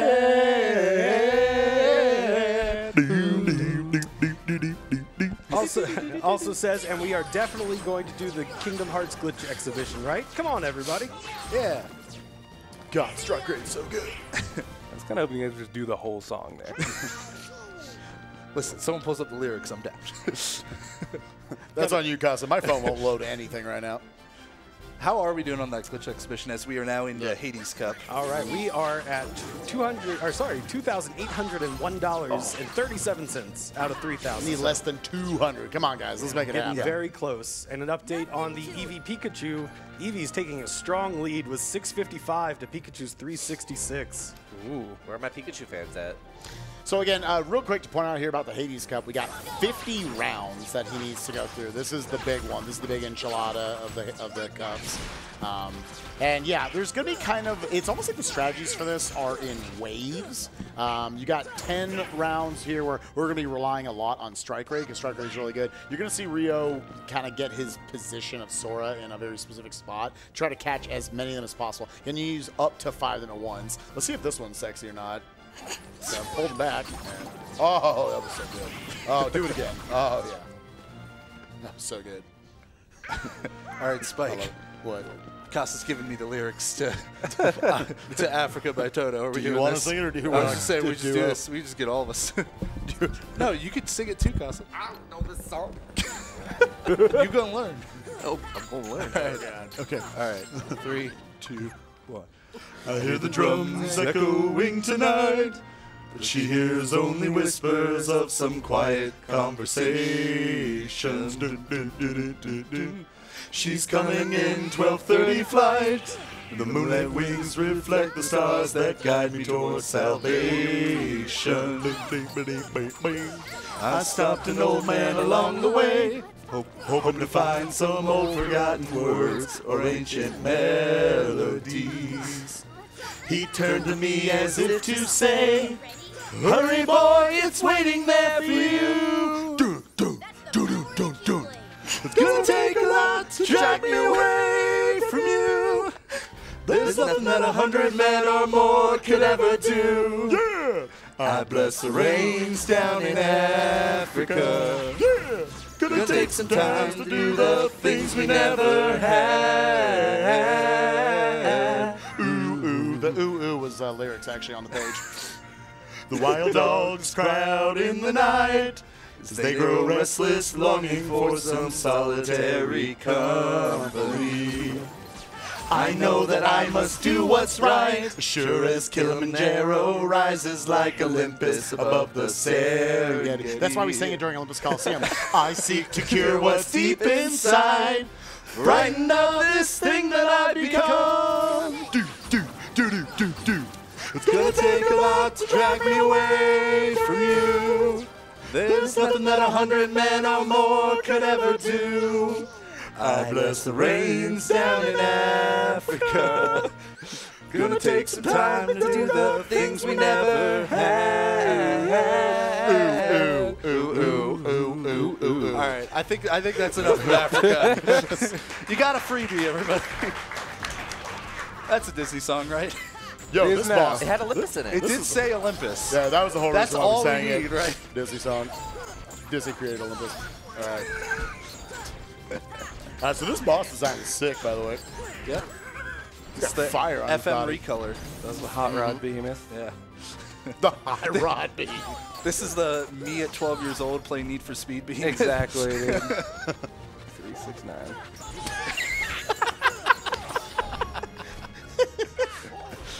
Give it to me. Okay. You basically fight this beam with the same way as the other behemoths. Yeah, this is the end of the third. We didn't really mention it because we were singing or something. Something like that. Wait, is this 40 or 30? 40. This is We 40. haven't come Okay, through yeah. 20 rounds. Okay, That song yeah. wasn't that I was long. like, dang, dude, did we sing through 20 or 40% of this cup? But yeah, after every 10 rounds, the game basically. Oh, he's so tall. Oh, he's so tall. I was going to say, will a gravity finish him? Oh, he's so tall. Better. Oh, he's so Yes. tall. What? Gravity did The it. second gravity. Yeah. Okay. Not the fire. I was like, that fire hit him in the toe. There's no way.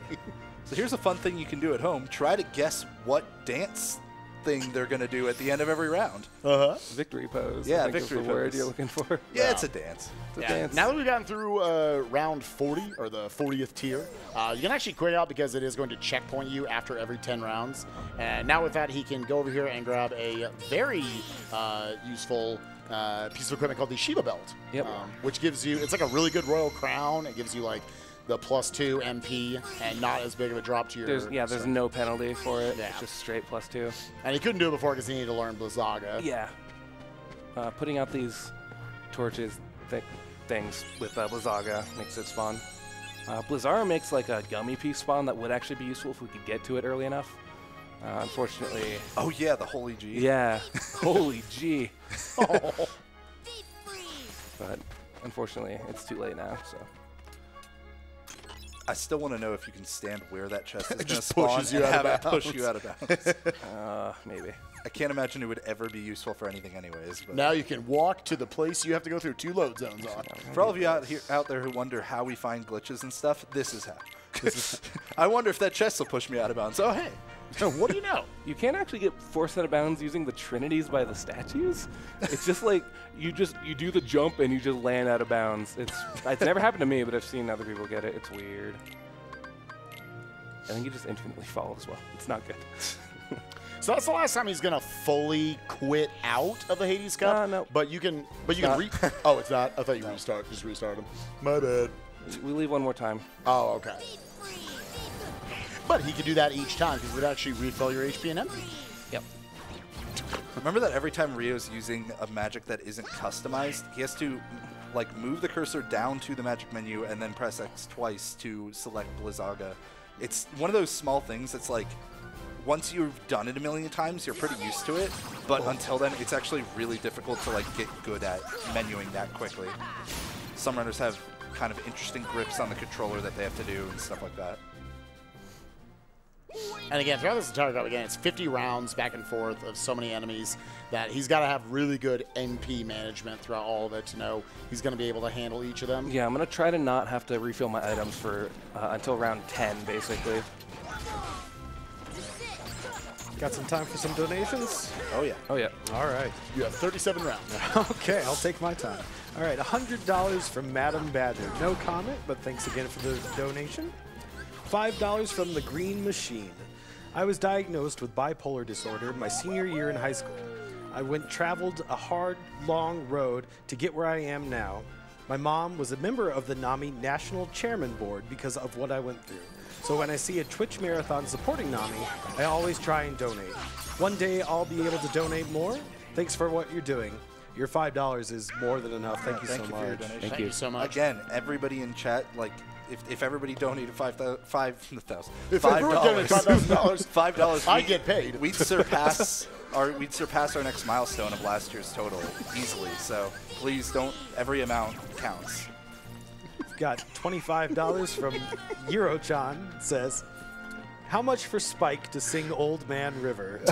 That is a pie thing. Yeah. That is forever and only a pie thing. Pie and Blue Glass back And in the Blue day. Glass, yeah, they can combo it. That does not need to be a trio. $10 from Edgy Gamer I think someone Gal. died in the back. What happened? Sorry, one more time. No, yeah, go for it. $10 from Edgy Gamer Gal says, I appreciate you guys. Keep on trucking. This is a really wonderful thing. Also, Junji Ito said to get enough sleep. Got $100 from Scorched Panda that says, let's get this glitch exhibition done. Thanks again, Panda. $50 from Titanium says, so if the singing wasn't enough to get you to donate, that glitch exhibition should. And we could also, for the people on the other side of the fence on the singing, we could keep singing until you donate to tell us to stop. Right. If you don't like hearing it. And another update on that glitch exhibition. We are now $24 away from meeting the goal. Can you believe we're not going to get there? We were like, someone else has got it. What? We didn't get it?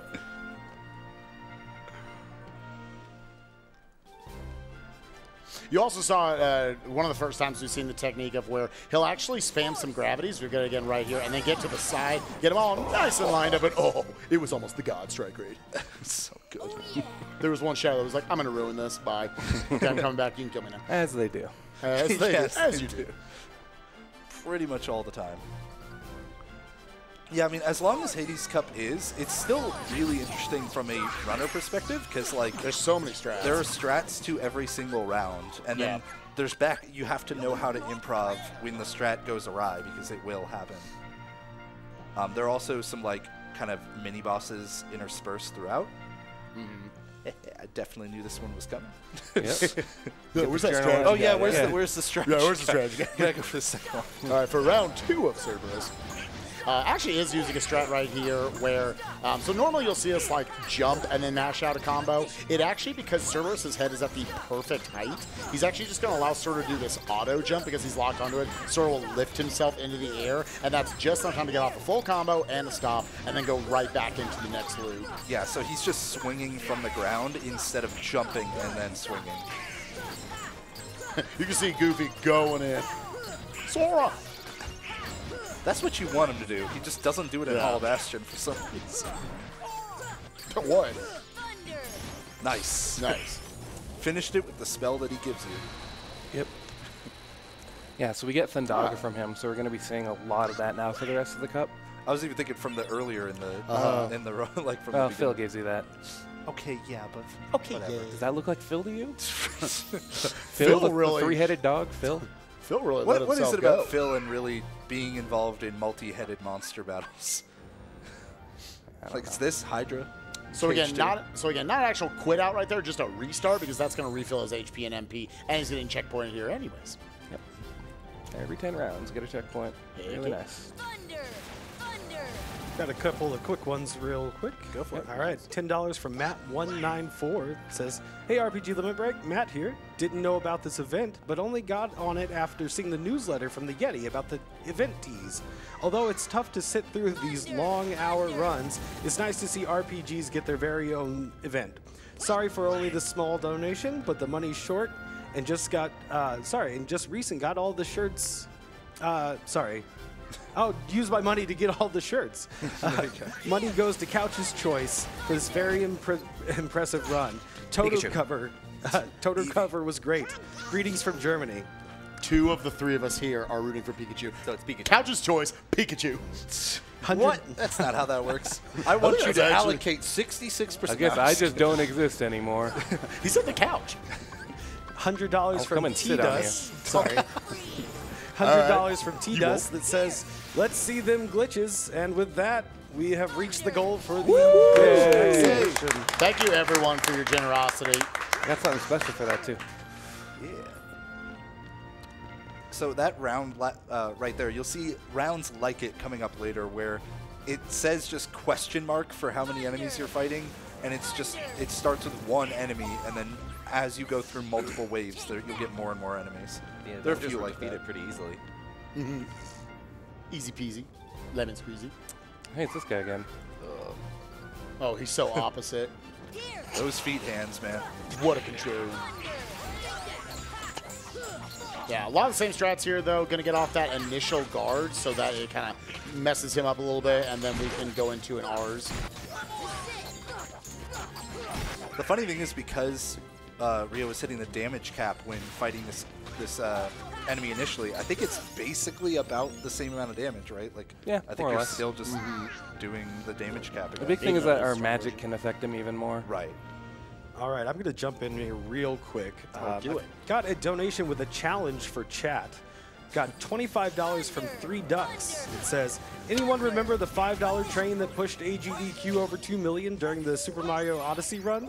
Another $5 train is departing the station. Doot doot! All aboard. Love you guys. Thank you for helping NAMI with its critical work and putting on this extremely enjoyable show for all of us. Everyone hop on the $5 train." And I've already got a couple $5 donations coming in. One from J-Tog, says, "Got to do my part for the awesome event." And one from, well, it says, "Everyone in the Twitch chat. I heard you needed $5 from me to reach a goal or something." Just think about it. Instead of going to McDonald's for lunch today, you could donate $5 to charity. And hopefully eat something you have stored in your house already. I was going to say it'd also be slightly healthier than, like, any of us on the couch. Except maybe Kelsey. I mean, look, I don't eat McDonald's. All right, so this is definitely like what we qualify as a very dangerous fight. You're going to try to take out Leon first, then just try to utilize those iframes as much as possible, and Leaf Bracer, which allows you to have iframes during your cure animation. God, there was like 14 heals in 3 seconds. Yeah, Donald healed me. I didn't realize. Okay, throw this elixir. Yeah, Leon has increased defense while he's powering up right there, so not a bad time to set up something else for a future hit. Okay. Okay, Cloud. I get it. I get it. Yeah. I'm not going to take that hit. Invulnerability Again, from the Leaf power Bracer. of Leaf Bracer. Oh, my lordy. Okay. Oh, that sword is massive. Okay, All right. there we go. So now that we're down to just Cloud, once again, we want to dodge his Omni Slash ability.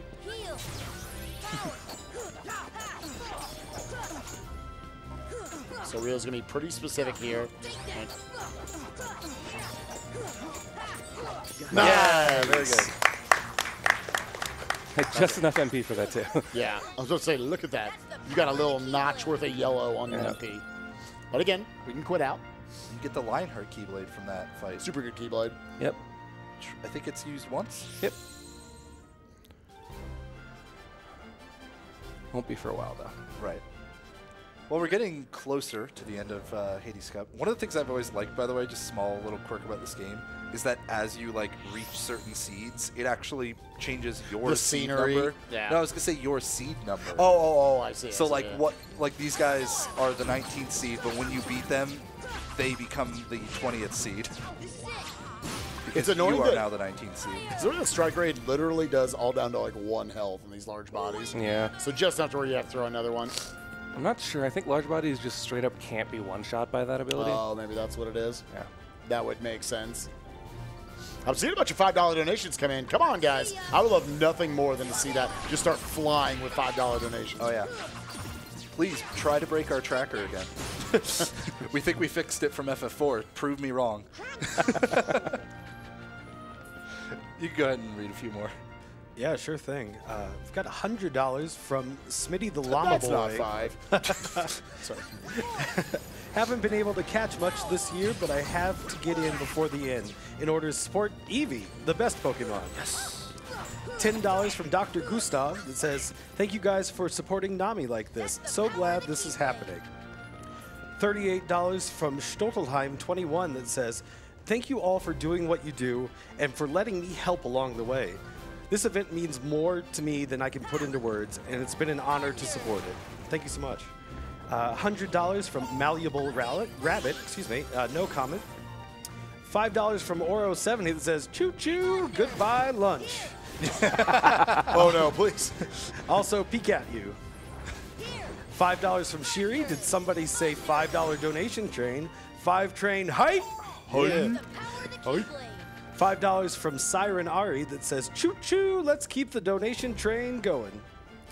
$5 from Pikabucks says, might as well hop on the train, put my money towards getting Pikachu because reasons. Are you sure your name led me to believe that it was going to be Eevee that you were donating for? $5 from Svarg that says, more singing, please. All right, buzz it up. All right, creep my Radiohead. Let's go. What is the least dig? He's like, so here's some death metal. You'll love it. You can keep going. Just updating 1 second here. $5 from Primal Merchant that says, come on, Twitch chat. You all better donate too. For $10 from Sango that says, keeping the train rolling. Let's reach 150K. Yeah. Let's see, $10 from Dormont that says $5 train. Love you guys and Nami. Doubling up on the $5 train there. $5 from Gannerton that says, choo-choo, let's go chat. SMR RPG hype.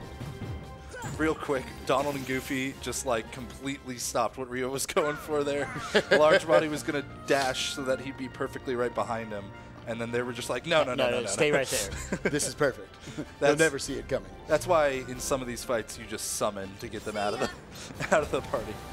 Yeah, no summoning and OC though, unfortunately. But yeah, just in general. Defenders still have a lot of health, take a lot of damage. And believe it or not, they defend themselves from the front. Yes. Wow. Oh, wow. Coming up here after this one, we've actually got Hades, who, believe it or not, is not the #1 seed in his own cup. Nope. Totally should be, though. I don't know where that gravity was- went. That gravity really was weird. I'm not feeling this. Okay, I guess we're fighting this guy. Okay, I guess we're not.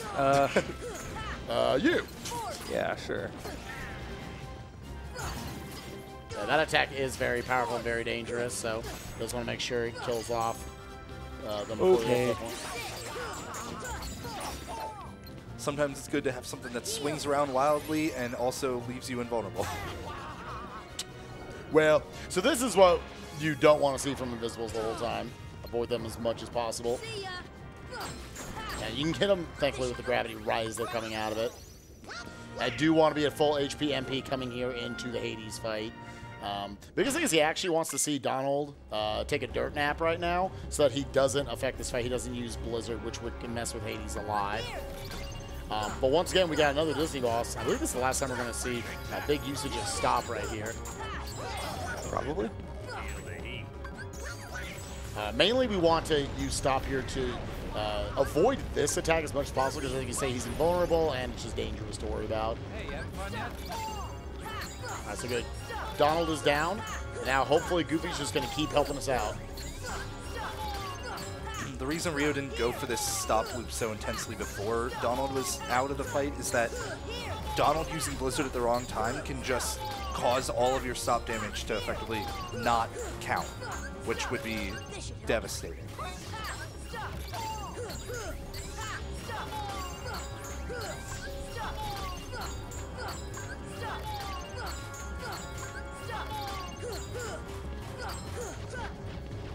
Yeah, now we get to watch the damage go down. Now, he does need to be careful because, like, you can actually die while the damage is going down. All that damage took him down. We'll see. Let's see if Rio counted right. Oh, yeah! Because obviously it's like a little thing, like you could just keep going, but you want to make sure you're just doing enough damage to where they'll die and not you're keeping them stopped for an extra 10, 20 seconds or something. And you get a magic upgrade there. Was that Gravika? Is Yep. that what it was? Okay. So, our, yeah, the Gravity, which is one of the most powerful spells. We are now is out of items. We're going to go ridiculous. put some on for this.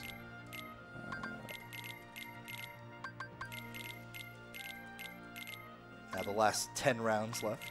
Yeah, those items aren't just for those rounds. They're going to be for bosses, too. Yeah, okay. Forgot to give Goofy this thing. Ah. This would have helped a bit. Ray of Light. Again, one more MP right there, which, again, that one MP can make all the difference and just more MP gifts. Surprisingly, didn't really become a factor there, but All right, final 9 rounds right here. And again, now that Gravika, we're all the way up to Gravika, that's going to be really useful for quite a few of these fights. They one-shotted the Invisibles, I believe. Yep. Yeah, Gravity is pretty powerful. Believe it or not. Nice to see it fully upgraded. The Requiem. Not every spell will get fully upgraded, but most of them. Solid except Arrow. Yeah, which we'd have to go back to get our final reward for saving all the puppies.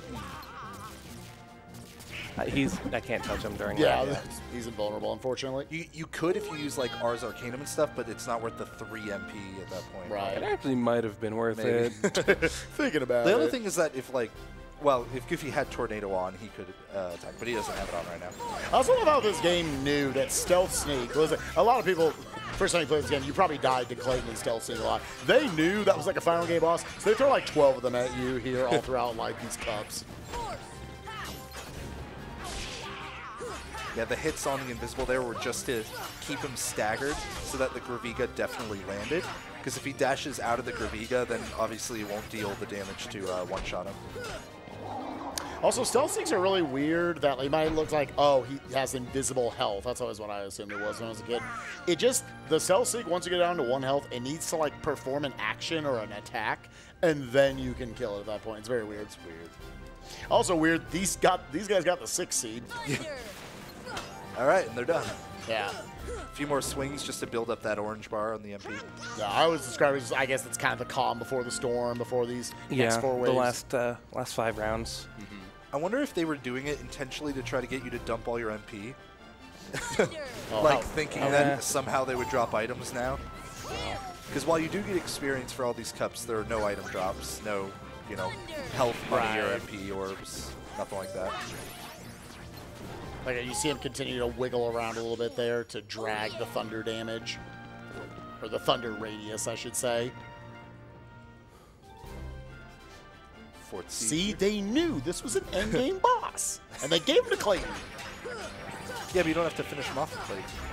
That is true. I mean, everybody does. I don't think I beat it when I beat that one. I think I dragged him up to platforms, actually. Because after a while, Stealth just stops taking damage. You're like, what's going on? I was mad. And again, he does have Leaf Bracer on, which gives him iframes during the cure, so maybe that might clinch up a little bit about it. But, it is a weird trade-off because you want to jump and use the Kiraga in the air. Aww. Happy Valentine's Day in a few months. In a few months. A few. A year. You want to use Kiraga in the air like you do with all the magic, so that it cuts out the back half of the animation. But you don't get that Leaf Bracer attack until you effect until you start casting Kiraga. So during the time in which you're jumping before you cast it, you can actually be hit. So every now and then you'll see usages of Kiraga on the ground so that you can become invulnerable immediately. I also just love watching this. You brought it up at the beginning of the run. I love all the thoughts of magic kind of sucks in KH1, right? Am I right? No, it's actually really good. You just have to put a lot into it. Yeah. You basically make a mage build instead of a fighter build. Yeah. All right, final wave before the final battle of the Hades Cup. It's another one of those multi-wave rounds. Donald, push them out of my gravity. That's the one thing we will agree with public sentiment on. Donald can sometimes not be super useful. He's more useful early game, potentially, where his magic's going to help you a lot more. 6 invisibles in this wave. Ooh, well, so good. Graviga's beautiful, dude. Yeah. Can we get that in any %? Seems like it's worth it. That's why I run this category.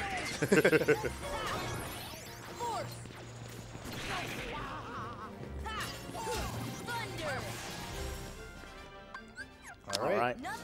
That on to the final boss. So Hades wasn't the first seed, so the first seed must be something really hard, right? Right. Yeah. Hardest boss in the entire cup. Something rock hard, you could say. Oh, God. So this is like one of the easiest fights in the whole game. I do not understand. He's just a big sack of experience points. Yeah, he also just gives you tech points by just literally touching him. Yeah. I'm really using a lot of technique to do this here. Oh my God, I love watching this. Keep fighting him. Once he gets knocked down, we're just going to go up to the heads. He's also really tiny in this game. Yeah, I was about to say, after playing KH3, they were like, that wasn't neat enough. Do the heads actually take more damage, or is it just that you want to be up here? You literally cannot target the feet when he's Gotcha. Yeah. And he will remain up here for basically as long as he can. Yeah, What? he does does that those to knock you claims. off. And then he falls back down because I did so much damage. Oh my God. This boss. I don't know how I beat it as a kid. I don't know, it's really tough. Yeah. And that, ladies and gentlemen, is the Hades Cup. All right, so that's probably the last drag out part of the run, really. Just because it's 50 rounds in a row. Now we get boss rush, a little bit more cleanup, and final bosses, basically. Yep. Yeah, we immediately go into, you guys might have seen some question marks down there below the Hades Cup. We're actually going to have access to 2 of them now. 2 of the super bosses of this game. We already took down Kurt Ziza. Now we get the Ice Titan, which kind of the main gimmick of this is he's going to throw all these icicles at you. Rio's going to try to be really good. Nice, already a triple right there. try to guard. You can't guard back and forth. You can't just like spam guard. So he throws in a guard, then a regular swing, and then a guard after that to get all of those. He's going to use gravity as much as he can just to try to reach him, because he's very tall, to get him down to actually punish him for some damage. And then after that, the fight's going to get a lot more hectic. He's going to go up into the stands in order to have the best read possible on where these icicles are coming from. These Gravigas are not dealing percentage damage. I mean, they still, I think, slightly are, but it's very reduced. The main thing is just that it will actually target his locked-on head. That was a really good wave of them. Again, Rio's just kind of looking out for when he sees groups that are good to deflect back at him. And you'll see these steps in between. That's to try to like recover quicker so he doesn't get hit by the middle icicle, which he wouldn't have been able to deflect in time, so that he can deflect the third wave of icicles. So now that he's been knocked down twice, that should hopefully mean that there's only one knockdown left, if all goes well. Yeah, now he's going to try to just spam guard as much as he can to get as many of these deflections as possible. Already under a bar. Good fight so far.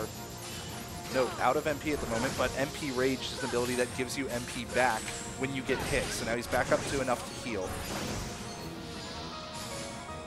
Something to note is that the Shiva belt that I have on also gave me a 40% resistance to ice, which is really helping in this fight. Makes sense. You can actually completely dodge this attack if you're in the corner. So can't see anything you're doing when you're in this corner. Yeah. And yeah, there we go. That was a really good fight, actually. Good, yeah.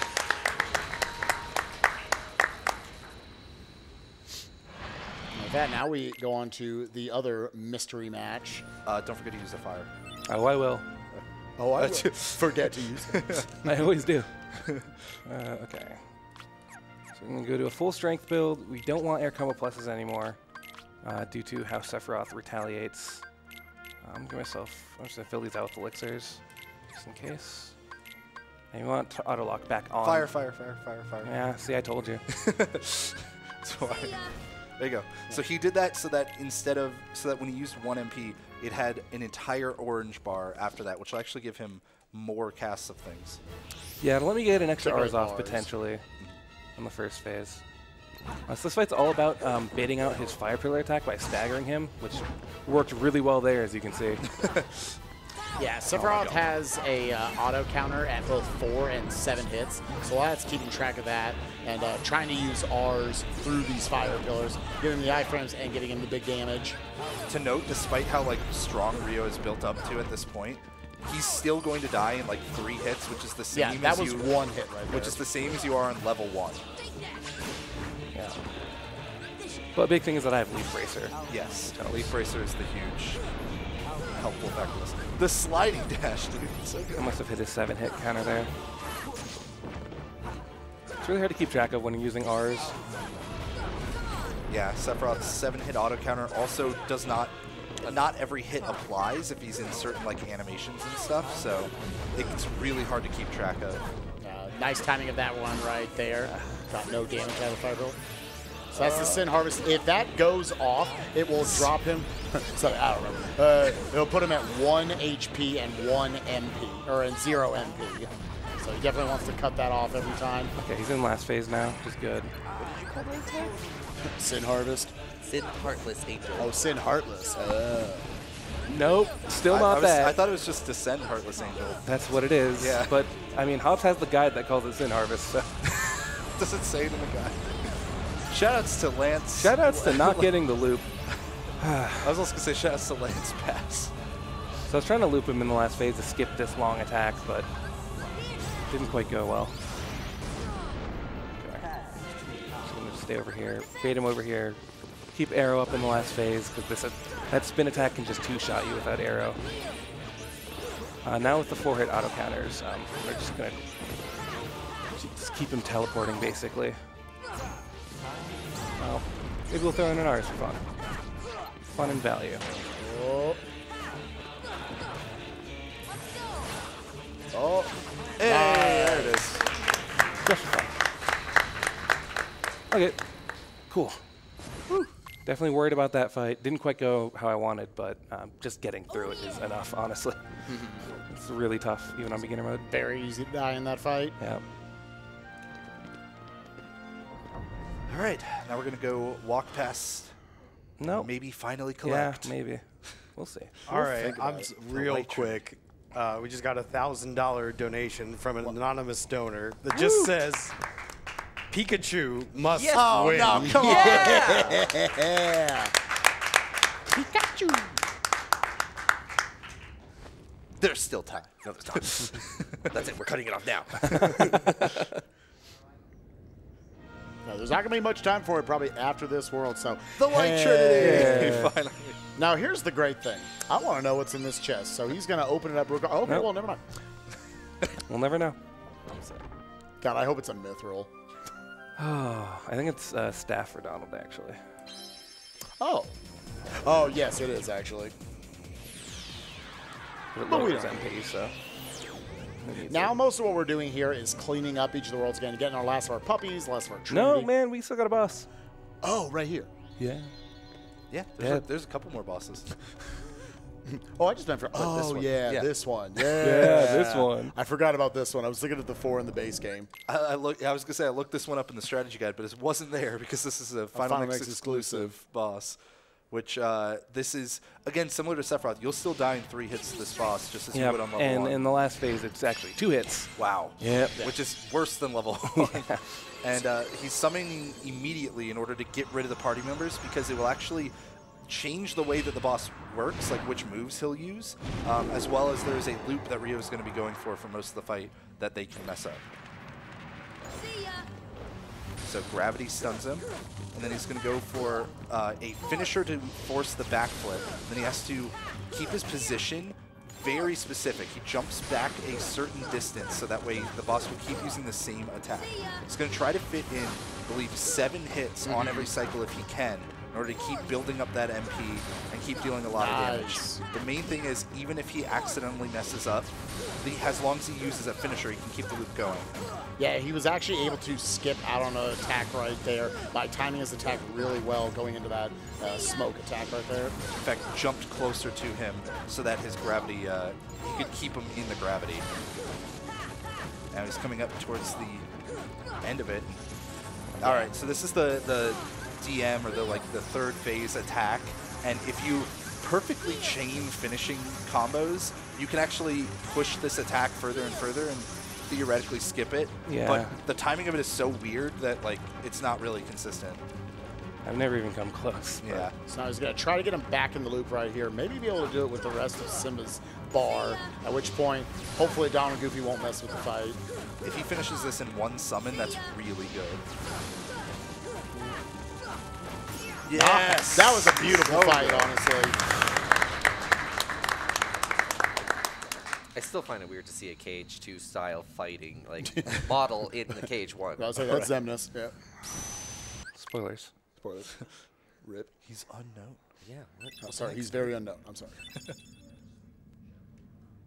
All right, so now we're going to set up for the cleanup and the last super boss. I'm going to switch to a more MP-based setup real quick. Yeah, specifically, Ryo's going to also just go for kind of maximize damage in both Yeah, regards. it's high MP, but still balanced. I'm hitting 47 strength and 13 MP, which lets us, for the Phantom super boss coming up, always deal the same damage no matter what attack we do. But we'll explain that more when we get there. We'll have plenty of time to explain that. First, we're going to go back to Africa, where they bless the rains. Yeah. I was like, wait, what, Africa? What? Oh, yeah, we did that. Yeah. This is the game that I've been playing.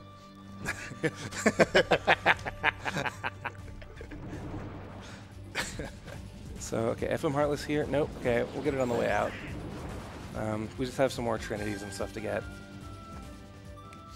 Yeah, big one, the White Trinity that you saw in the cutscene at the end of D-Jungle hours ago, but unfortunately just couldn't get to it yet.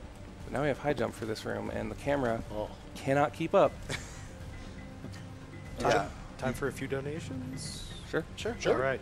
$20 from Papageno that says, "Hey, Limit Break, Papageno here, watching from Germany. As a big RPG Run fan, this event is a much watch for me.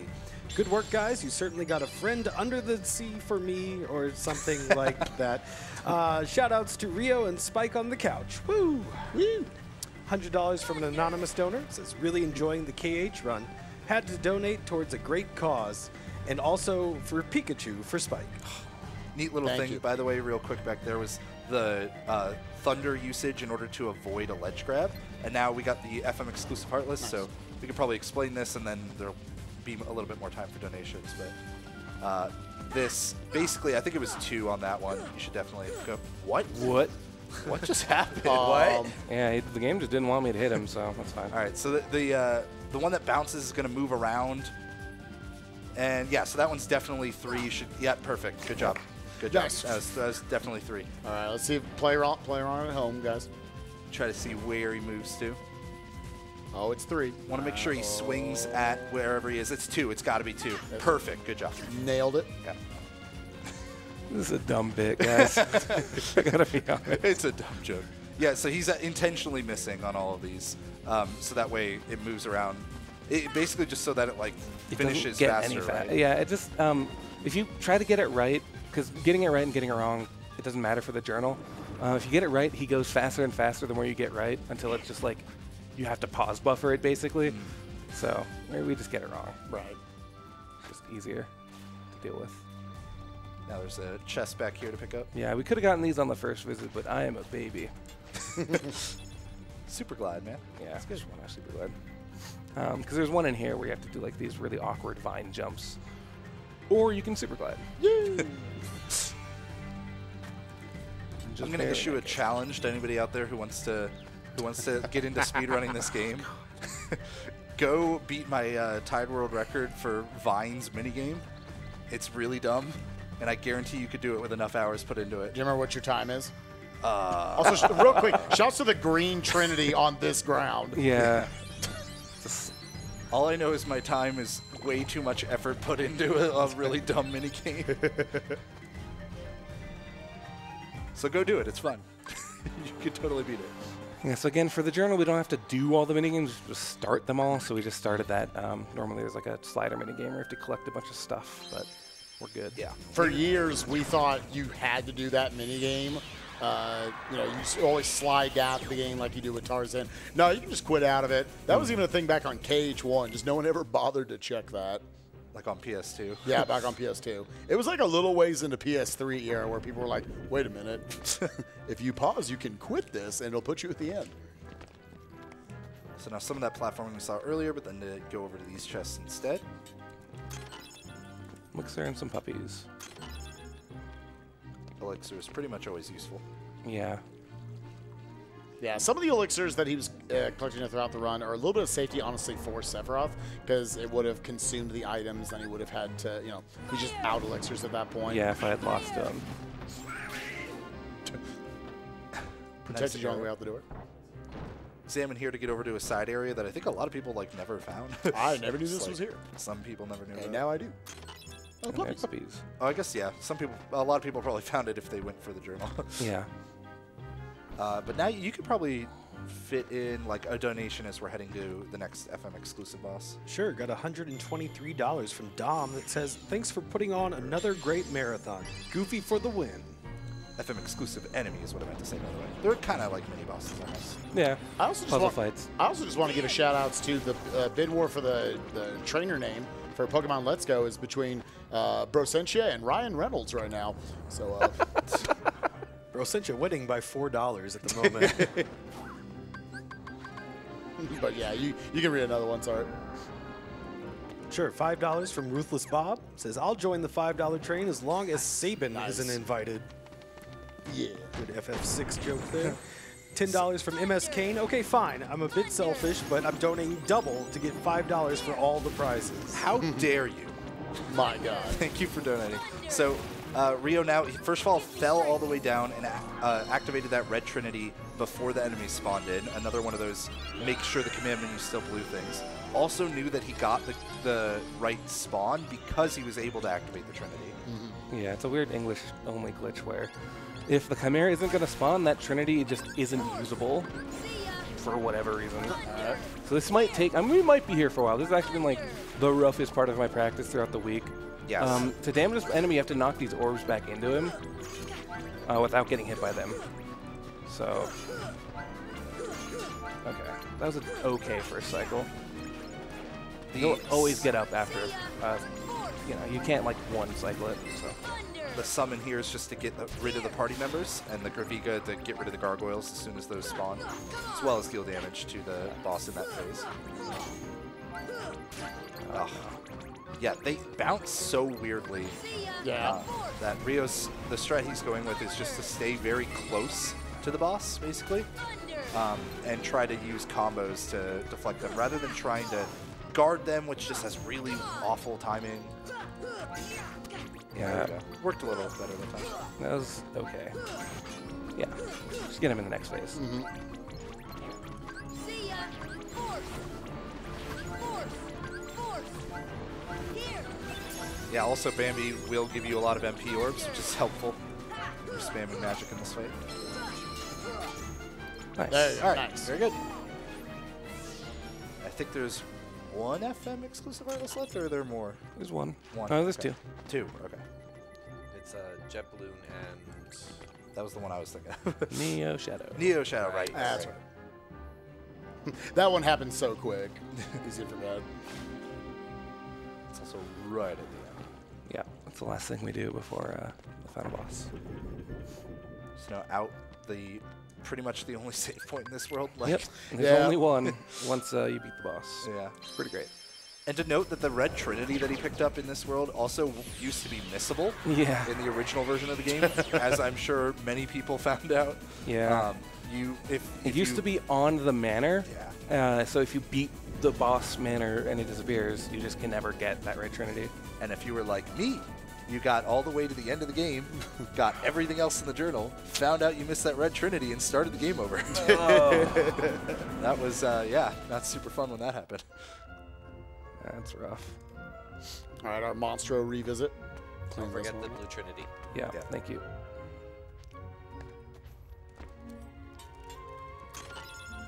Watch it be rare truffles again. Yeah. Anyways. So the reason I didn't just like get it earlier, because I could have just like left the room and ran to it, is just because there's a Heartless here, FM Heartless here that we have Right, to beat. yeah, So we there was did 3 forget left. that one too. So it's up here anyway, so we have to go into this room. Okay. Nice. Once again, jumping over the trigger for them so they can have that blue command menu just a little longer. Look at this soldier. He's just dancing. So the FM exclusive Heartless that's coming up here Oh, yeah. is a pretty silly one. You basically just have to like throw items at it to deal damage. It's kind of your There he goes. You're zombie. undead. Yeah. And a Mega Elixir will just kill it instantly. Yeah, so we dedicate a whole Mega Elixir just to that. Yep. I think because like it would take just so long to throw like potions or high potions at it. Yeah. Even elixirs, it takes like more than one, so just do Mega Elixir. It's fine. I'm saying. Definitely not dying to Sephiroth, not dying at all in the run, obviously. He's got the elixirs to burn. Okay, there's a white trinity there, so we're gonna stand in a specific spot and delete as many waves as we can with thunder. There's always one that likes to Yeah. hang around. There it is. Cool. There we go. Nice. The number of times that is used, like falling onto a Trinity. And I think, was there anything left in here? Yep. Okay. There's a reason why Rio's running this and not us. Yeah. Okay. Oh, I got lucky. I would need notes. These Yeah, large- I'm genuinely impressed you're doing this without notes. Thanks. Those large bodies are a random spawn. Sometimes they don't spawn, depending on the wave you get, so I was a little unlucky, but there's just a puppy's chest there, so. Now we're good to go. On to Neverland. Could throw in a few quick donations on our way there. Sure thing. Got a $100 anonymous donation that says RPGs have always been my favorite type of game. Always glad to spend as much of the week watching Limit Break. Great job, everybody. Got $5 from Iggy Zig that says, take my lunch. Yay! I'm like the weirdest bully ever. I'm just like taking your lunch money for charity. Give it to charity. So you're Robin Hood. All right, what Rio's gonna grab now is Aurora. It's hard to say. First, got to run in there and then run back out just to change the spawn a little bit here to get this chest, which is puppies, I think. Yep. Yeah. And then open a door with a Trinity. Didn't want to spawn, like, didn't want to deal with the entire wave of enemies, just wanted a reduced wave. Donald is really helping out there. Then Without him, couldn't do it. Get Aurora, and I think there's also, what? Puppies. Puppies in here, yeah. Yep. That text box is weirdly long. Yeah, the obtaining new magic text boxes are like random. Yeah. Like they all have a different length. It's weird. Some of them you can clear away instantly. And now going to be heading to the the next super boss, which I think is the final super boss. Yep. Yeah. Yep, Phantom. Oh my god. After the Wow, awesome first try. spawn. That is so lucky. I've been here for minutes before. Yeah. This is Jet Balloon. Basically, the gimmick of this is actually this. Yeah. Like, you're actually supposed to use stop on it because it will fly all over the place and shoot other enemies at you as torpedoes. And the trick to learn is use stop on it. Yeah. Believe This this is is the our last puppy chest. Nice. Woo! They're all saved. 101 Dalmatians, everyone. Yep. All returned home. Yeah, now the final super boss actually requires Peter to even do it. So going to be altering the party there. Definitely the most gimmicky of all the bosses right here. The main mechanic that's going on is that the clock, Big Ben, will be counting down. Once it counts all the way to midnight, it will actually delete one of your characters, starting with Peter, then Goofy, and then to Sora. So the first thing he wants to do is he actually locked on to Big Ben back there and told Peter and Goofy, go fight them, or go fight the clock. So they'll be locked onto that for 10 seconds. Rio's going to basically want to balance having them do that so he can get in the full amount of hits himself. If they even deal one hit to Phantom, then he's going to actually lose out on a cycle and lose a bunch of time from this. Yeah. So. Phantom has this heart that shows up when he spins around like that. It's either going to be yellow, blue, red, or white. And that corresponds to whether you need to use magic on it or white are physical attacks you want to use. Because of that balanced setup that Rio went for with his equipment, all of them are going to do the same amount of damage. Yeah, physicals are definitely what he wants to see just because you can swing those out a lot faster. And now you're actually going to see Rio, he allowed Peter Pan to get deleted, but he's actually going to stop because he wants to keep Goofy around for those MP gifts. Yeah, and Spike's using the terminology deleted here just to mean, like, they're knocked out but not revivable at the moment. Like, they are removed from your party during the rest of the fight. Nice. You'll love to see those right there. If he did that theoretically every time, you would save a bunch of time. Oh, yeah. Just because I have to menu one of my spells, which can always just waste time. So a stop will also last for 60 seconds on Big Ben.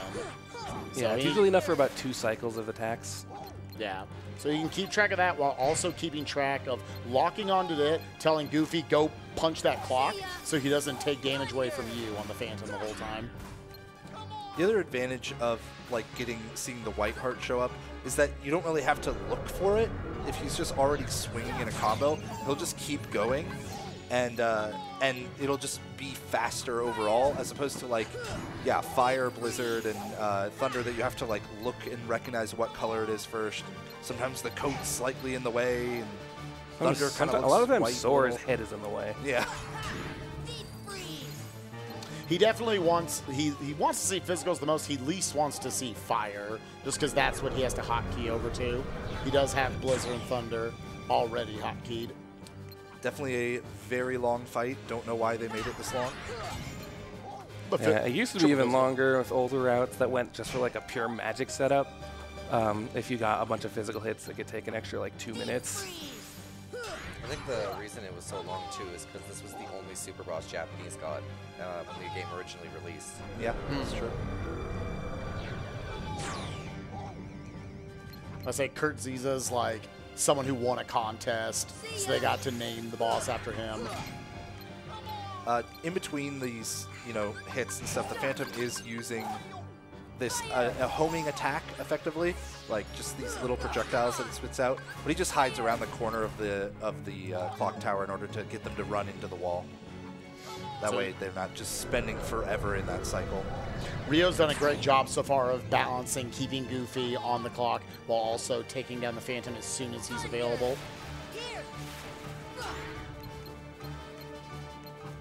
One you bar. stay over there, Goofy. Yeah. This is you. He tries to leave his corner. He was trying to come back. Thunder. Thunder. Again, Goofy's got one more MP gift in him to throw over to Sora. And Yeah. that's that projectile homing So attack. we're at the point where I'm not going to bother stopping the clock anymore. Goofy's Here. given me enough MP at this point. So this should just be Here. Goofy one more attack. And we should be good. We'll see if Goofy can survive. It's a race against the clock. Goofy's like, please, please, please, please. I'm actually really curious. See ya. I don't think he will. Oh, no. Oh, no, Goofy. Oh, Goofy, I'm sorry. He's about to get sent to the shadow That's realm. so close. It's so close. my P3 gosh. physicals. No, it wasn't. Oh, no. But how's They're he going to clapping. save the world? Goofy, come back. If that was 3 physicals, you would have had it. Yeah. Goofy would have stayed alive. So that's all the super bosses. Yep. And we got Stopga for that. Which is, The maxed out stop. yeah. Which I don't even think you're going to use Stop again. No. Yeah, so. I'll say we're going to the And final then- battle. Yep. Finally chasing down Ansem. We chase him all the way here, and then we're just like, be back in 2 hours. We'll see. I got to go wrap some stuff up. To be fair, the game does tell you to do it. I also just want to say, shouts to the blue looks really good on the Gimp ship. Yeah. So here we have one final thing for the journal Oh my entry. God. That. Wow, I think it was only one enemy that was like an suboptimal spawn, I basically. think that was a death I saw in there, maybe. We'll find We'll out. find out. Yeah. That is There a it full is. journal, everyone. Yep, that In little, just under 4.5 hours. the little yellow Mickey head on the main menu there is means it's fully completed. Yep. Okay, so we're gonna start setting up Goofy big time here. Yes.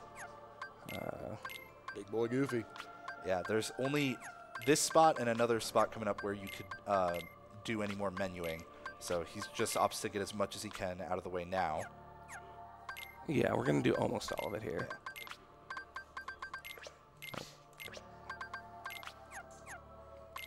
And you might have noticed MP Gift got taken off of Goofy there.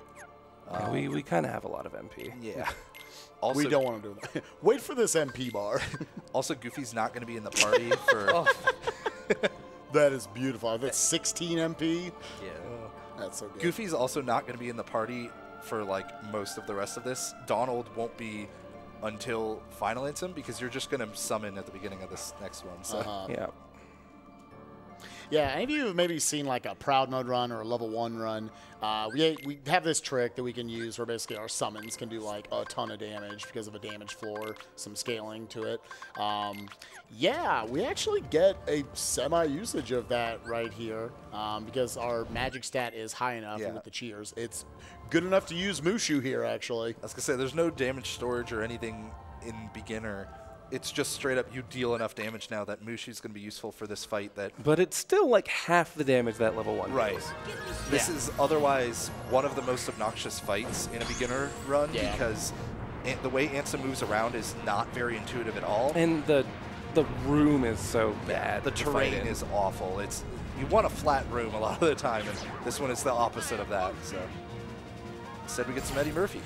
Gotcha. Get him! Woo! So that bar is long enough to where we can actually get to use this. Just gonna poke away at him.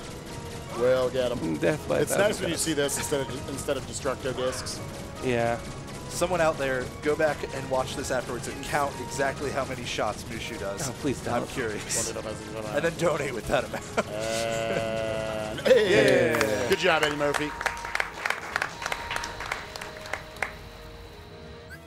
All right, so now here's the point where if we didn't lose our party members there, we're going to go ahead and drop off Donald and Goofy. We'll pick them up from daycare later. Equip the Lionheart Keyblade, which will be on until the end of the game. And that is our final menu. Now we get Dark Side 3. Lionheart just has a little bit extra reach.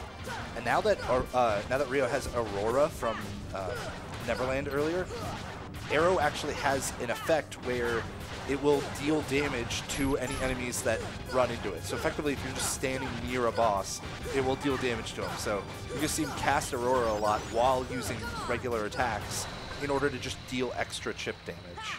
You just got a 17th MP bar, didn't you? Well, no, because I'm not using Diamond Dust anymore. Yeah. Oh, right. So while we are very over level here for the final battles, still very difficult to get the desperation move skip right here on Ansem. So he's going to need to time his hits specifically to stagger him out of wanting to use it. He'll want to use one at the bottom of this orange bar. Yeah, he's going to wait till the health bar is completely yellow, basically, or close to it. And then he's going to do 2 attacks and then a single attack. You need him away from the wall. Yeah. And it's also not generally good if he's using the lightning move, so. All right, and then time in Ars Arcanum. What? This is weird. I literally don't know what's happening at this point, so that's cool. We're going to take this so that we actually just, he'll be locked into this attack now for the end of the fight. That was a good call. And with that is a DM skip. Good. Somehow. That was so weird. I do not understand what happened there. So it's weird because like roll with it. That almost kind of used to be the strat in terms of like you could opt for taking the submission there, the submit, so that way you could do exactly what Rio did. But it's like risky and kind of slower, but it worked out and it was never consistent. So. Beautiful little time saver right there where he actually wants to throw up Aurora because, again, that's going to deal damage to him, or just pushing against him. He used it as he was about to get attacked, which canceled the animation, but Aurora still actually goes off. Additionally, having Arrow up is going to make you take reduced damage, which is kind of the main usage of it. And while, you know, that sounds like whatever for a speed run, because you're just going to wail on the boss here and take hits intentionally, it means you're going to have to heal less, which means you can get overall more DPS. You definitely want to be able to kill him before he gets too far into this next laser phase right here. And nice. All right, there you go. Good stuff. Lionheart has longer reach, and he has the Combo Master ability now, so he can keep combos going, even as Ansem is like dashing around all over the place, which is normally a really difficult thing to deal with. Cats. Yeah, that's how much MP over strength we have. The one swing didn't kill the Shadow, but the Thunders definitely will. Nice utilizing the HP orbs down there. Why not? Save an item of the 5 we totally need. So this is cathartic right here. I love this. Oh, yeah. It's great. They're just all gone. That is the most obnoxious fight on pretty much any difficulty, except for Jiminy's Journal right there. That's why I run this. It's just for this moment. This is another obnoxious fight. And Good it's done. stuff. Yeah. Magic's pretty great in this game. Pretty strong. Yeah, pretty grong. Pretty grong in this game. We both mumbled a few words throughout this. It's like too early. It's been 4.5 hours. I'm used to commentating cage runs at like 2 a.m., so I'm like, whoa, this is too early for me. The thing, too, about like Magic and also Strength of Journal, but just like scaling on regular enemies, is enemies do have some damage scaling aspects to them, like bosses do. I mean, this is a boss that he is totally capped out on damage for, but but regular enemies have way higher damage caps, so that's why you can just deal so much to them with Goofy's going in, Magic everyone. Took care of that face. 3 fights to go. Now we just need to go save Donald. It's crazy how fast these fights go on this. We're now got to go save Donald. We got the Invisibles, who could still be obnoxious, honestly. They're Invisibles. They can always do that. We're going to do the same thing. We're going to try to pin them all up against the wall and just throw grabbies and have them run into it. GG. All right.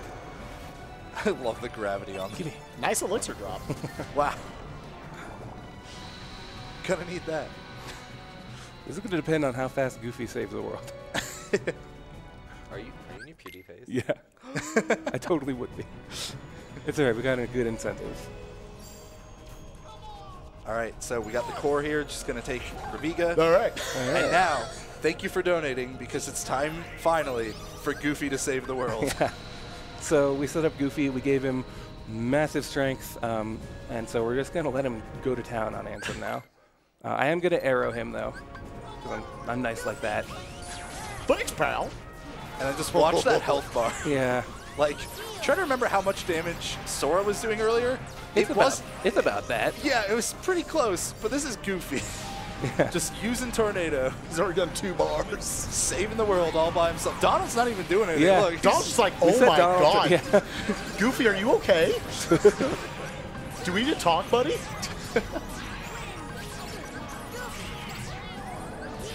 Gotta wait through 1 cycle of this if you're letting Goofy save the world. Yep. Tornado. Time is going to come up on the final hit of this fight. Oh my God, final bar. Come on, Goofy. You can do it. Just do it. Just let him keep going. Yes, You can do it. Yes. Oh. You can do it, Goofy. Oh, just do it. Oh. You can do it. Oh, do it. Oh, get him. Get him. You can look, sir. You can go. Yeah. Keep One more going, hit. Goofy. All right. Keep going, Goofy. You got this, Goofy. Okay, so unfortunately he can't deal the final hit, so I'm just going to run into him with an arrow. Which Or ran out. Oh, no. I guess I'll just hit him. Time.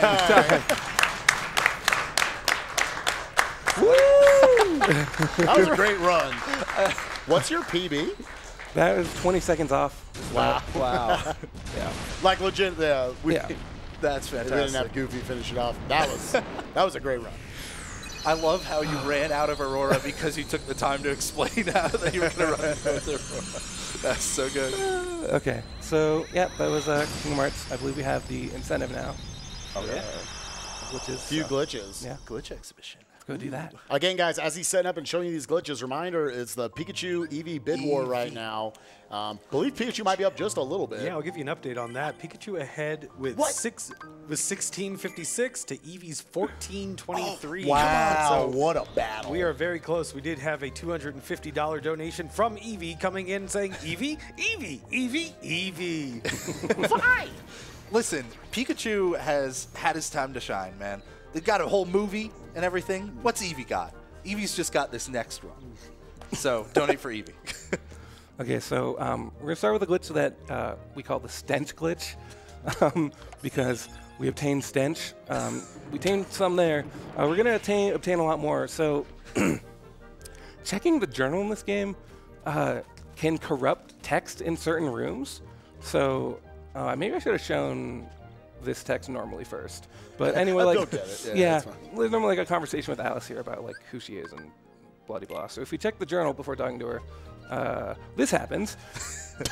We find Dalmatians, number 0. We obtain stench. Good. We obtain stench. We obtain stench. Note, We all obtain different stench. icons. Yep. All right, we can talk again. Sora obtains stench. The Keyblade stench, the staff stench. Goofy obtained shield a- stench. Go get Empty. that one. Empty.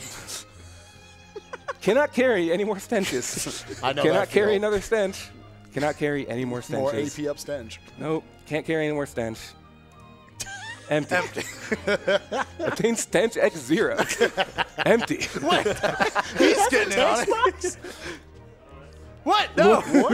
We obtain the power of ice, apparently. That text So- is not inside that box. Yeah. So, like, talking to the people around the room, these are what normally happen when you get a new magic. Unfortunately, it's just text. Like, if this actually gave you, like, stop and gravity Oh and my stuff, God. it would be insane. Could you imagine? So I'm going to actually fight this out real quick. I'm tingling all over. Just excited to fight. Because for some reason, this text is totally fine. But once I choose the evidence, then it gets all messed up again. 1. Okay. 2. We'll go with 1. Yeah, because you didn't listen to me before. 2. 6. 2. 6. Yes, we'll Trust go me, with Riz. 6. 2. Yeah, no, 1. No. It doesn't really matter. Oh. No one believes me. So anyway, now the text is going to be weird again. Begin. I wasn't mashing through that, but use the key. Don't use the keyblade. What? What? Don't give up. Make up your mind. Okay. So I'm going to do the fight real quick. Which again, that text is fine. I don't, not much is really understood about why this happens. It's just really funny. It was found somewhat recently as well. didn't Yeah, it? a few months back. I remember people showing it at HDQ. Okay. Map jump test.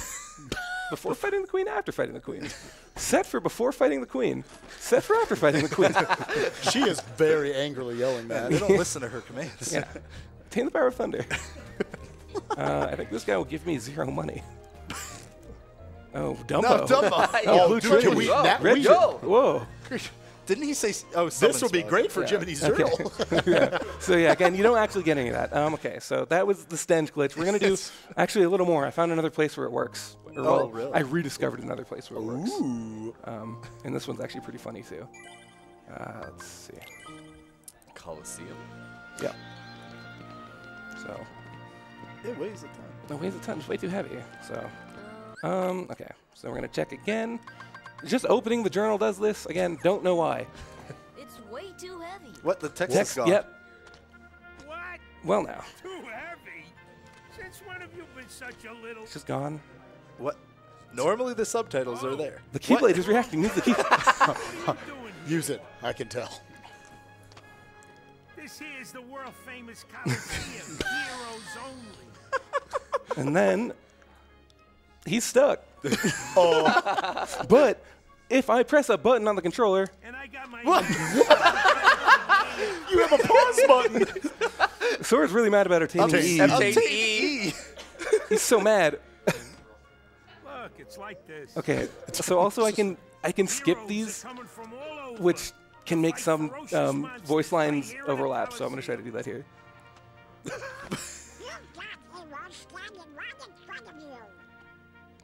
Yup, he's a real by the Keyblade. Yeah, he's freaked out too, Phil.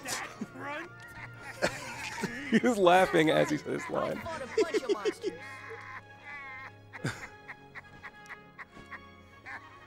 Hey, if you Can't get any more S. you can't call it yourself. I don't know if that's the normal. That's the normal cutscene, yeah. But anyway, we can't carry any more E's. So It'd be 2 power. Yeah. Okay, so it takes more than brawn. Well, let's see what you can do. okay. Oh man. So then the last thing that happens is if you talk to him, cannot carry another E, empty. You just get a cursor. Yeah. And then that's that for that one. If I hadn't actually selected anything, the game would have soft locked. So.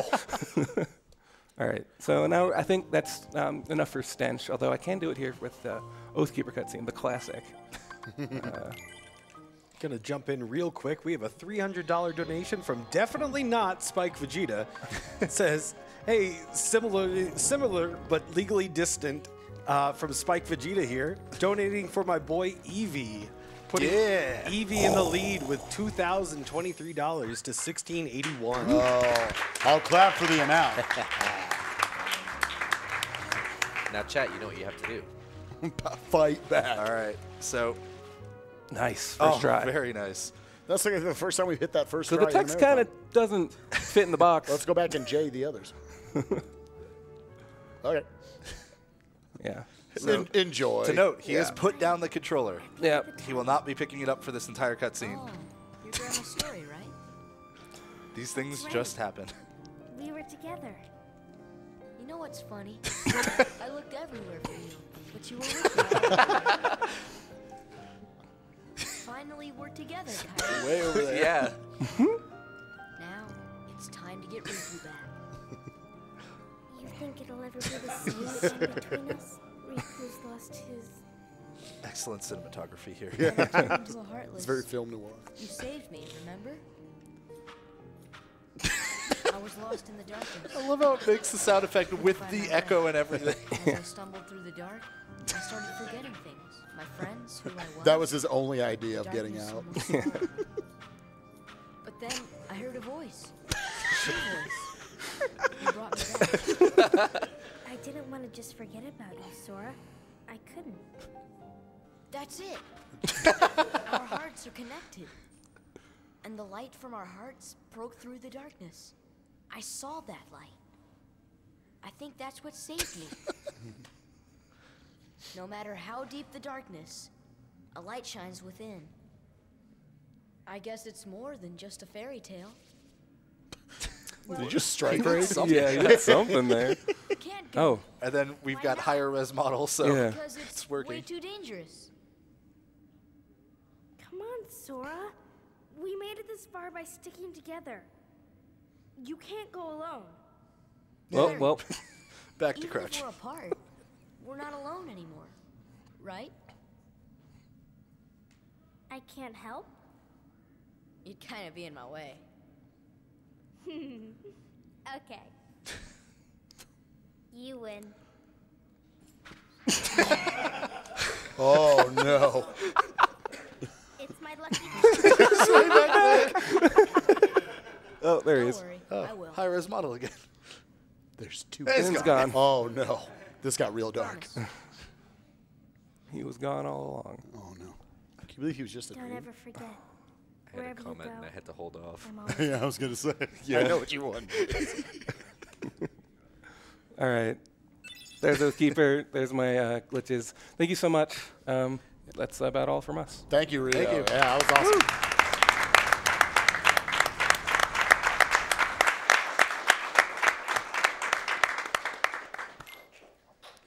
Let's not leave. I want to stay. Before you leave, we have a $500 anonymous donation. Yes.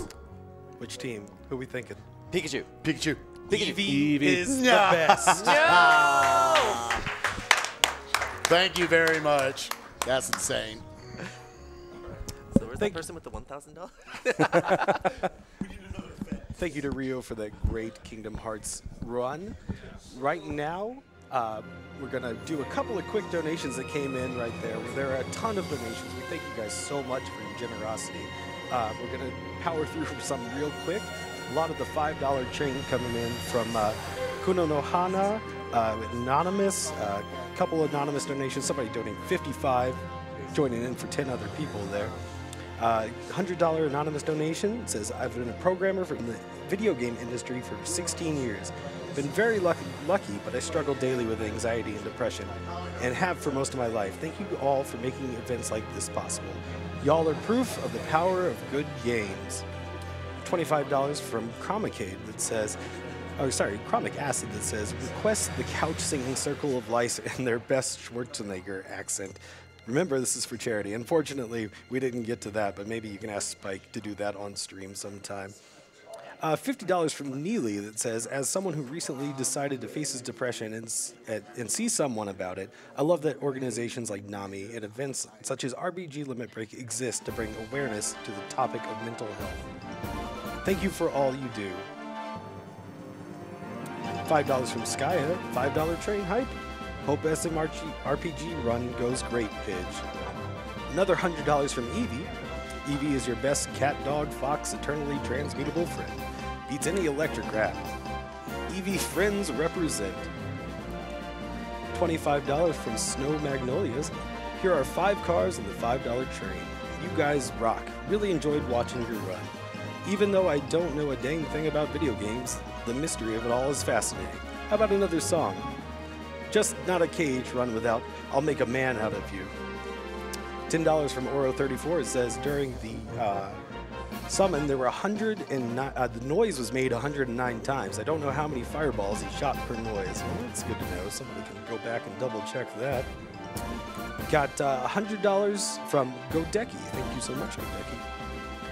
$100 from Donathan. It's, no comment, but thank you so much for your donation.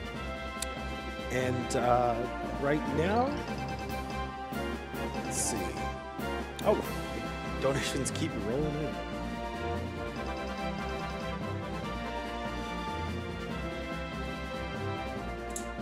Got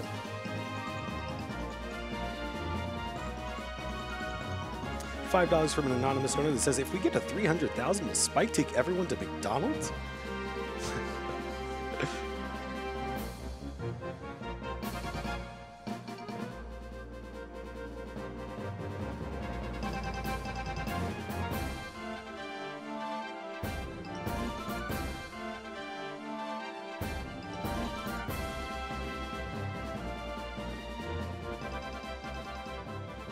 We are currently getting ready to get ready for a couple of interviews before our next run, so please be patient with us and just hang out here with RPG Limit Break.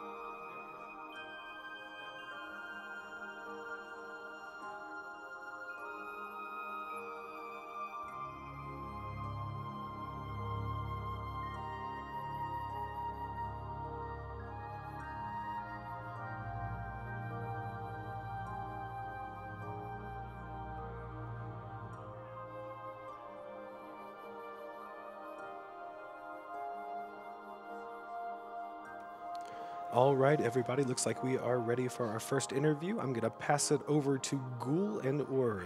Take it away, guys. Yeah, what's up, RPG Limit Break? It's Ghoul02 here. I'm up here with the next runner for Pokemon Let's Go Pikachu or Eevee. Still, I don't believe it's been finalized It's still yet. up in the air. Ouro. So I want to start off with, you did all the layouts for this marathon, right? You do a lot of graphic artist work. You've done emote design for Alta Biscuit and Keyzeron and yourself. What's that process like? I know you were working on this for a long time. Why don't you walk us through a little bit of the layout work and stuff that goes behind the scenes? So this year we are actually, admittedly, way more on top of the layouts than we usually are, which is really nice. We actually have a really nice team. It's me, Voligen, J Hobbs helped out, Hoishin. There's a bunch of other people that are on Limit Break staff that helped us out, just giving me feedback and kind of tweaking things here and there. We actually kind of arrived on a brand new color palette for this year, which was really nice, and thanks to Hobbs for that. We kind of just took the one from the website. We're going to do some more tweaking probably for next year, but yeah, it was a really fun process, and I love doing the layouts for this So you like kind of the direction things are going? Yeah, definitely. They're definitely some of my favorite marathon layouts, so well, you've done a good job there. Thanks. But you're not just a graphic artist, so you've done 2 Switch runs, or you're going to be doing a second Switch run, but you and I together actually did the Roll Into the U Final Remix. Yep. How do you feel about that run 2 days later? How did we get record? I have no idea. I still can't believe that. We'll be it when we get home. So what's the new Switch game you're going to do next year? Because you did 2 of the newest Switch games this year, and you're in the Octopath relay, Biddy War for SGDQ. So yeah, so at SGDQ, there's 4 of us between me, Arcariot, Alta Biscuit, and Mamgar. We have a 8-way bid war for Octopath Traveler for the 8-character single stories, so definitely look out for that. Apart from that, I guess I'm going to be actually done with Switch games for a little bit after that. So. Or so you think. Until something else comes out, I guess. Yeah. You've done literally every single Pokemon speedrun, because at one point you were prepping to do every gen back to back to back with, what's his name? Oh, it was Keys and Tyrant that I was originally going to do. I think ECAS was going to join us too. Yeah. So, what's the Pokemon speedrunning community like? You know, how do you get started if you want to? And what's your favorite game to run of the set? Well, the community as a whole it's huge, honestly, and it's actually kind of. I mean, everyone's obviously really nice, really helpful. And it's kind of weird how this community kind of fragments itself. Obviously, there's a ton of Pokemon games, and not everyone can run every game. So there's usually kind of like this subset of people who run like Gen 1 through 3, and then there's people who run like the DS games, and then there's some people who run like specifically the 3DS games. There's kind of that categorization between the whole community. As far as favorite games for me to run, Pokemon X, which I ran 2 years ago, I believe now here, is still probably my favorite. Let's Go has been definitely up there. I keep telling people on my stream, it's one of the Pokemon games I've enjoyed the most in like the past several years. They really, really knocked it out of the park. So where does Cinco fall in these rankings? Cinco's okay. It's all right. Cinco is, of course, Cinco Bingo, where you do a randomized game of Pokemon Crystal, where you have a bingo card, and your goal is to get 5 lines of some type, which you actually had a pretty big hand in as well. You're quite the multi-talented individual. Yeah, so we've run 2 tournaments for it so far over the past couple years. I did the layouts for both of those. And we do a lot of stuff on the Randomania channel, excuse me. And they run weekly tournaments that, we have a public Discord. Hopefully someone in the chat right now can pop that in there. Hopefully someone's watching that can. But yeah, everyone's welcome in there. Definitely feel free to hop in. It's definitely a good intro to Pokemon speedrunning. It's, you aren't sitting down for several hours at a time. Bingo races are usually like an hour and a half to 2 hours. So they're a really good entry point just to kind of get your feet wet as far as Pokemon speedrunning goes. As long as you're not running with the Quillfish, of course. No, I mean, I won with that thing, so. Quillfish is amazing. Real quick, the bidding war for Pikachu and Eevee is still open. Which one would you prefer if you had a choice here? So people can like directly troll you with their upcoming donations. So I'm actually a little torn. So like when I first I started running the game, I basically right when it came out, pretty much everyone else was routing Eevee. So I was like, okay, I want to be different. So I basically all of my early routing work, the first month or so of the game being out, was all Pikachu. And initially we had the categories combined. They are now split as of a month or two ago probably. But I really wanted to say, hey, we haven't really optimized either of these versions yet. Let's see how far we can push both of them. So a lot of my work was going into Pikachu, so I have a little bit more attachment for Pikachu. Right. But personally, I think over the months, I've come to enjoy Eevee a little bit more. So. Right. And they're very different routes, especially for the early games. So yeah, it does actually make a big difference. It's about 2/3 of the game that you're using different Pokemon. So. All right. Just so people get to know you a little bit more before you go up there, let's say Salt Lake City, Detective Pikachu's out. Pokemon are clearly real now. Yes. And you're the best Pokemon master in Salt Lake City right now, obviously. So, yeah, of course. You're the new gym leader of Salt Lake City. What's your gym type? What's your signature Pokemon, and what's your badge called? Well, I'm usually known as the resident edgelord, so usually you'd think I was the dark type trainer, but I usually like ghost types a little bit more. I pretty unanimously like every Pokemon that's a ghost type. Decidueye is my current favorite, so that would probably be my trump card. But yeah. And your badge type? I want to say the edge badge, but I don't know exactly what it would be. The sword I don't really think is fitting for. I guess it could be a Honedge because that's my my current mod badge. But all right. I believe that. So real quick, we're going to go over some of the prizes you can get during the Pokemon Let's Go run. We have Essential's lovely daughters showcasing some of them. So first of all, along with this lovely Pokemon loot box, we have the 2 Pikachu and Eevee, the Pikachu trying to be an Eevee and the Eevee sleeping plush. We have, if you could hold those up. Nope, not that one. There we go. There we go. We have a bath bomb and a handbook set right here, if we could hold both of those up. And we have a Figma plush for, what's her name in Sun and Moon? I think it's just Moon. Is it just Moon? They're actually just Sun and Moon as the trainer names. And we have a lovely Figma for Moon that I think even comes complete with a couple of Pokemon as well. So super cute figure. Definitely want to get those donations in. It is $20 for the loot box and $10 for either the plush or the Figma. So I think that just about does it. So thank you so much for the interview, and I'm looking forward to the run. Thanks.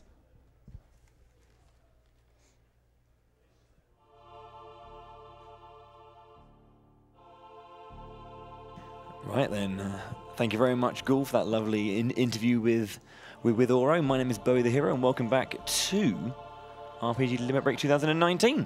Hope you're having a good day. Let me just update this thing for you. I realized I forgot to do it. We have another interview coming up. We're going to believe Mr. Clear Tonic is going to be speaking with some members of NAMI, but we'll be getting that set up whilst our runner gets set up for his next run of Pokemon Let's Go, either Eevee or Pikachu, depending on how that final bid war goes. But let's have a look. We do have a couple of donations here that I can read out. We have a $100 donation from Ace Barredo saying, making sure we get Eevee. I have to agree, I must say. And then a $20 donation from Infamous Teon saying, for Pidge, one of my favorite speedrunners. Thank you very much for those donations. Again, we are going to be setting up for the Pokemon Let's Go Eevee/Pikachu run coming up next from Ouro. It is the final day, and we've got just a couple of runs left, so I want to make sure that we get at least a minimum of 160,000 before we finish this Pokemon Let's Go Pikachu/Eevee run. We have another $401 donation from Alta Biscuit. Wow, fantastic stuff. Thank you so much, Alta, saying Eevee must prevail. And I'll have to have a look at that, how that is looking as we come up to that bid war. Data refresh coming up so shortly, but it looks like... Wow. Looks like, wow, yes, there's a massive lead right now for Eevee with $3,009 versus Pikachu's $1,756. So that's looking pretty good for them. Ready to go? Okay, it seems like our interview is ready. No? Okay, just still setting up for sure. No worries, my bad. We have another $50 donation from Outro saying, Ouro, our names have a one letter difference. Been hoping for Fem Pikachu and still holding out hope. Thank you very much for those donations.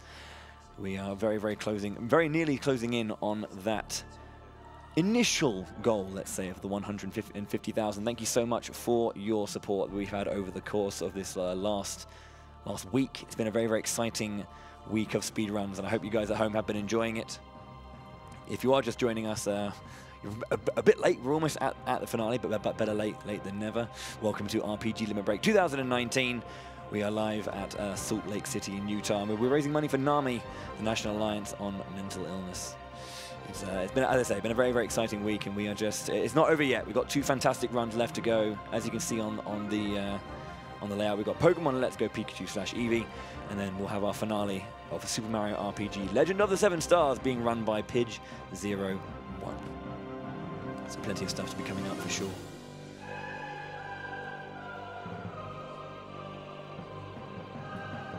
Should be noted as well that RPG Limit Break, as it is in support of NAMI, it's very I guess, topical that we are supporting NAMI. May is Mental Health Month, and so it's very fitting that we are doing what we're doing right now.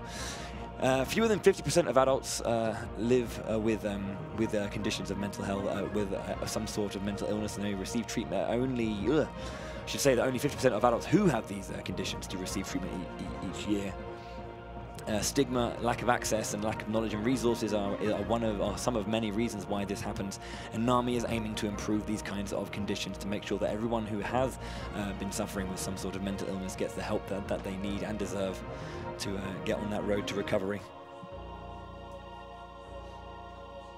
Let me have a quick look as well. Again, a reminder, as we're coming towards the end, we are partnered up with the Yeti. They have 8 amazing t-shirts that you are, and a hoodie, and some pins as well that are available if you go to theyeti.com/RPGLB. That's the Yeti spelt YETEE.com/RPGLB. And $4 from every single shirt bought will go towards NAMI. So obviously, if you do see one of those sweet shirts, personally, I do like the Final Fantasy Tactics one. So if you do want to grab one of those, you can support the cause that way and get some sweet merch as well.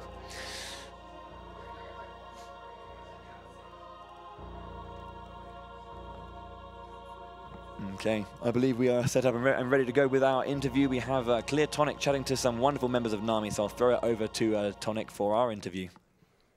Hey everyone, before we get into the final stretch of our marathon, we wanted to take some time to talk with our NAMI representatives who help us out with this marathon. So we have Michelle and Rob. How are you guys doing today? Great. How are you? Great. So we just want to take some time to talk about what NAMI does and where some of the donations go towards, so that you at home have a pretty good idea as to, why we're all here and what we're raising money for. So Michelle, if you can kind of give us a brief overview as to what NAMI does and what they advocate for. Yeah, absolutely. So NAMI is the nation's largest grassroots mental health organization. We are an alliance of 48 state offices and 600 local affiliates. And we believe that every person living with mental illness deserves to live a healthy life supported by a community of people that care. So in order to achieve this vision, we focus our work in 3 major areas: education and support, awareness, and advocacy. So at the national office specifically, we focus on nationwide awareness efforts, our national information and referrals helpline, as well as federal level advocacy. So we advocate for policies that will protect people's access to treatment, provide more supports for people living with mental illness, and also increase funding for research into new and better treatments for these conditions.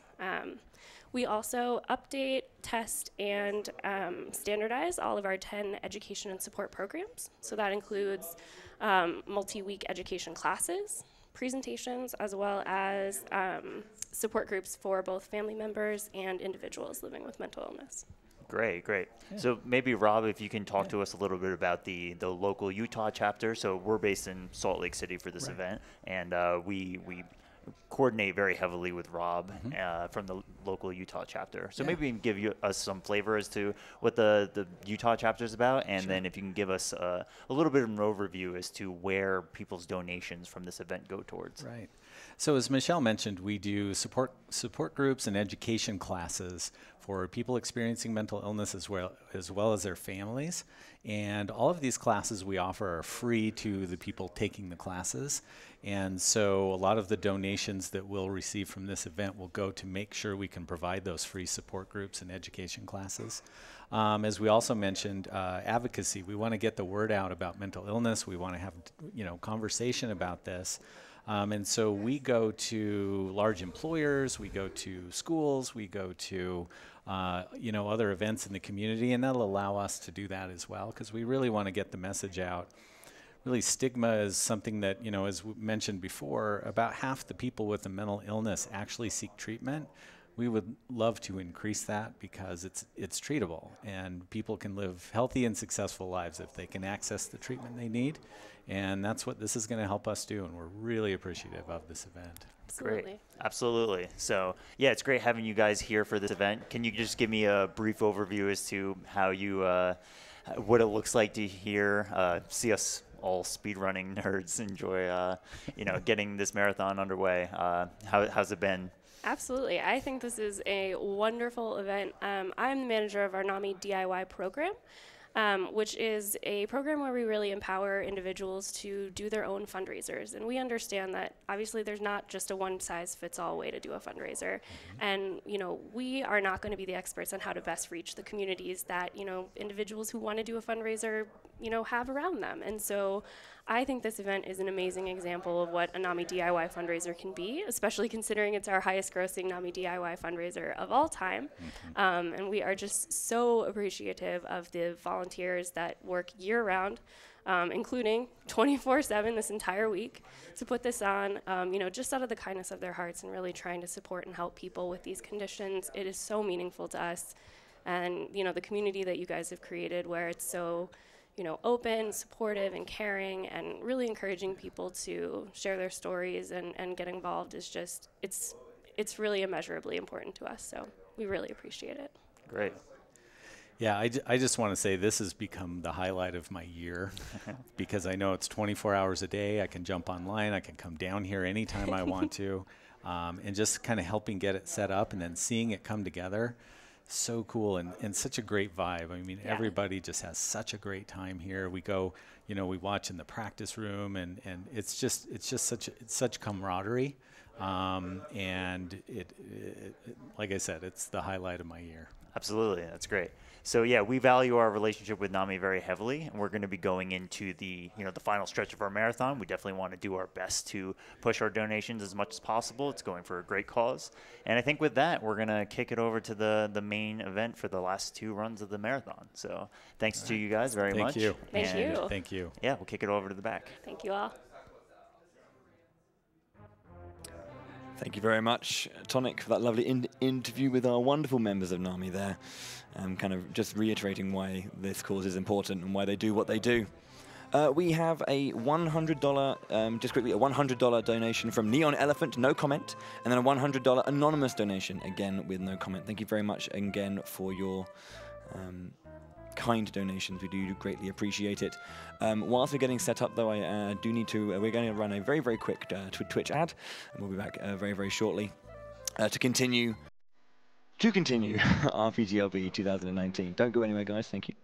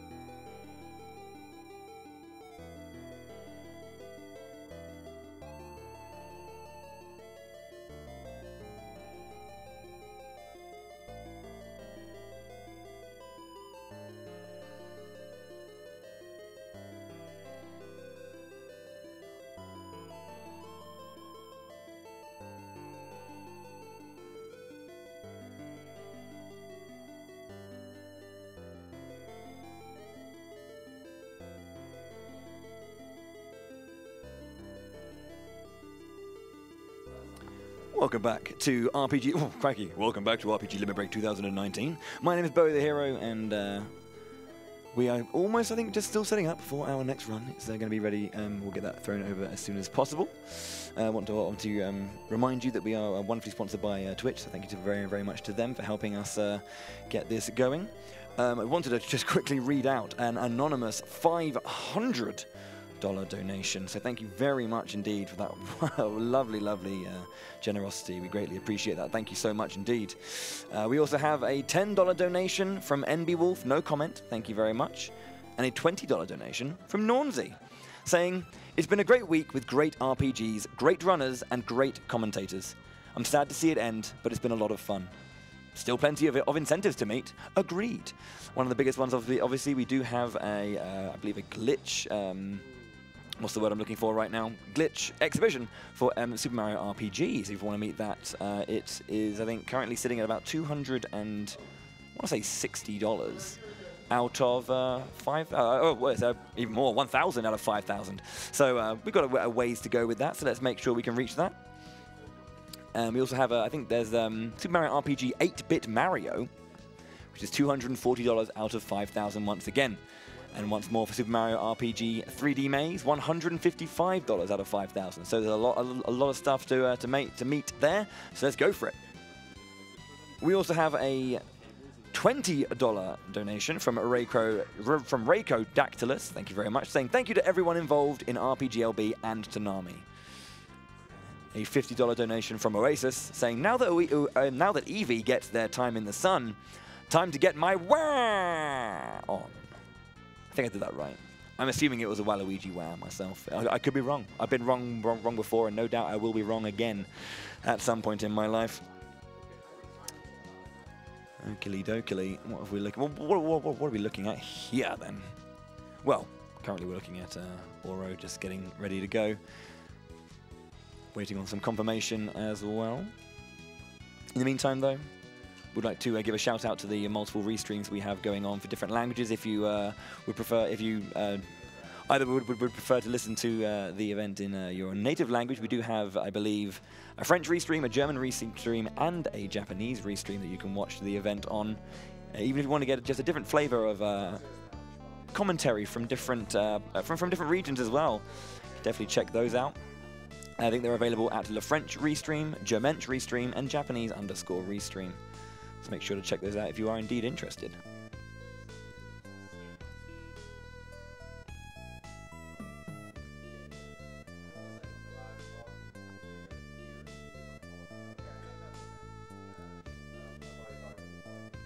Currently looking at it, we're at $148,000 raised.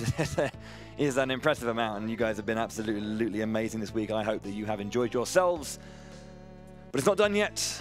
We've all still got a lot more work to do, and we're going to smash it. Don't worry, we're going to absolutely smash it. Remember, you can still get some donations in to get some Pokemon names as well for Pokemon Let's Go Pikachu /Eevee. It's looking to be Eevee. It's currently in the lead by about $1,250. So we're, I think you've got just a few more moments until we can figure that one out. If you do want to get that in, going to have to go ham and a half for sure.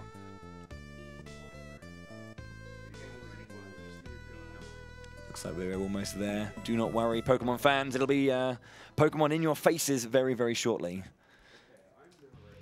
Currently looking at it as well. We have some naming incentives as well for not only our rival and the player character, but also for a few Pokemon. Okay, it seems that they've been closed. Just been notified in my ear here. Ooh, okay, I see. Nice. We have a $50 donation as well from Nancy M, just saying keep up the good work. Thank you very much. We will do our best, and I'm sure the runners will do their best to close out this marathon in style and finesse. Looks like we're ready to go, so I will throw it over to Ouro and the